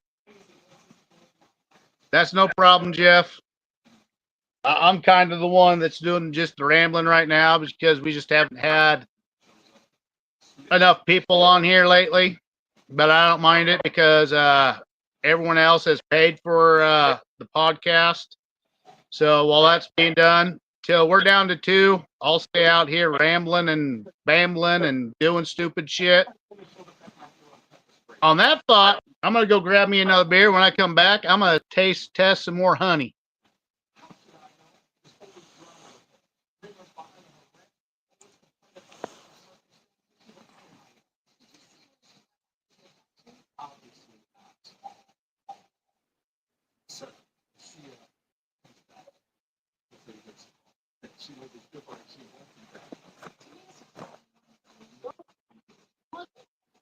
Come on, one in here.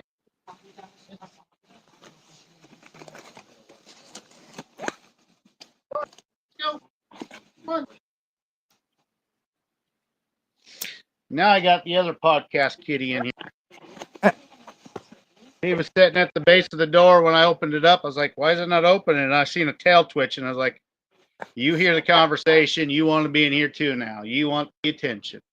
Yep. They both take turns on that shit. But it's good. He keeps me occupied. I keep him occupied. Huh? You gonna say hi? Or do you not like your brother? Hmm? Oh. Hmm? He's like, going nope, on? I'll be shy. I'm turning my head.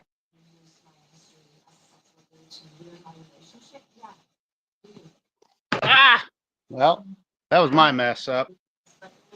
I put him on a box and it tipped over. Now I gotta pick up my shit later. So is the peanut butter honey still thick? Yes. Very thick. Now, what kind of was that? Homemade jelly? So I used a Grinaldi chocolate powder. And then I used I don't even know the brand. My son picked it up. It's the only one they had. PB Fit roasted peanut powder for the peanut butter taste. Okay. I just know when you open it, you can smell the peanut butter. Now, have you thought about using extra crunchy peanut butter in there? Well, the only thing is, if you melt it, it's going to cause more liquid in there, and you don't want a whole lot of extra liquid in your honey. Okay. So you have to be careful with that. Now, if Well, that's I why I was could, saying the extra crunchy, because then you're going to have more peanuts in there, mm-hmm, and that'll be less liquid compared to the oil. right? I make stuff with the extra crunchy stuff all the time. That's Well, why I I go with could the extra probably crunchy. get like some peanuts and put in there, because I've made a lot of people do a pecan, but I done a walnut honey Okay. last year. Yeah, that sounds good. I mean, with me, I like the extra crunchiness. That's why Right. when I make my peanut butter sandwiches or my peanut butter cookies, it's always extra crunchy. Yep. So yeah, I mean, if somebody really wanted that, I could always get like just some roasted peanuts and put in there with it. So Now, do you have a small little like not a grinder, but where you can separate the plates where you can crack it like when we do with grains? I have an old grinder that I use a hand grinder on that I can make certain things, certain sizes. And I've done that with peanuts before and pecans. Open it up where I get them to where they're like broke into like one peanut will be broken into like 6 different chunks. So it's like extra chunky. well, I got a meat hammer in there I could do that with. But no, I don't have a grinder. I Okay. could probably borrow one if I wanted to. They're not that expensive. I use it because I remember my grandpa always had one in the car, and I never understood it till I was at a bar one time, and I was being rowdy and shit.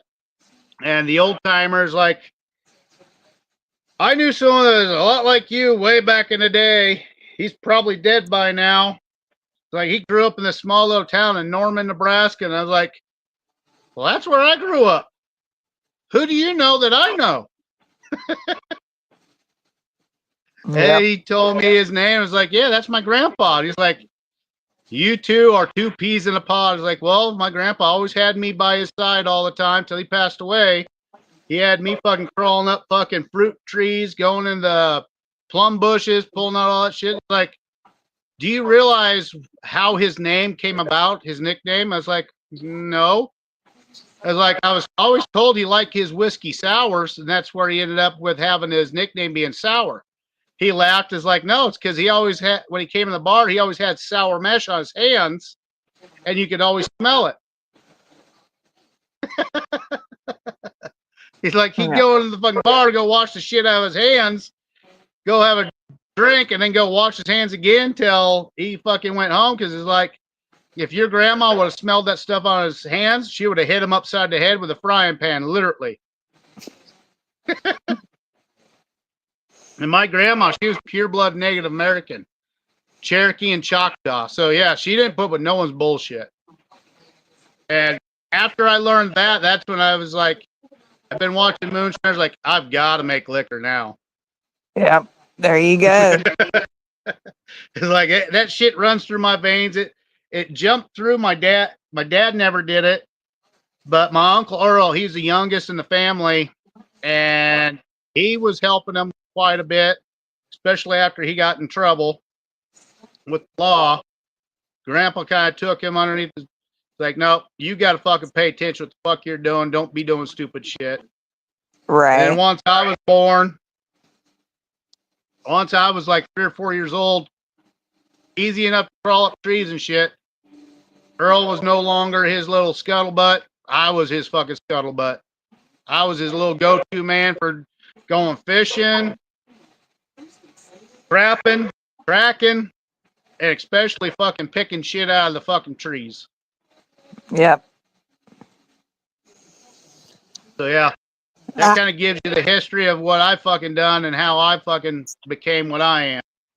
Well, you know, I think I told you once before, my birth father, I never had anything to do with growing up.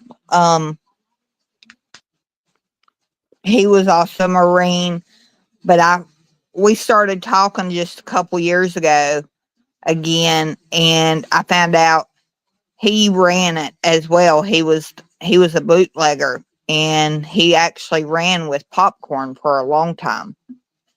That's cool. So, but I was we got a Bam Bam right grandpa's here. girl. Yep. Bam Bam right here saying, have you ever got the peanut butter flavor to pass over in a whiskey? I had it pass over on a apple butter. I did an apple butter mash, and that's the first time I used my above thumper, and I cracked the peanuts just in half and ran it through there, and I ended up having an apple butter batch. That was fucking awesome. That was my third batch I had ever done, and I was addicted. The first one was a corn run. It wasn't too bad. I just didn't know the grains as well, the fruits. I'm more of a fruit person. So then my second one was straight apple. That turned out great. And then I had the idea because my mom was making apple butter at the time. I was like, I'm gonna try an apple butter run.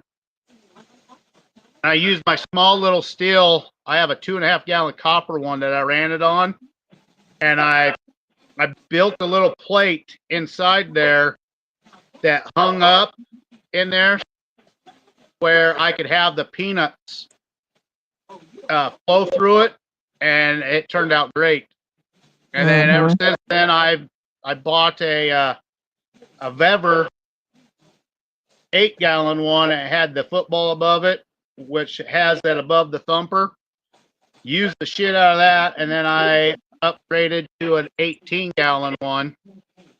And I have bought some copper and some other stuff, and got some other stuff from the salvage yard, to where I'm going to be custom making a newer setup for an above the thumper setup. It's going to be a double above the thumper setup, to where it's going to have a hatch to where I can add stuff in there, and then I can do it again on another spot, and then it goes down like it normally would.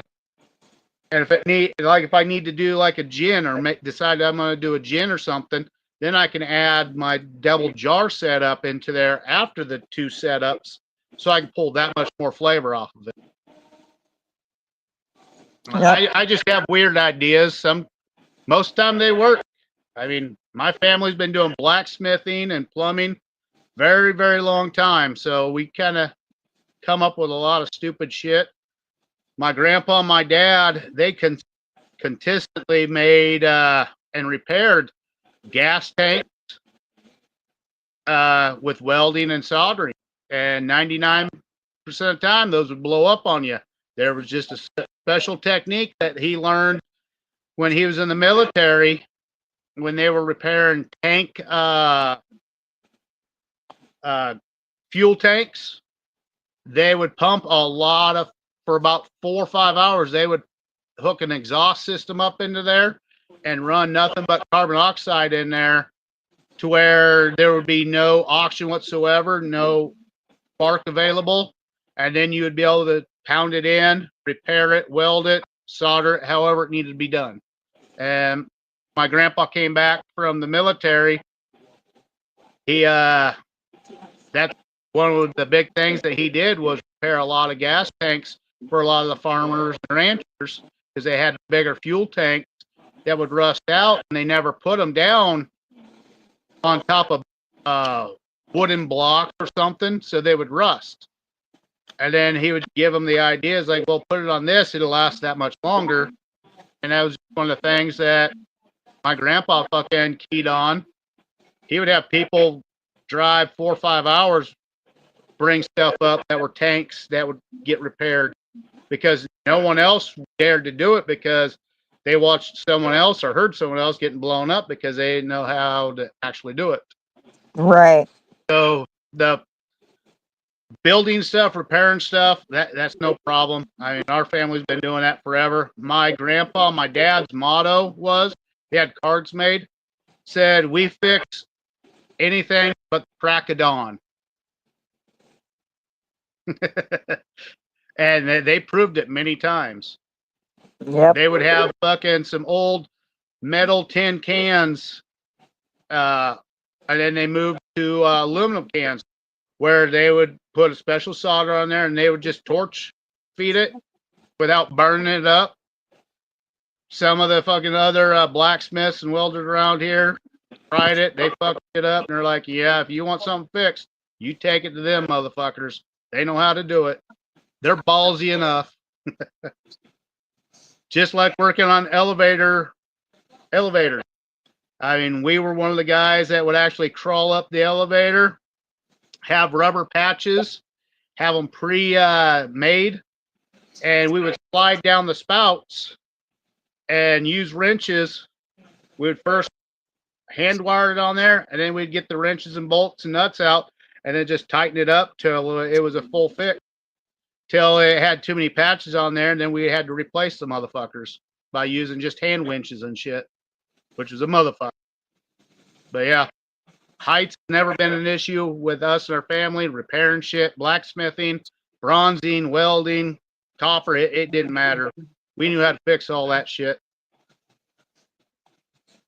I mean, that's kind of our family gene pool. With my sons now getting into the welding and blacksmithing, that's 14 now. I'm 13th generation. They're now 14th generation blacksmith and welders. Right. Yeah, now my That goes, stepdad was into fixing anything and everything like that, you know. yeah. Well, the thing was, we were all poor as fuck. You had to figure it out or you lost everything. And my great grandpa figured that shit out. My grandpa figured that shit out. And it just kept on getting carried over into the next. And then learning from some of these other old timers that from other areas that didn't have no kids, they would teach. They taught my dad certain little techniques and shit to where he taught me. So it's just real simple shit. Mm-hmm. For crazy motherfuckers like us, how many people want to weld a gas tank? Very, very, very, very few. Right. But when you have a technique now that is patent perfect, but you got to be patient. That's the key. It's just like making moonshine. Sometimes you just got to make what you have around with you, and you just got to deal with it. Same with the honey. Mm-hmm. Same with cooking, grilling it with anything too. I mean, we've made some smokers back in the day to where we didn't have the technology, knowing about using water containers to mist out once it got so hot to keep the moisture in there. We just went old school with extra rotation, so it's constantly moving.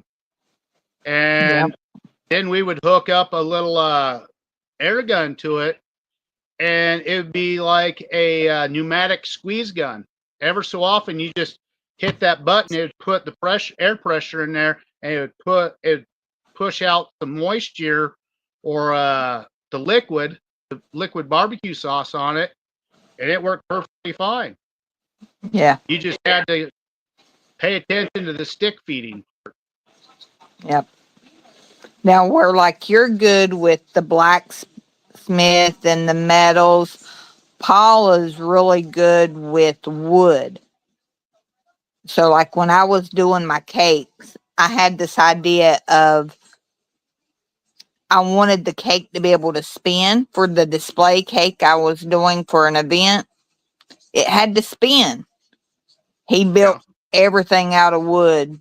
I just told him. And it actually worked. I was surprised, but it worked. Well, that's one of the big things that I've been into. One of the things is we've been doing not woodworking. I have been, but my dad and everyone else, our other thing to pay the bills and to keep the house warm was cutting wood. And it was middle school. There was this old timer, Gus. He had passed away, but they went through his old bus and they found some weird things in there. And I started goofing off of them, cleaning them up and stuff. And I got to think, is like he had this one drawing thing. You could put a pencil on one end of it and you could trace over a small little picture and it would draw it bigger than that. And then he had this little heating gun to where he could just trace over it and it would burn down just enough where everything would be that way. And I was just a little kid. Fuck, I think I was 5 or 6 years old when I found that. They were going to throw it away. And it's like, no, I want to play with that. Grandpa helped me clean it up and all that. And we got cleaning solution, oils on it to where all the arms and everything started moving back and forth like it was supposed to. What couldn't be done, we would just drill out and then we would put in new little pins in there and go from there. And Grandpa's like, well, you got a niche for it. You're definitely a Warner. And then I started just drawing certain things on there. And some of them were just regular signs and stuff. But now, after doing this, I've been doing cutting boards into sections. I've been making wave American flags. I make all sorts of different stuff. I make a lot of different brands, like a lightning rod. It looks like lightning. Mm-hmm. And I'll heat that up and I'll burn that onto a piece of wood, a round piece of wood. And then I have these other little brands I have made. It says white lightning, white on top, lightning on the bottom. And that's some of the things that I'll be bringing to some of these festivals. Once I get that settlement money done, I'm actually going to get one of those, not engraver. It's, it burns in stuff. My son-in-law showed me it. It's kind of like an engraver, but it burns in the shape that you want. So you could just type in on a laptop what you want done, the size and all that, and it sends that to that pneumatic piece where it just traces it and burns it in there. It's kind of like a plasma cutter, but it's made for soft metals and wood. But that's going to be something I'll be able to bring along and start doing. Because once we get the house and everything all fixed up, done that way, I plan on like certain times of the year, I'll be gone like a month at a time and hit some of these events, hang out with more people. Depending on if I get that distillery stuff all figured out and worked out, then I won't be able to do it as much. But I'll have that opportunity to make stuff there and then go have other people like they do with you. They call you, hey, I want this done. And I can make, say, I can do wood symbols of this. Yeah. It's just simple little things that we can work together on. Right. Well, and you get the distillery up and running, you can put your own event on up there. Oh, I know. And like I said earlier, is like the great thing about that is if I do have that one guy, that retired doctor, front us the money and some land to where we can start planting specialty grains there, like green corn, red corn, and all that. A buddy of mine, when they harvest, they go through and they hand harvest. He's like, you can sell that much higher price because then you can. It's just like the Indian corn that you buy at some of these other locations where you one fucking stock of corn they're selling for $2.50. Well, if we can buy that and sell some of those, but then have the little hand grinder go through there and just take those off. That way we're not taking a big machine out there, doing it some of the old school ways. Have some of these older bins that are sanitized, clean, and all that. Just throw those in there, and then we can be selling some of that product because by the pound, some of that green corn, Jimmy Red, and all that, that's buku bucks on that. And if I can have someone go out there, hire some of these high school kids, go through, pick through some of that shit, boom. I don't have to worry about it. There you go. Put their name on there. It's like the more you pick, the more money you make. It's like it was way back in the day. Then we can control with the irrigation how good the product is instead of relying on Mother Nature for all that. And you could probably even get there. I'm assuming your high school has like an agriculture department for the students. FFA, yep. Future Farmers of America, yep. Get them involved to help harvest, and it gives them credit. Yeah. Yeah, we definitely have a lot of kids around here that do that. Heck, we have quite a few kids that I've worked with or communities that we work with that has special needs kids that want to do extra work, stuff like that. Pulling a fucking thing right off the fucking stalk is not hard. Yeah. Put it in a bucket. Your name right there as your name on the bucket. After so many, someone comes through, picks it up, puts it off to the side, do the same thing over and over. Yep. I mean, it's not rocket science. It is a little bit more labor intense, but you know what? We need to get back to that. We got too many people that are overweight and all that other shit. You know what?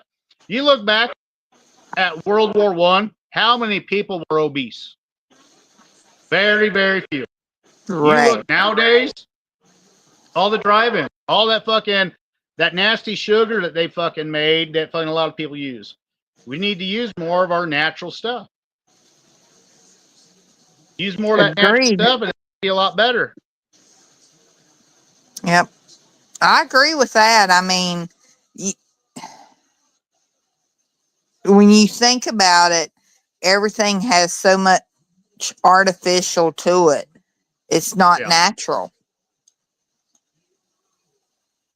Well, that's the thing that was brought up from Kennedy and the president, and that Earl brought up, saying Tylenol, some of the chemicals in Tylenol has been proven to cause birth defects. Mm-hmm.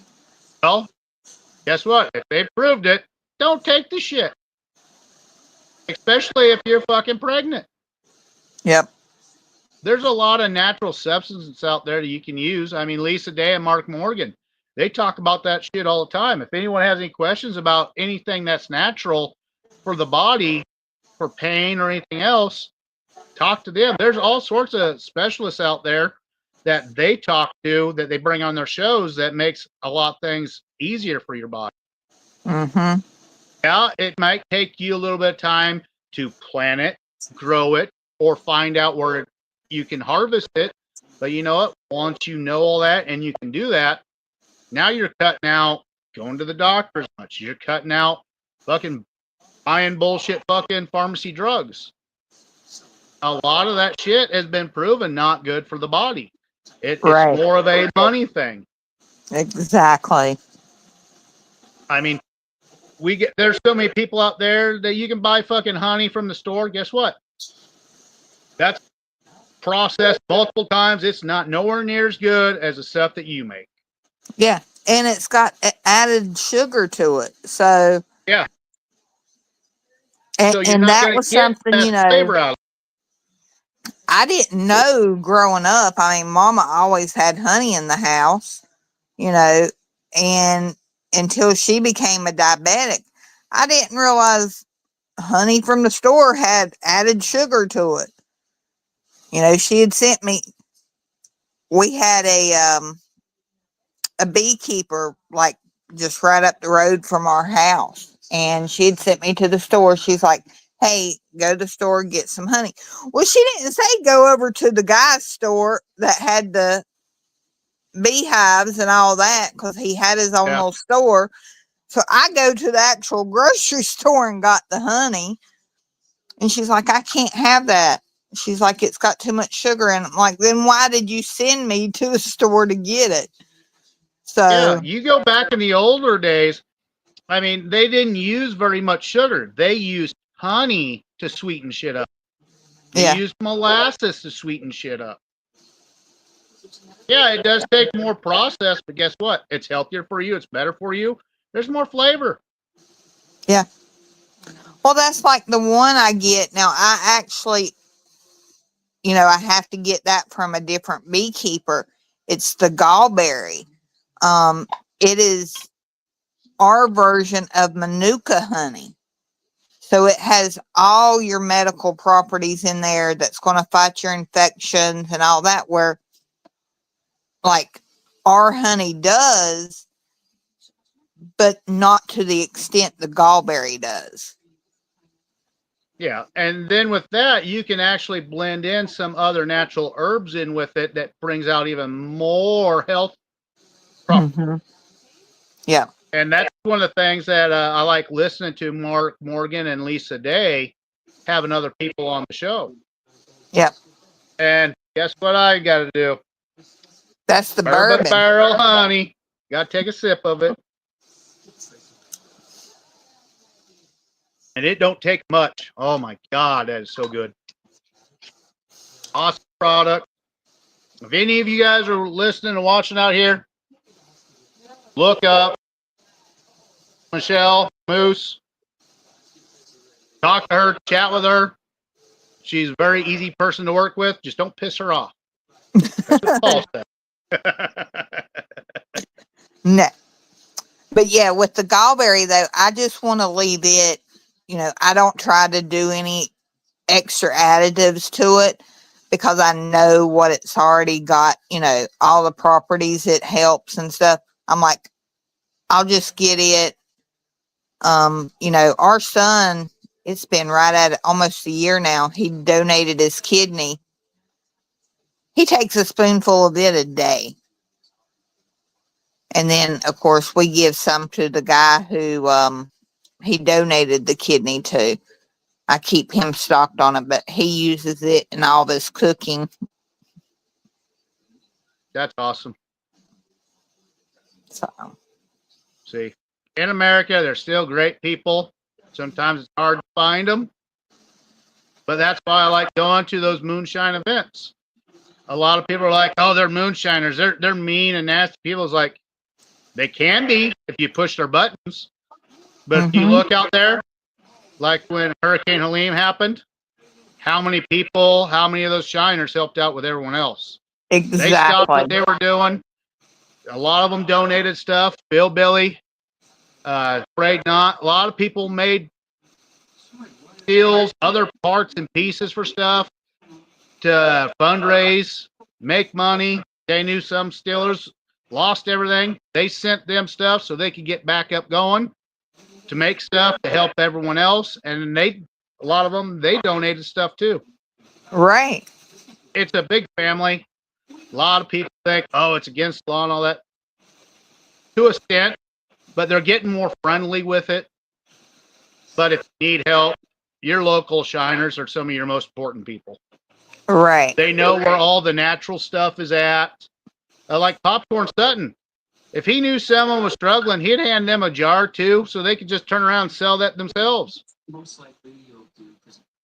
Yeah. You look at Mark and Digger. I've talked to Mark multiple times. Like when people were struggling, and we were doing very good, and it was the holidays. Like we would actually go buy some stuff and fucking put out a fucking basket or something on someone's front porch and fucking take off. Yep. Because not just certain people are hurting. I mean, the economy has kind of been screwed up. But I mean, Moonshiner's been doing this for a very long time. We had Right. one gentleman on here. It was last week, or no, it was Sunday, I think it was. He said his family had been making shine since before the country was a country. And he's like, we helped out people when they were in need, and when we were in need, other people helped us out. And that's what extended family does, you know? Yeah. So, There's just a lot of common sense out there. A lot of people are reading into too much bullshit of other stuff that's going on. And yeah, there's some people that get a little pissy because they're mixing the moonshine and the pot stuff all together. There's nothing wrong with that. I mean, there's certain properties, even the THC stuff helps with people that have seizures and shit. right. There are some people that like to get too fuckered up on that, yeah. And that's why some states are struggling a little bit. But it don't hurt if you're actually thinking about the medical stuff that can help out with that. I mean, Mm-hmm. it even with the alcohol, with my headaches and migraines that I get a lot of the time, I've been trying anything and everything. If it gets so bad, I do trust in Shonda's fucking gummies. They do help me out when I'm having one of those really, really bad days. The alcohol. Sometimes when my stomach ain't doing very well, I'll use one of my special remedy ones. I got infused moonshine that has some healthy stuff in there that I let soak, and then I take out the solid parts, and then I put fresh in there again. And I've noticed when I've done that, it helps with my stomach issues. It helps me with those headaches and stuff. I've learned a lot of stuff from people that are like Lisa Day and Mark Morgan that are into the all natural stuff.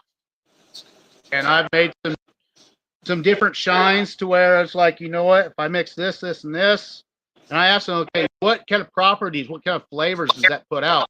So I pair that up with a certain shine to see if it comes out good. Yep.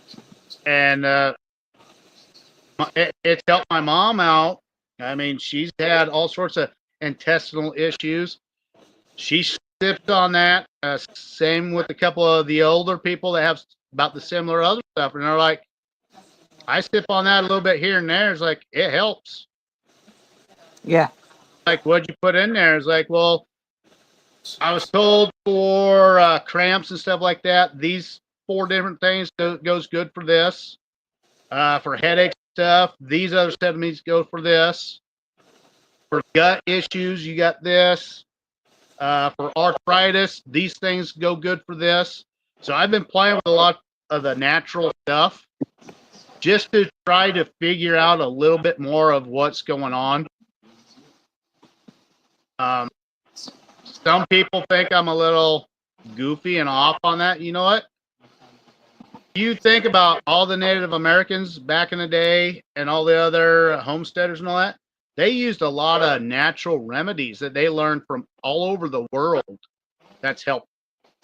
We need to get back to that because of all these pharmaceutical companies. They're just putting bullshit stuff together. And if you actually look into some of the stuff that's in there, it's very bad for your body. Yeah, it might help with one thing, but if you ever read the side effects of some of these pills that you take, oh my God, fuck that. I would rather have a little bit of cramping compared to massive diarrhea, super migraines, liver cancer possibilities. Like, why the fuck would you want to take something that goes into all that shit? All these Yeah. natural substances is very good for the body. I can understand if something's questionable, or if you don't cook it right, it can be toxic or poisonous. I kind of stay away from that stuff because, like with mushrooms, there's so many different types that look the same that could kill you or could help you. I'm like, yeah, I'm staying away from that. If someone else wants to play with that area, that's fine. That's not my expertise, especially with my brain issues and my nerve issues I have. I want to kind of simplify shit. I like making good liquor. It puts a smile on people's face. They don't have a hangover in the morning. I like doing that with my beer. I like doing that with my wine. Mead. Mead is another good thing. I just got to get hold of that guy in Kansas and get some big buckets of his honey and start making more of that mead, because it's a very natural thing for your body.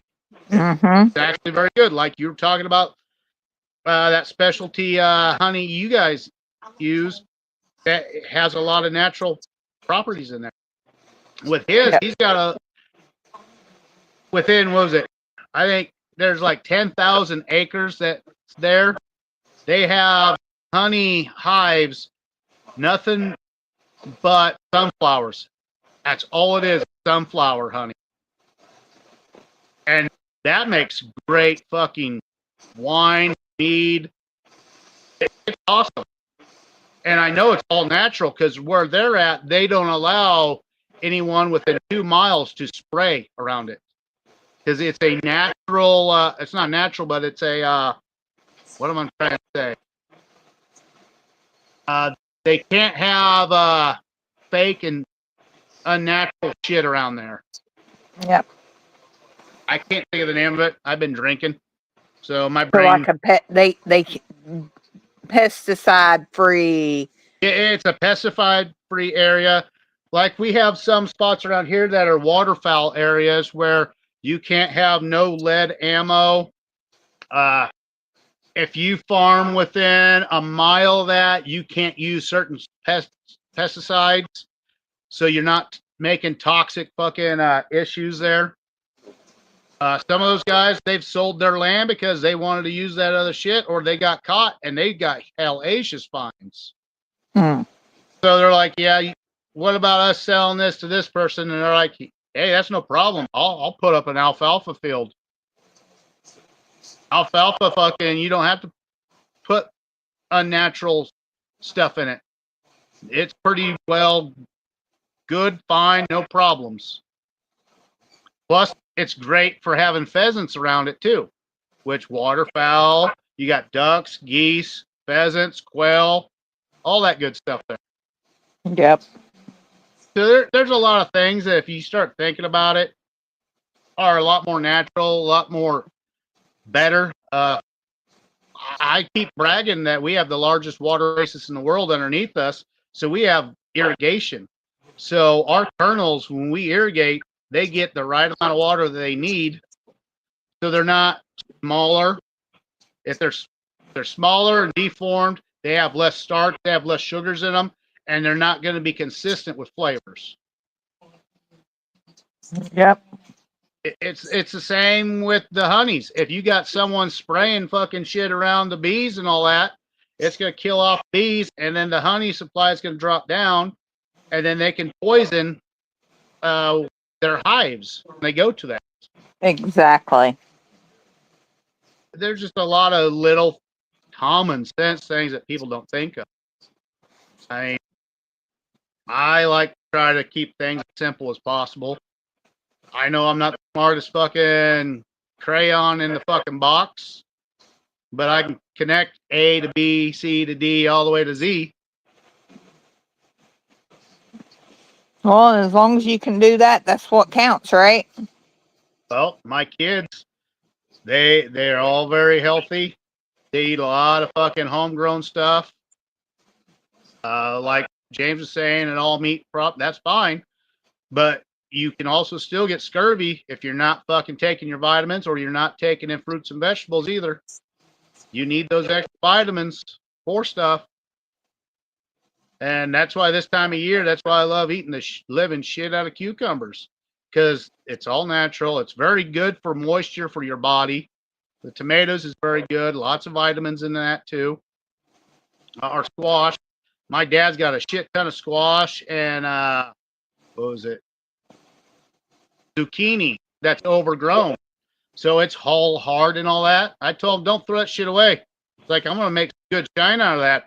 I'm going to fucking scrape the outsides of it, boil it down, get rid of the seeds in there, and add some brown sugar to that. I don't know if you've ever had squash with butter and brown sugar.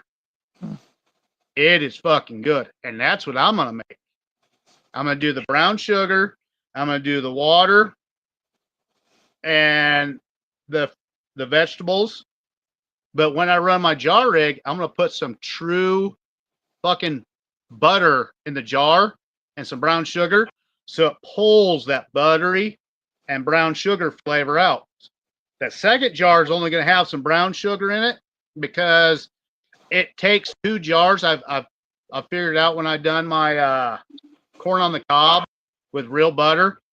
It takes it to purify so you don't get the butter transferring over through 1 jar. You can get some of that transferring over. But if you can do 2 of them, and you have that butter in one, it simplifies in the other. It don't transfer into that last jar. And that's one of the things like with Philbilly doing that bacon bourbon or bacon whiskey. I'm going to do the same thing with it. I'm going to put a little bit of fucking brown sugar. I'm going to put some real fucking bacon in there. And I might, at the end, put just a little bit of liquid vanilla in there. That way, when it transfers all that through, I'm not getting no oils. I'm not getting no fats. But it's going to have nothing but that fucking extra flavor in there. Right. And you're the person that kind of brought my idea to it because you're doing that with your honeys. I got to thinking, it's like, Michelle does that with honey. I'm going to do that with my shine. Yeah. A lot of people are like, well, yeah, why don't you just do that post flavor? It's like, yeah, you could post flavor. Anyone can make dirty liquor. Now, if you can make it pure clear, now that's upping the game to everything. Like my clear Bloody Mary, you can taste every fucking thing in there. And how many people have tried it? When I went to Popcorn Sutton Jam, they were like, oh yeah, I tried it. It was all right. And they tasted mine. They're like, how the fuck did you do that? It's like everything was homegrown except for the celery. Yep. But I have that same recipe all written down.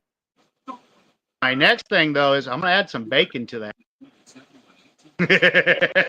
A true Bloody Mary has bacon in it, damn it. Or at least the Bloody Marys I drink around here. So yeah, there's just all sorts of ideas people can come up with. That's why we bounce stuff off each other around here. That's why I was telling Earl, it's like, dude, you're making fucking dill pickles and sweet pickles. Why are you not making a sweet relish and a dill relish? He got to look at me, he's like, I never thought about that. It's like, that stuff goes great on brats. It goes great on dogs. You're fucking cutting yourself short by putting it on burgers and other stuff. He's like, I never thought about that. I was like, well, what about cowboy candy? All you have to do is add some jalapenos to it, to your fucking sweet mix, and then you got cowboy candy. Damn it, you're making me do more work. He's like, yeah, but you have more product, more sales, more product. Exactly. Everything else. Yep. Now, after saying that, have you thought making a cowboy candy honey? No, I hadn't. Even if you just make like a quart of it, just to see how it comes out. So what is it? Sweet pickle and jalapeno? There's different types. you might want to look up the recipe to be fully acclimated to that. I would look up recipe for Southern cowboy candy just to make sure that it's done right. I don't have the recipe in front of me, so I couldn't tell you exactly everything that's in there. But that might be something, especially you go to Louisiana. I know they love cowboy candy down there.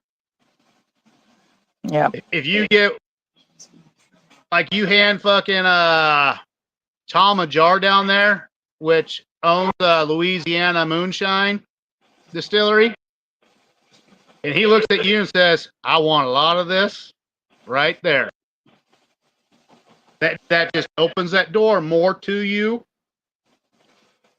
And like when we told Earl, you go to these facilities and places like that, these festivals, you bring extra stuff. All you can fucking bring is like us moonshiners. Each one of us will buy a jar just to help you out a little bit. Yep. Same with Oh you. yeah. Especially now, like when I was just doing the shirts and stuff, I would have box upon box upon box of blank shirts because one, you never know what size somebody is or what Yeah. color they want. And because I do more of the print on the spot than I do having 10 racks in my booth filled with the designs, I sold more, and the Yeah. same goes with the honey. I may not set it all out on the table, but you can guarantee I've got more up underneath the table, and if I've got a trailer, there's more in the trailer. Yep. Well, that's what I was asking you earlier. If you were going to be going to that Louisiana thing, because we push our products and our friends' products all the fucking time. We Mm-hmm. push fucking Earl's fucking pickles and relish and jams and jellies like crazy. Every time we're on the show, I show your guys' stuff. Every time I make sure at least 2-3 times that I'm sampling it for everyone else and dropping your guys' name on that stuff. And I appreciate that. Oh yeah. When we do multi-day shows, we always get a trailer and haul down there. That way it's full. Because otherwise it's too cramped in my car and I can't bring enough. Yeah. Now when I Well, done the one up in Ohio, not the farm to bottle, but the other one with Phil Billy, I think it was just me. So I just packed the car, but I didn't take everything anyway. But I didn't want to haul the trailer that far by myself. Yeah. So Like when I go down to Louisiana, I already know I got to bring as many buckets of fucking yellow corn as I possibly can because Earl wants a fucking bucket. Cody wants a bucket. I want to give Jason a bucket. I want to give Paul a bucket. Charlene, I want to give her and Richard a bucket. But then all the other buckets are going straight to Tom at Louisiana Distillery because I want to be there a couple days early. He said, we'll crack it. We'll mash that fucking shit in. And when we get done with the fucking festival, by that time, that'll be worked off. And you and me, we can do a run together. I was like, that is awesome. yep. And he knows, is like, yeah, I want some of that Nebraska corn. It's like, you guys got irrigation. You got more starch and more fucking sugars in that than everyone else. Fuck that. I was like, exactly. It's like, that's why when Knott was here and Toby was here, they tasted my whiskey. They're like, dude, that's good. It's like, that's the Nebraska fucking corn right there. They're like, I'm not buying it from Tractor Supply. You don't know how old it is or where the fuck it's coming from. I'm going directly to a fucking grain bin that was harvested this year and turning it on for fucking 1.5 seconds and that bucket's full. And We have trillions of bushels of fucking corn here. Not counting fucking all the wheat and every fucking thing else that's here. That's one of the reasons I have an advantage over a lot of other people with their whiskeys and their bourbon. Yeah, they might be using different specialty corns, but when I'm saying it's true yellow corn, I know I can't compete with the green, the red, trucker and all that. But when it's just regular yellow corn and you're handing them a jar and they're tasting it and they're going, that's just yellow corn? It's like, yup. That's why, I can't think of his name. He's in Iowa. He won Master Distiller with that brisket. He's getting he's got the same kind of corn I got. And that's why he's doing so good too. It's like, yeah, we have an advantage over everyone else. It's called irrigation. Yep. Same with the oats. We have people that are making rye now here and barley for beer breweries all over the world because they know about our irrigation. So we got guys here that are making out of a 5-gallon bucket, they're making $35 out of a 5-gallon bucket of that stuff because of the irrigation we have here, because of how good it is. I got one gentleman, he gave me, it was last year's stuff. He's like, well, I only have fucking 5 buckets of this left. It's like, I already promised 4 buckets to one guy. It's like, you want 1 bucket? I just want you to fucking make something with it, and I want a jar of whatever you have. I fucking did that with that. He's like, dude, we're going to business together. Because the other guy he gave it to didn't turn out shit. Mm. He's not learning the little tricks from some of the old timers that I have around here, and talking to JB and a lot of the other guys from the year before and this year. Like, well, have you ever tried this? It's like, yeah, I have.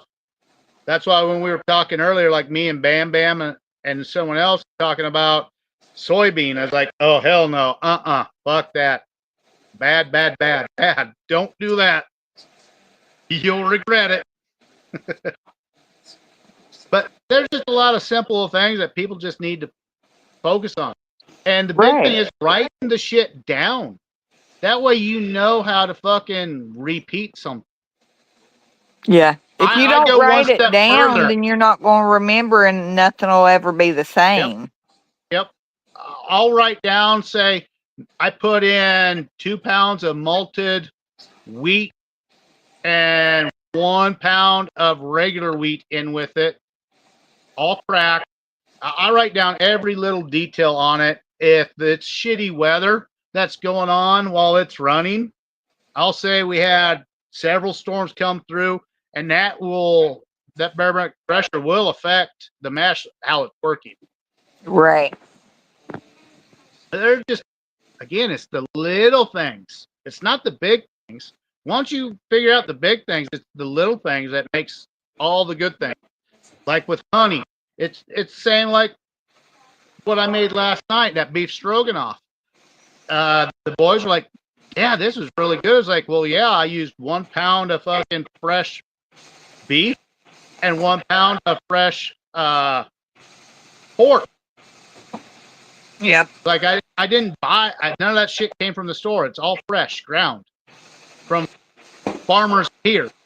It's like, well, that tastes so much better. It's like, yeah, the only thing that was store bought was fucking noodles. Because I'm not going to go that far into effect, that deep in. I do buy the better fucking noodles. I don't buy the dirt cheap Walmart shit. I don't even hardly shop at Walmart anymore. It's so expensive. Well, that and we got hacked. Our bank account got hacked at the beginning of this month. So we lost everything that was in the fucking bank. We didn't get nothing back. They're still doing an investigation on shit. We had to get all new fucking cards and shit. We got different accounts and all that shit. So it's like, it's a bigger harassment. And I talked to my neighbor. He's law enforcement. He's like, no one told me about that. It's like, I told him again. I showed him all the documentation that we had, all the transitions that happened. He's like, well, that's not adding up. Seats that you have. Like, exactly. He's like, that's a mass fucking deception right there. So he's looking into it now, but we had to go through all that other bullshit. We're out of $950, which with me not working hardly at all, that hurt us a lot because I wanted to buy a few things for my boys for their birthdays, but the account was drained. So I told him, like, I gotta bust my butt. As soon as I have the money, I will buy you this and I will buy you this. So with this brain shit and this fucking permanent nerve damage shit, I can only work so many hours a fucking day, which ain't much.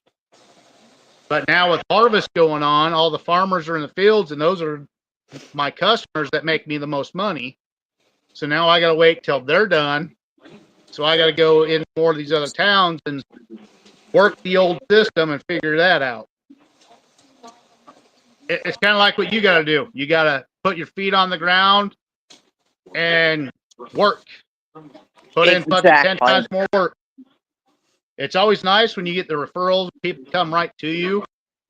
But when they're out working, busting their butt, that just cuts down on who I can go see, who I know has the funds to pay for what needs to be done. But again, I totally agree with that. And you know, your boys, you know, I only saw the one. I didn't really meet him at Popcorn, but the way you are, your boys understand and aren't upset that you weren't able to get them what they wanted or what you wanted to get them for their birthday. And they know you and their mom will get it for them when things are right. Yeah. It's because they're raised properly. They're not fucking watching TV 24/7. They're not being brainwashed by other people. They actually go out, they do chores, they go to grandma and grandpa's, they help grandma and grandpa out with chores and other stuff. JJ, he's got my boys help mow lawns that we make a little bit extra money on. And JJ has his own little side business to where he works for his buddy's dad, and they go all over within 5 states and do inventory of businesses. What was it? A lot of them are grocery stores, gas stations. They go through, figure out exactly what they all have, and look at the dates, make sure stuff's outdated and stuff. They're like, they set it up, decide, well, this is outdated. You need to order this. Yeah, it's simple little stuff. But with him doing that, he understands the cost of, okay, you buy a small product, you're paying how much more percentage when you buy something at a bigger bulk? They're like, why wouldn't you just buy bigger bulk? And he's like, now I see, Dad, while you go shopping all the time, Mom buys the little shit and you buy the big shit. You're saving the money, and Mom just goes on spurges. It's like, exactly. Yep. That's why we bought his car. It needed work done. Guess what? Same car could have been bought for $10,000. We got for $1,700. We've put some work into it. We bought tires and rims. We have $4,000 into it. It's almost completely done and ready. And we've saved, by the time we're done, we'll have $5,000 into it. We'll have saved half the money. Right. Plus, he's learning how to work on the stuff. My other boys are learning how to work on the stuff. It's all a learning process. Yeah. But you know, it always unfortunately hurts us as a parent when we're not able to do something for our kids. So Yeah. I was just trying to really let you know they understand. Oh yeah, they do. They've seen the difference from when I started working there to now. They know I fall over more. I have more issues. They know the doctors are trying to help figure shit out. The lawyers are getting everything all balanced into where when they're doing the settlement stuff, they're like, okay, well, this is what his issues are. And they are slowly getting worse. They haven't figured shit out. Like, he's going to need a settlement of this to counterbalance all that. And then they're working on getting me partial disability on stuff too. And then the insurance company that wouldn't let me see a neurologist till after they fired me, that's medical neglect. So then they're going to go back after them on that too. Yeah. And so how long, Roy, have you been dealing with that?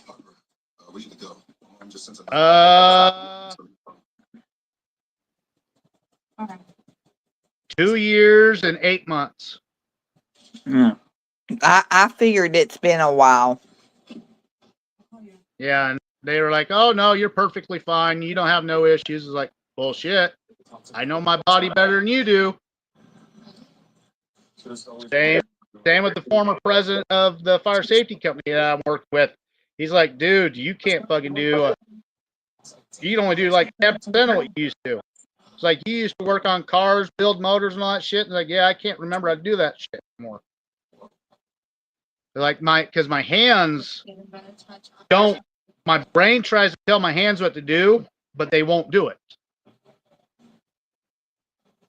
Yeah. So when I do these festivals, I have to double up on medication so I can actually function, work the shit, so I don't look like I'm a fucking idiot in front of people. And that's never a good thing when you have to double up like that. Well, they got me on this other medication now, this pain medication, where I got to self-inject it once a month. And it worked real good the first month. But then the second month, it only went for 2.5 weeks. And then this last month, it only went for 2 weeks. And so here in a few days, I got to meet with the neurologist again and the pain doctor, try to figure it out how much more they can go up on it. So yeah, there's, like I said, what actually helps me a lot is sipping on some of the Shine. It does help with my neuropathy, the burning in my feet and my toes. Sometimes it burns so bad, I can't even fucking step on my feet. I have to crawl. But my hands, I'll drop shit left and right because I don't have all the feeling in my fingers. Right. So I got to watch what I'm doing certain times. Nighttime really sucks because all these new lights, halogen lights, those blue and purple lights, man, they give me headaches quick.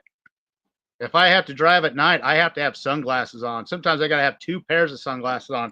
So I got to hope that nothing fucking jumps out in front of me like a deer. So I try not to drive at night much anymore unless I have to. If it's here in town to the gas station or the grocery store, it won't be that bad. But if I like driving to these festivals and shit, we try to leave first thing in the morning. I'll drive as long as I can, and then my son will take over, and then I'll medicate. It'll put me into a good spot, and then I can drive for a while again. Then he takes over again. But now we try to figure out what spot we can take a break at and hang out and see. Like, what was it? Not last year, but it was the year before that. We went down to Missouri to the biggest Bass Pro Shop there. And looked at that place. Well, before we did that, we stopped at another location because my kid's name is Jesse James. Well, we stopped on the way there. I programmed it to where we stopped at his birthplace where Jesse James was born. And he got to see all that stuff. He's like, this is cool. Yeah. So we try to make things historical and cool. It's not like we're going to go to a fucking art museum and see bullshit like that. And Who with would him want to being a go see minor, a he bunch of can't go art? into him being a minor, he can't go into distilleries and breweries. So we have to kind of think outside the box a little bit on that. Or we'll go camping somewhere that has some kind of historical event. Like my buddy John Boy, they have a prison there that they've turned into a museum. So we went there this year, and we just go there to hang out with John Boy because he's the one that kind of introduced me to Pam Sutton and a bunch of the other moonshiners 2 years ago. And they threw a challenge out to me about making a fucking clear Bloody Mary. And when I brought popcorn Sutton jam, everyone there agreed that was the top jar there. Like, Yep. and it's clear. It's not post flavored. This is clear. So that put me kind of up there on the pedestal with some people. But again, it's your focus, trying to focus on certain things, having a good palate. I rarely smoke a cigar. I will on certain events for like my little brother's birthday and a few other friends that are no longer here. I'll smoke a cigar for them on that. Other than that, I try to eat as healthy as possible so my palate stays clean. Like when I went to taste a different jar of your honey, I had to drink one of my teas to clean off my palate to make sure I could taste everything I could. And yeah, learning little tricks like that from like some of these other moonshiners when they do those challenges. Like, nope, you got to have a clean palate. You got to drink something to clean that off, so you're starting from scratch again. Yep. And Don't that's drink like too with much. the wax melts and everything, you know. If they're like, oh, I can't smell no more, it's all starting to blend together. I give them or if I don't have the coffee beans with me, I tell them to smell a certain scent, and it cleans their smell palette to where they can re-smell some more. So yeah, I've done that before with someone. I was like, dude, like I can't smell nothing. It's like, how about this? Smell your armpit, wait 30 seconds, then smell this. And he's like, damn, I stink. Like, yeah, now you're gonna smell something good and you're gonna get a better fucking effect out of it. He's like, that actually worked. It's like, well, yeah. It's like, hint. Next time, put on a little bit more deodorant, buddy. there you go. Well, I'm going to jump off here, Roy. Restart this machine. It just stopped, even though I changed the bobbin, and then I'm going to bed. I've had a headache all day. And you had to listen to me. You should have told me to shut up. Nah. It's in my eyes, and I've got to go see a neurologist, neurologist that in the eye doctors, because I have almost no vision anymore in my left eye. They said so. Yeah, that's not good, especially doing driving too. Right. And I just don't want to spend the almost $400 to get the glasses until after I see this other doctor. So, yep. Sometimes we got to see the doctors. Just like when I told James, like, well, not had to go to the doctors. Like, he's lost 80 pounds since he's been there. He's got some kind of thing going on. I was like, yeah, taking that might help. But if there's something else going on, you never know. Especially if you see a good doctor. Yeah. Well, I'm going to one of the best specialist eye doctor the end of October. So, as bad as my actual glasses are, I'll probably just have to deal with some headaches for till then. So, well, say some prayers for you. Hope everything goes good. Same with Paul. Appreciate everyone out there watching. Appreciate you coming on, hanging out with us as long as you did. Well, I actually listened to you for the longest time before I even popped in. Okay. Like I You didn't said, know that, did you? no, it's been kind of a learning curve because I've never done anything like this. I've talked in sales and fire departments and EMT conferences and stuff, but I was kind of overwhelmed because going into the moonshine community, I know there's a lot of people that's got a lot more time into it, more generations and stuff. But I'm kind of a weird mad scientist. I come up with some of the weirdest, goofiest shit, but I also listen to a lot of the old timers.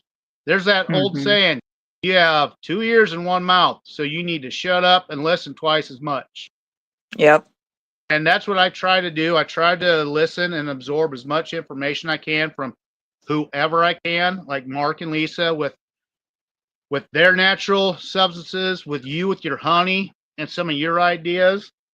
That's why I kind of threw that cowboy honey thing at you. It's like, you thought about that? Because I was like, told that to Earl, and man, the first time I had that cowboy mix, fuck, I couldn't stop putting it on anything and every fucking thing. Fuck, I even do that now with my jalapeno poppers. That gets in that, and fuck it just makes that much more flavorful. Yep. I'm So, just, see, I'm like you. You said you like the fruit for your drinks. That's where I'm at. But I know other people like the spiciness and stuff like that. yeah. And I don't mind making like something with a jalapeno that has some bite to it because I have that mango jalapeno habanero. It's got some of the bite in there, but with the jalapenos, I took all the seeds out because I wanted more of that jalapeno flavor, but I wanted a little bit of bite, and that's where I went with the habanero.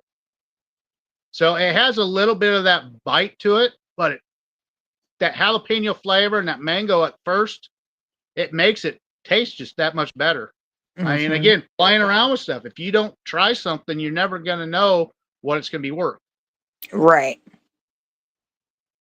And that's why I like bouncing stuff off of you. That's why I like bouncing stuff off of Earl. Not that same with James Aubrey, Damon, Santa. I come with all sorts of weird shit, and some of them are like, "You're just out there sometimes." Like, well, that's how good things happen. That's how bad things happen. Like, well, if it comes out bad, Exactly. it's like I can rerun alcohol, except for that That's the reason soybean with one. the honey, I do small batches because, if it doesn't turn out, I'm not wasting. Because unfortunately, you can't rerun that. Technically, you could. You can make shine out of it. Well, I don't have a still and I don't run shine. Now, if I Paul was, know, but I know Paul wants to get back into there and do a little bit of that. yes, if he had a still, then yes, I could do a bigger batch. Or you could make some meat out of it too. See? You can run it a I'll little just bit. do the small batches for now until he gets him a still, and then we'll worry. But most of the time, I think it's pretty good. I mean, nobody's complained yet of the flavors I've came up with. So, Yeah.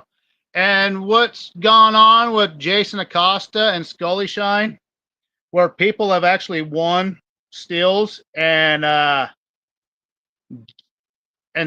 give them to those two guys.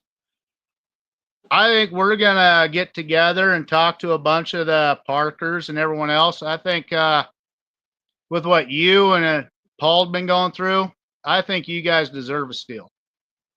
well, I know he would really enjoy it because he's been wanting to do it. Oh gosh, for a few years now, and I'm like, we got to get everything else done first. I know, but it's a good stress reliever too. With him Well, working then so I much. need that, not him. He's never stressed. Well, but the good thing is you both could learn together because there's plenty of us that'll help you with that stuff. Oh yes, I do. And it Just would like you're probably, educating us with the honey and everything else and the badging. In it all works both fairness, ways. it would be probably me running it more than him until he left Tyson, to be honest. Well, you only need that one day for about 12 hours. It's one He day doesn't off. have 12 hours even on a Saturday or a Sunday. Well, that's where something like that he would focus on. But then the bad thing is, then you don't see him as much either, unless you're sitting right next to him.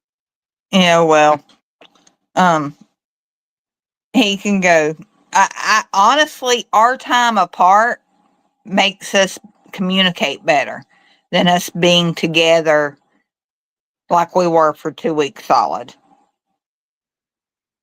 If Yeah. that makes sense. Yep. So My wife tries to talk to me and tells me too much stuff, and it's like, you've told me this a dozen times. I don't need to hear it again. That's why she likes the living room, and that's why I like the bedroom. I have the darker light in here. She likes the brighter light. I like watching my stuff. She likes watching her stuff.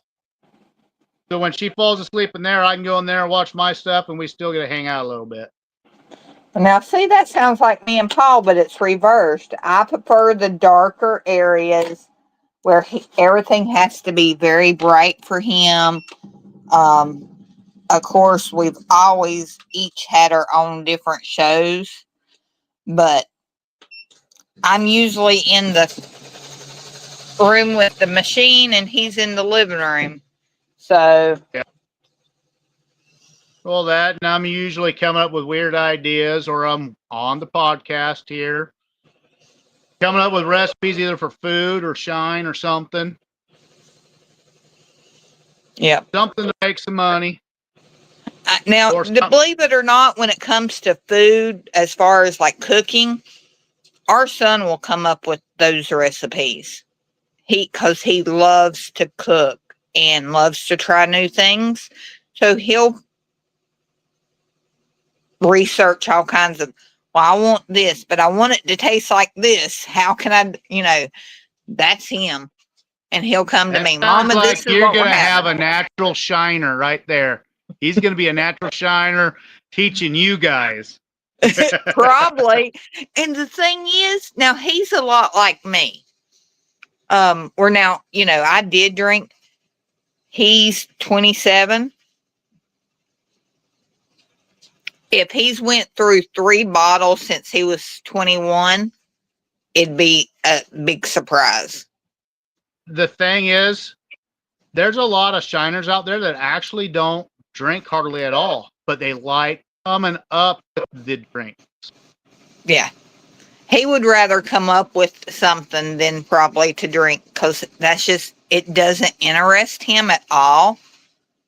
Because we told him. Unless he makes something that he really loves to eat, then he'll be like, "Oh, I can't live without this now." Well, we've gotten he loves root beer. We've gotten a root beer Shine. No. Right there. He would have a good conversation with Mark Morgan on that, because Mark Morgan, he makes his own natural stuff out of it. So that'd be something that your son could learn to do, make his own fucking natural stuff on that, and then turn around having a jar rig and fuse that to make the exact same thing, root beer Shine. Like I was talking about, everyone talks about root beer. I like going the opposite direction. I want to make a cream soda. Everyone wants to make apple pie. I make apple crisp. Yeah. Well, see, he also don't have time during the times people would need to be running. He's busy, so from July till middle of November, he's at the haunt working. So, because he does a haunted trail. Well, that's no problem. I mean, that's actually where a lot of people change up stuff, because they're talking to all these other people. They're getting all these ideas. They write that stuff down. And when they actually do get time to do something, then they focus really good on it. Right. But that's the thing. So with him though, right now, he's up by 2:30 in the morning, out the door for work. When they're working at the haunt during the week as well, he would get off at 9:30 in the morning, go straight to there, and not be back until almost 10 o'clock at night, and then he's going back to bed. Yeah. So Well, again, that's you guys would be working as a team. He's like, you know what? I won't have no time till probably this. He's like, but I have this natural syrup I've made for root beer. It's not going to go bad. He can wait till he has time to fucking make something out of it. yep. That's the thing with alcohol and these syrups. You don't have to run it right the frick away. You can let it sit till you have the time, then you can run it. And then Yeah. you taste it like, you know what? I know how to make this better. Or you can say, holy shit, this is perfect. Yeah. And he's gonna go. So the guy he donated the kidney to is also big into cooking, and he's gonna work with him once he's not working at the haunt this year. He's gonna go to visit him and learn different recipes Yeah, from that's great because other him countries, not learning from how to here. cook, he can actually, believe it or not, he could teach you guys a few things. And if he wants to make mead, which is very easy with honey instead of making shine, just same with wine. You just don't have to distill it. Mm-hmm. Mead goes great with lots of different foods. So does wine. Yep. He might get the niche going like, I wonder if I can make a beer, a certain type of beer that has this properties in it that would go great with this food. Yep. Not everyone has to go into shine, but getting those ideas of something that will transfer, that'll go good with the food, like something that'll go great with the lasagna. I'm out there. Everyone talking about this taco shine and that. You know me. I'm going fucking beyond that. I'm gonna make me an enchilada fucking shine. Yep. And see, he would probably go with the wine area because I know the guy's wife drinks wine. With both of them missing, well, Eddie has a 1.5 kidneys functioning. Lane's only got the one kidney. Neither one of them really drink.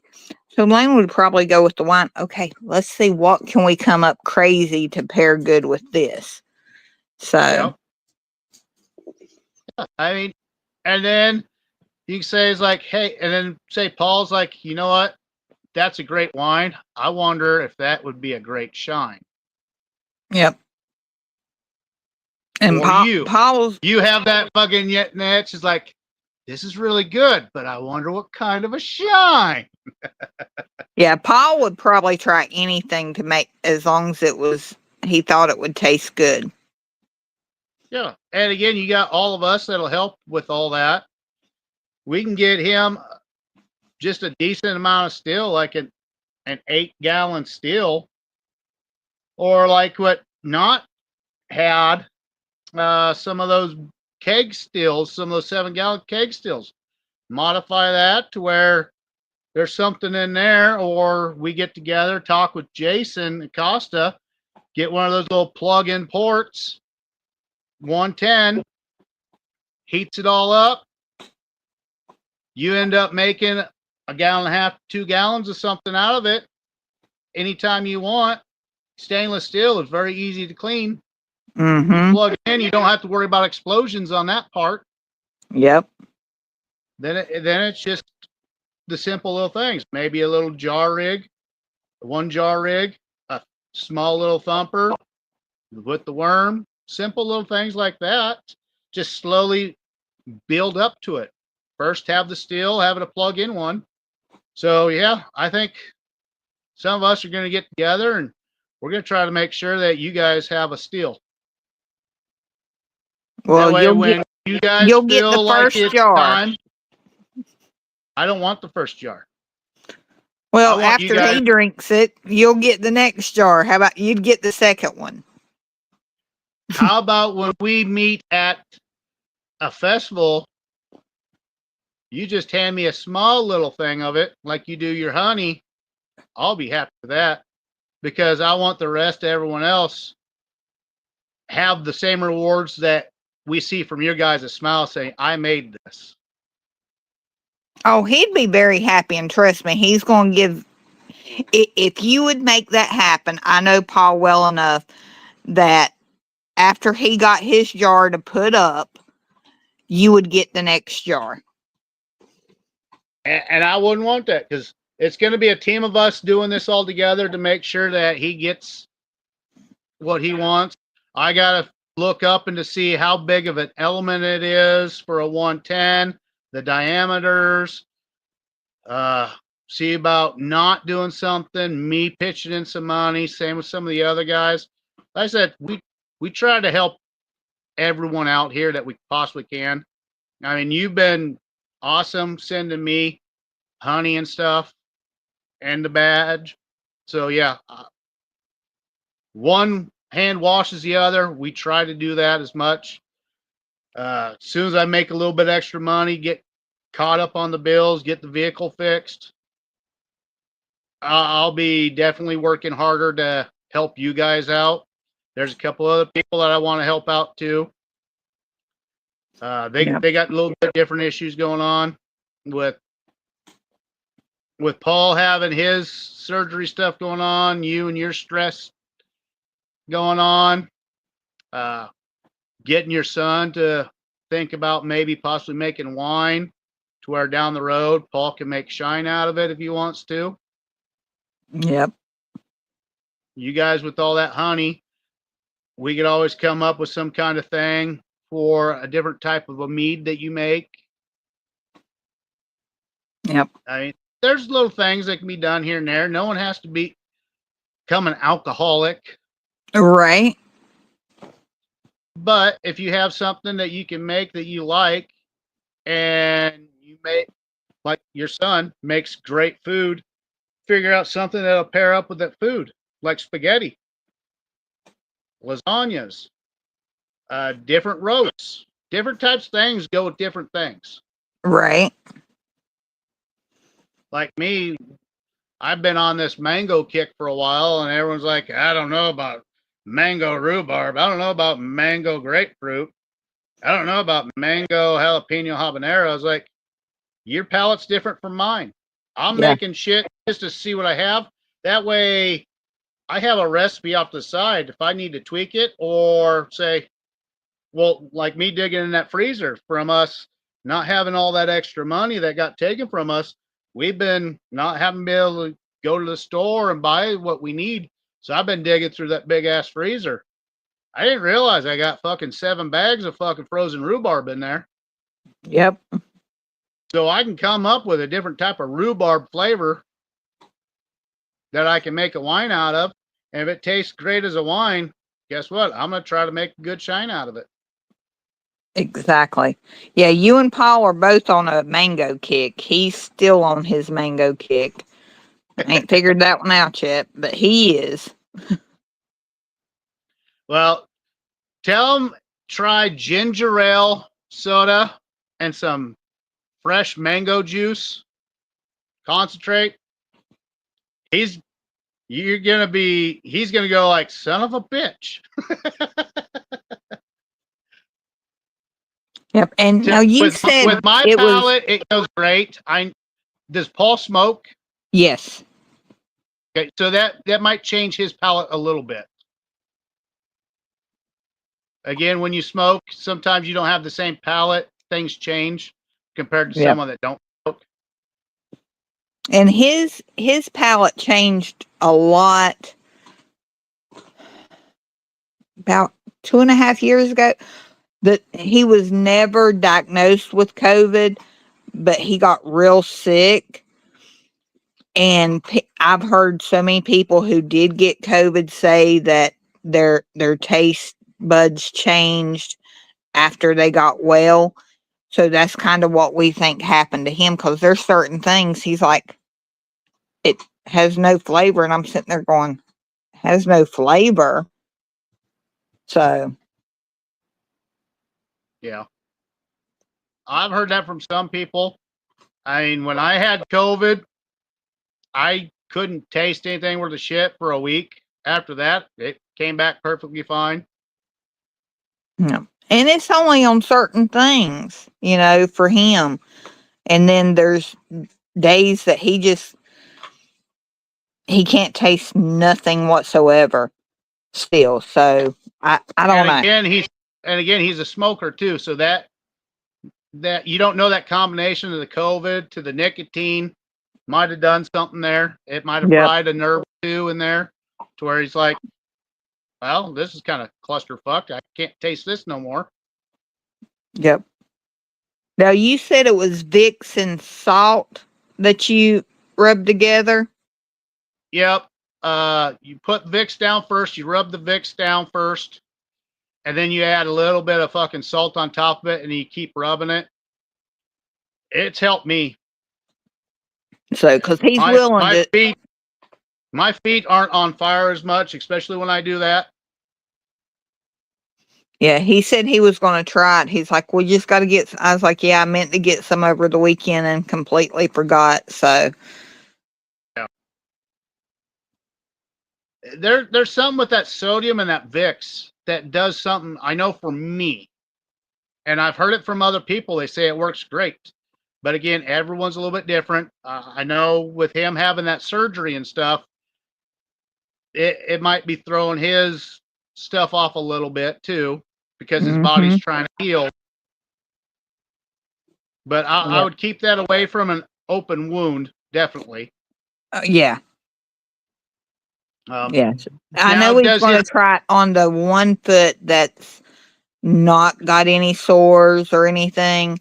The other one, he has to pretty much keep bandaged at all times. Yeah, I wouldn't do that one. Now, with his hands, does he get some cramping or some goofy feelings between his thumb, that muscle part in between the thumbs? Does that kind of go numb sometimes? If he does, Roy, he doesn't really talk about it. Okay.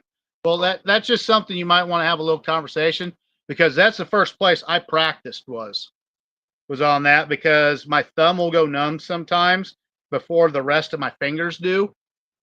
And when I did that muscle in between there, and then I kind of just pushed it around to that joint on that, and the feeling came back a lot better. Like when your foot falls asleep, you try to move it, that pain and all that shit, that's what I have with my hands sometimes. But when I was using that rub, and then I added some salt to it and just kept working it, add a little bit more salt here and there, and all of a sudden it came back, and it wasn't that sharp ass pain like I was having before. And then I just kind of press it up through the fucking the fingers and stuff, and I'd start doing it with the top part of my hand, the other part, and it started helping. I don't know if it's all mentally up here, but once it started helping that part, I started doing to the other parts, and it helped me. I mean, if it helps, I don't think he would want to put it on his hands with him going in and out of the freezer so much. Just for that simple fact. When he's at home, when he gets at home after the work, that might be if his hand is bothering him. If not, you can do that. I've talked to some people. They have bad issues with their calves locking up on them and cramping. And I've heard from some of them they've used it on their calves or on their bottom of the feet, or wherever they're having issues. They put some of that vapor rub on there, and then they add some salt, rub it in there, add a little bit more salt to it, and it starts helping. There's a couple people I talked to, they're like, well, it never helped me. I was like, well, again, it's kind of like a science experiment. If you don't try it, you never know. Right. Yeah, because I think he said he tried the cayenne pepper and olive oil or something like that. He's like, Yep. all that done was stain my socks. And I'm like, okay. I did that too once, and it didn't help me. But the vapor rub and that salt, it did. And if You it know, gives him I'm gonna get him somewhat, some vapor if it rub gives this him weekend. somewhat out of it and helps it somewhat, and I've heard from other people where they just have like an elbow injury. They'll use it on wherever it's sore as hell. Put that vapor rub on there and some salt on there and just rub it. And sometimes that takes that away too. Yep. Again, everybody's body's a little bit different. So certain bodies are going to react compared to others. Right. It's kind of like how Phil gets so drunk and he almost falls over. We know that at the point it's like, okay, where's Brandon? Because you can't take care of yourself no more. That's why we're always asking Phil's like, did you eat anything? Okay, need to slow down. You need to eat this. You need to drink this. We don't Yep. mind seeing someone in 4-wheel drive, but we don't want to see someone hurt either. Right. Yep. Even though you're drinking and whatever you're drinking, you still have to hydrate. Oh yeah. Well, that's why Phil likes to drink beer with it. That's why I like drinking beer, because there's a lot less alcohol in there. I have my waters. I have my Gatorades. I have other stuff off to the side here that a lot of people don't see. Get down, buddy. There you go. You lazy. You slept this whole time, didn't you? He crawls up on the highest point so he can see everything around. Half the time it's either up there or the other part right behind me. He can actually watch everything going on here. Yep. Buckles likes being back here. Cole likes being over there. They just have their two little spots when I'm doing the podcast. They just love it. Yep. They just want to be around their daddy. That's like the puppy. You know, she just got her new squeaky, stuffy toys. She's ready for bed. She's carrying around her Bloody Mary Halloween spirit bottle. Yeah, there's certain things that they just get attached to. That they just, nope, this is what I want when I'm at this point. Yep. Well, it used to be a stuffed lamb, but right now she's big into that spirit bottle.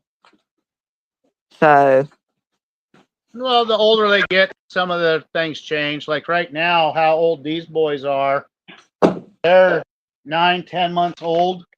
So they're considered teenagers in the cat years. yep.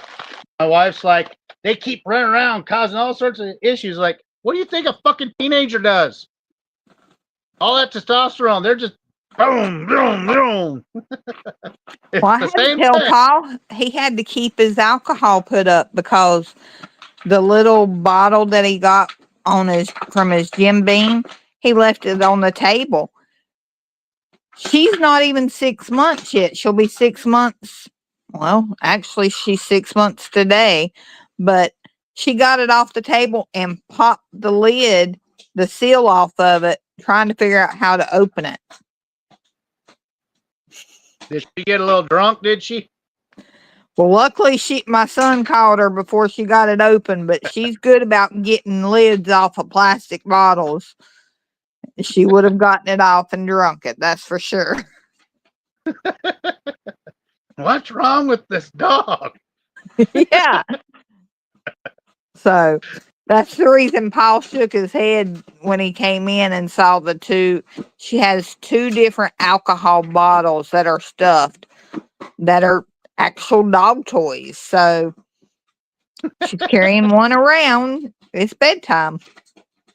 Yep. Caddy, let's drink a little bit. Let's go to bed. Yep. So that's the way it is with these boys. Cole, he won't drink no beer. But I noticed if I don't cover it up and I don't have some kind of weight on there, buckles. Especially if I have one of those glass mugs, frosty mugs. He'll drink as much as he can get his head in.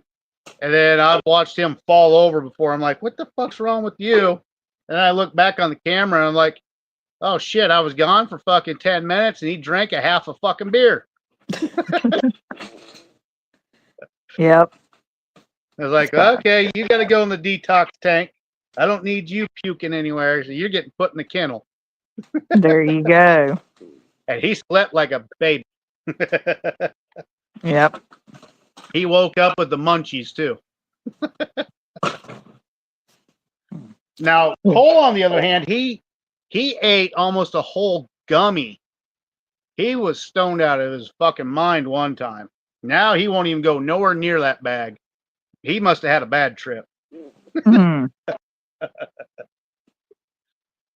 Yeah. No, they don't need that. That's for sure. Nope. It took him 2 days to kind of mellow the fuck out because his tail would perf up. He would be fucking extra agitated with everyone. He didn't know what the hell he was going through. So yeah, Bless that's the his other reason little he don't. heart. Yeah, that's the other reason he don't go back there because that's where the bag hides underneath everything. In case I'm having a bad day, I can just reach up and grab it. Yep. But yeah. All right. Well, I was on longer than I said, so I'm going to jump off Yep. of here. Yep. You have a good one, Michelle. You Appreciate too. you. Take All right. care. Bye. Good night. Yep. Thank you, everyone, for watching. Sometimes we get a little sidetracked. We all wish David Masters and his wife the best. Prayers to them. Hopefully everything goes good and no bad side effects. Happy birthday again to Yosemite Sam. And anyone else out there, we all appreciate you guys watching. You want to join the show one of these times, let us know. You have any ideas on something, post up on here. We'll try to read what we can. I know tonight I wasn't the very best at that. Sorry about that. But again, you guys all have a great one. I'm signing off. It's past midnight here where I'm at. We've been on for 6 hours and 12 minutes. Everyone, you all take care. Appreciate y'all. Shine on.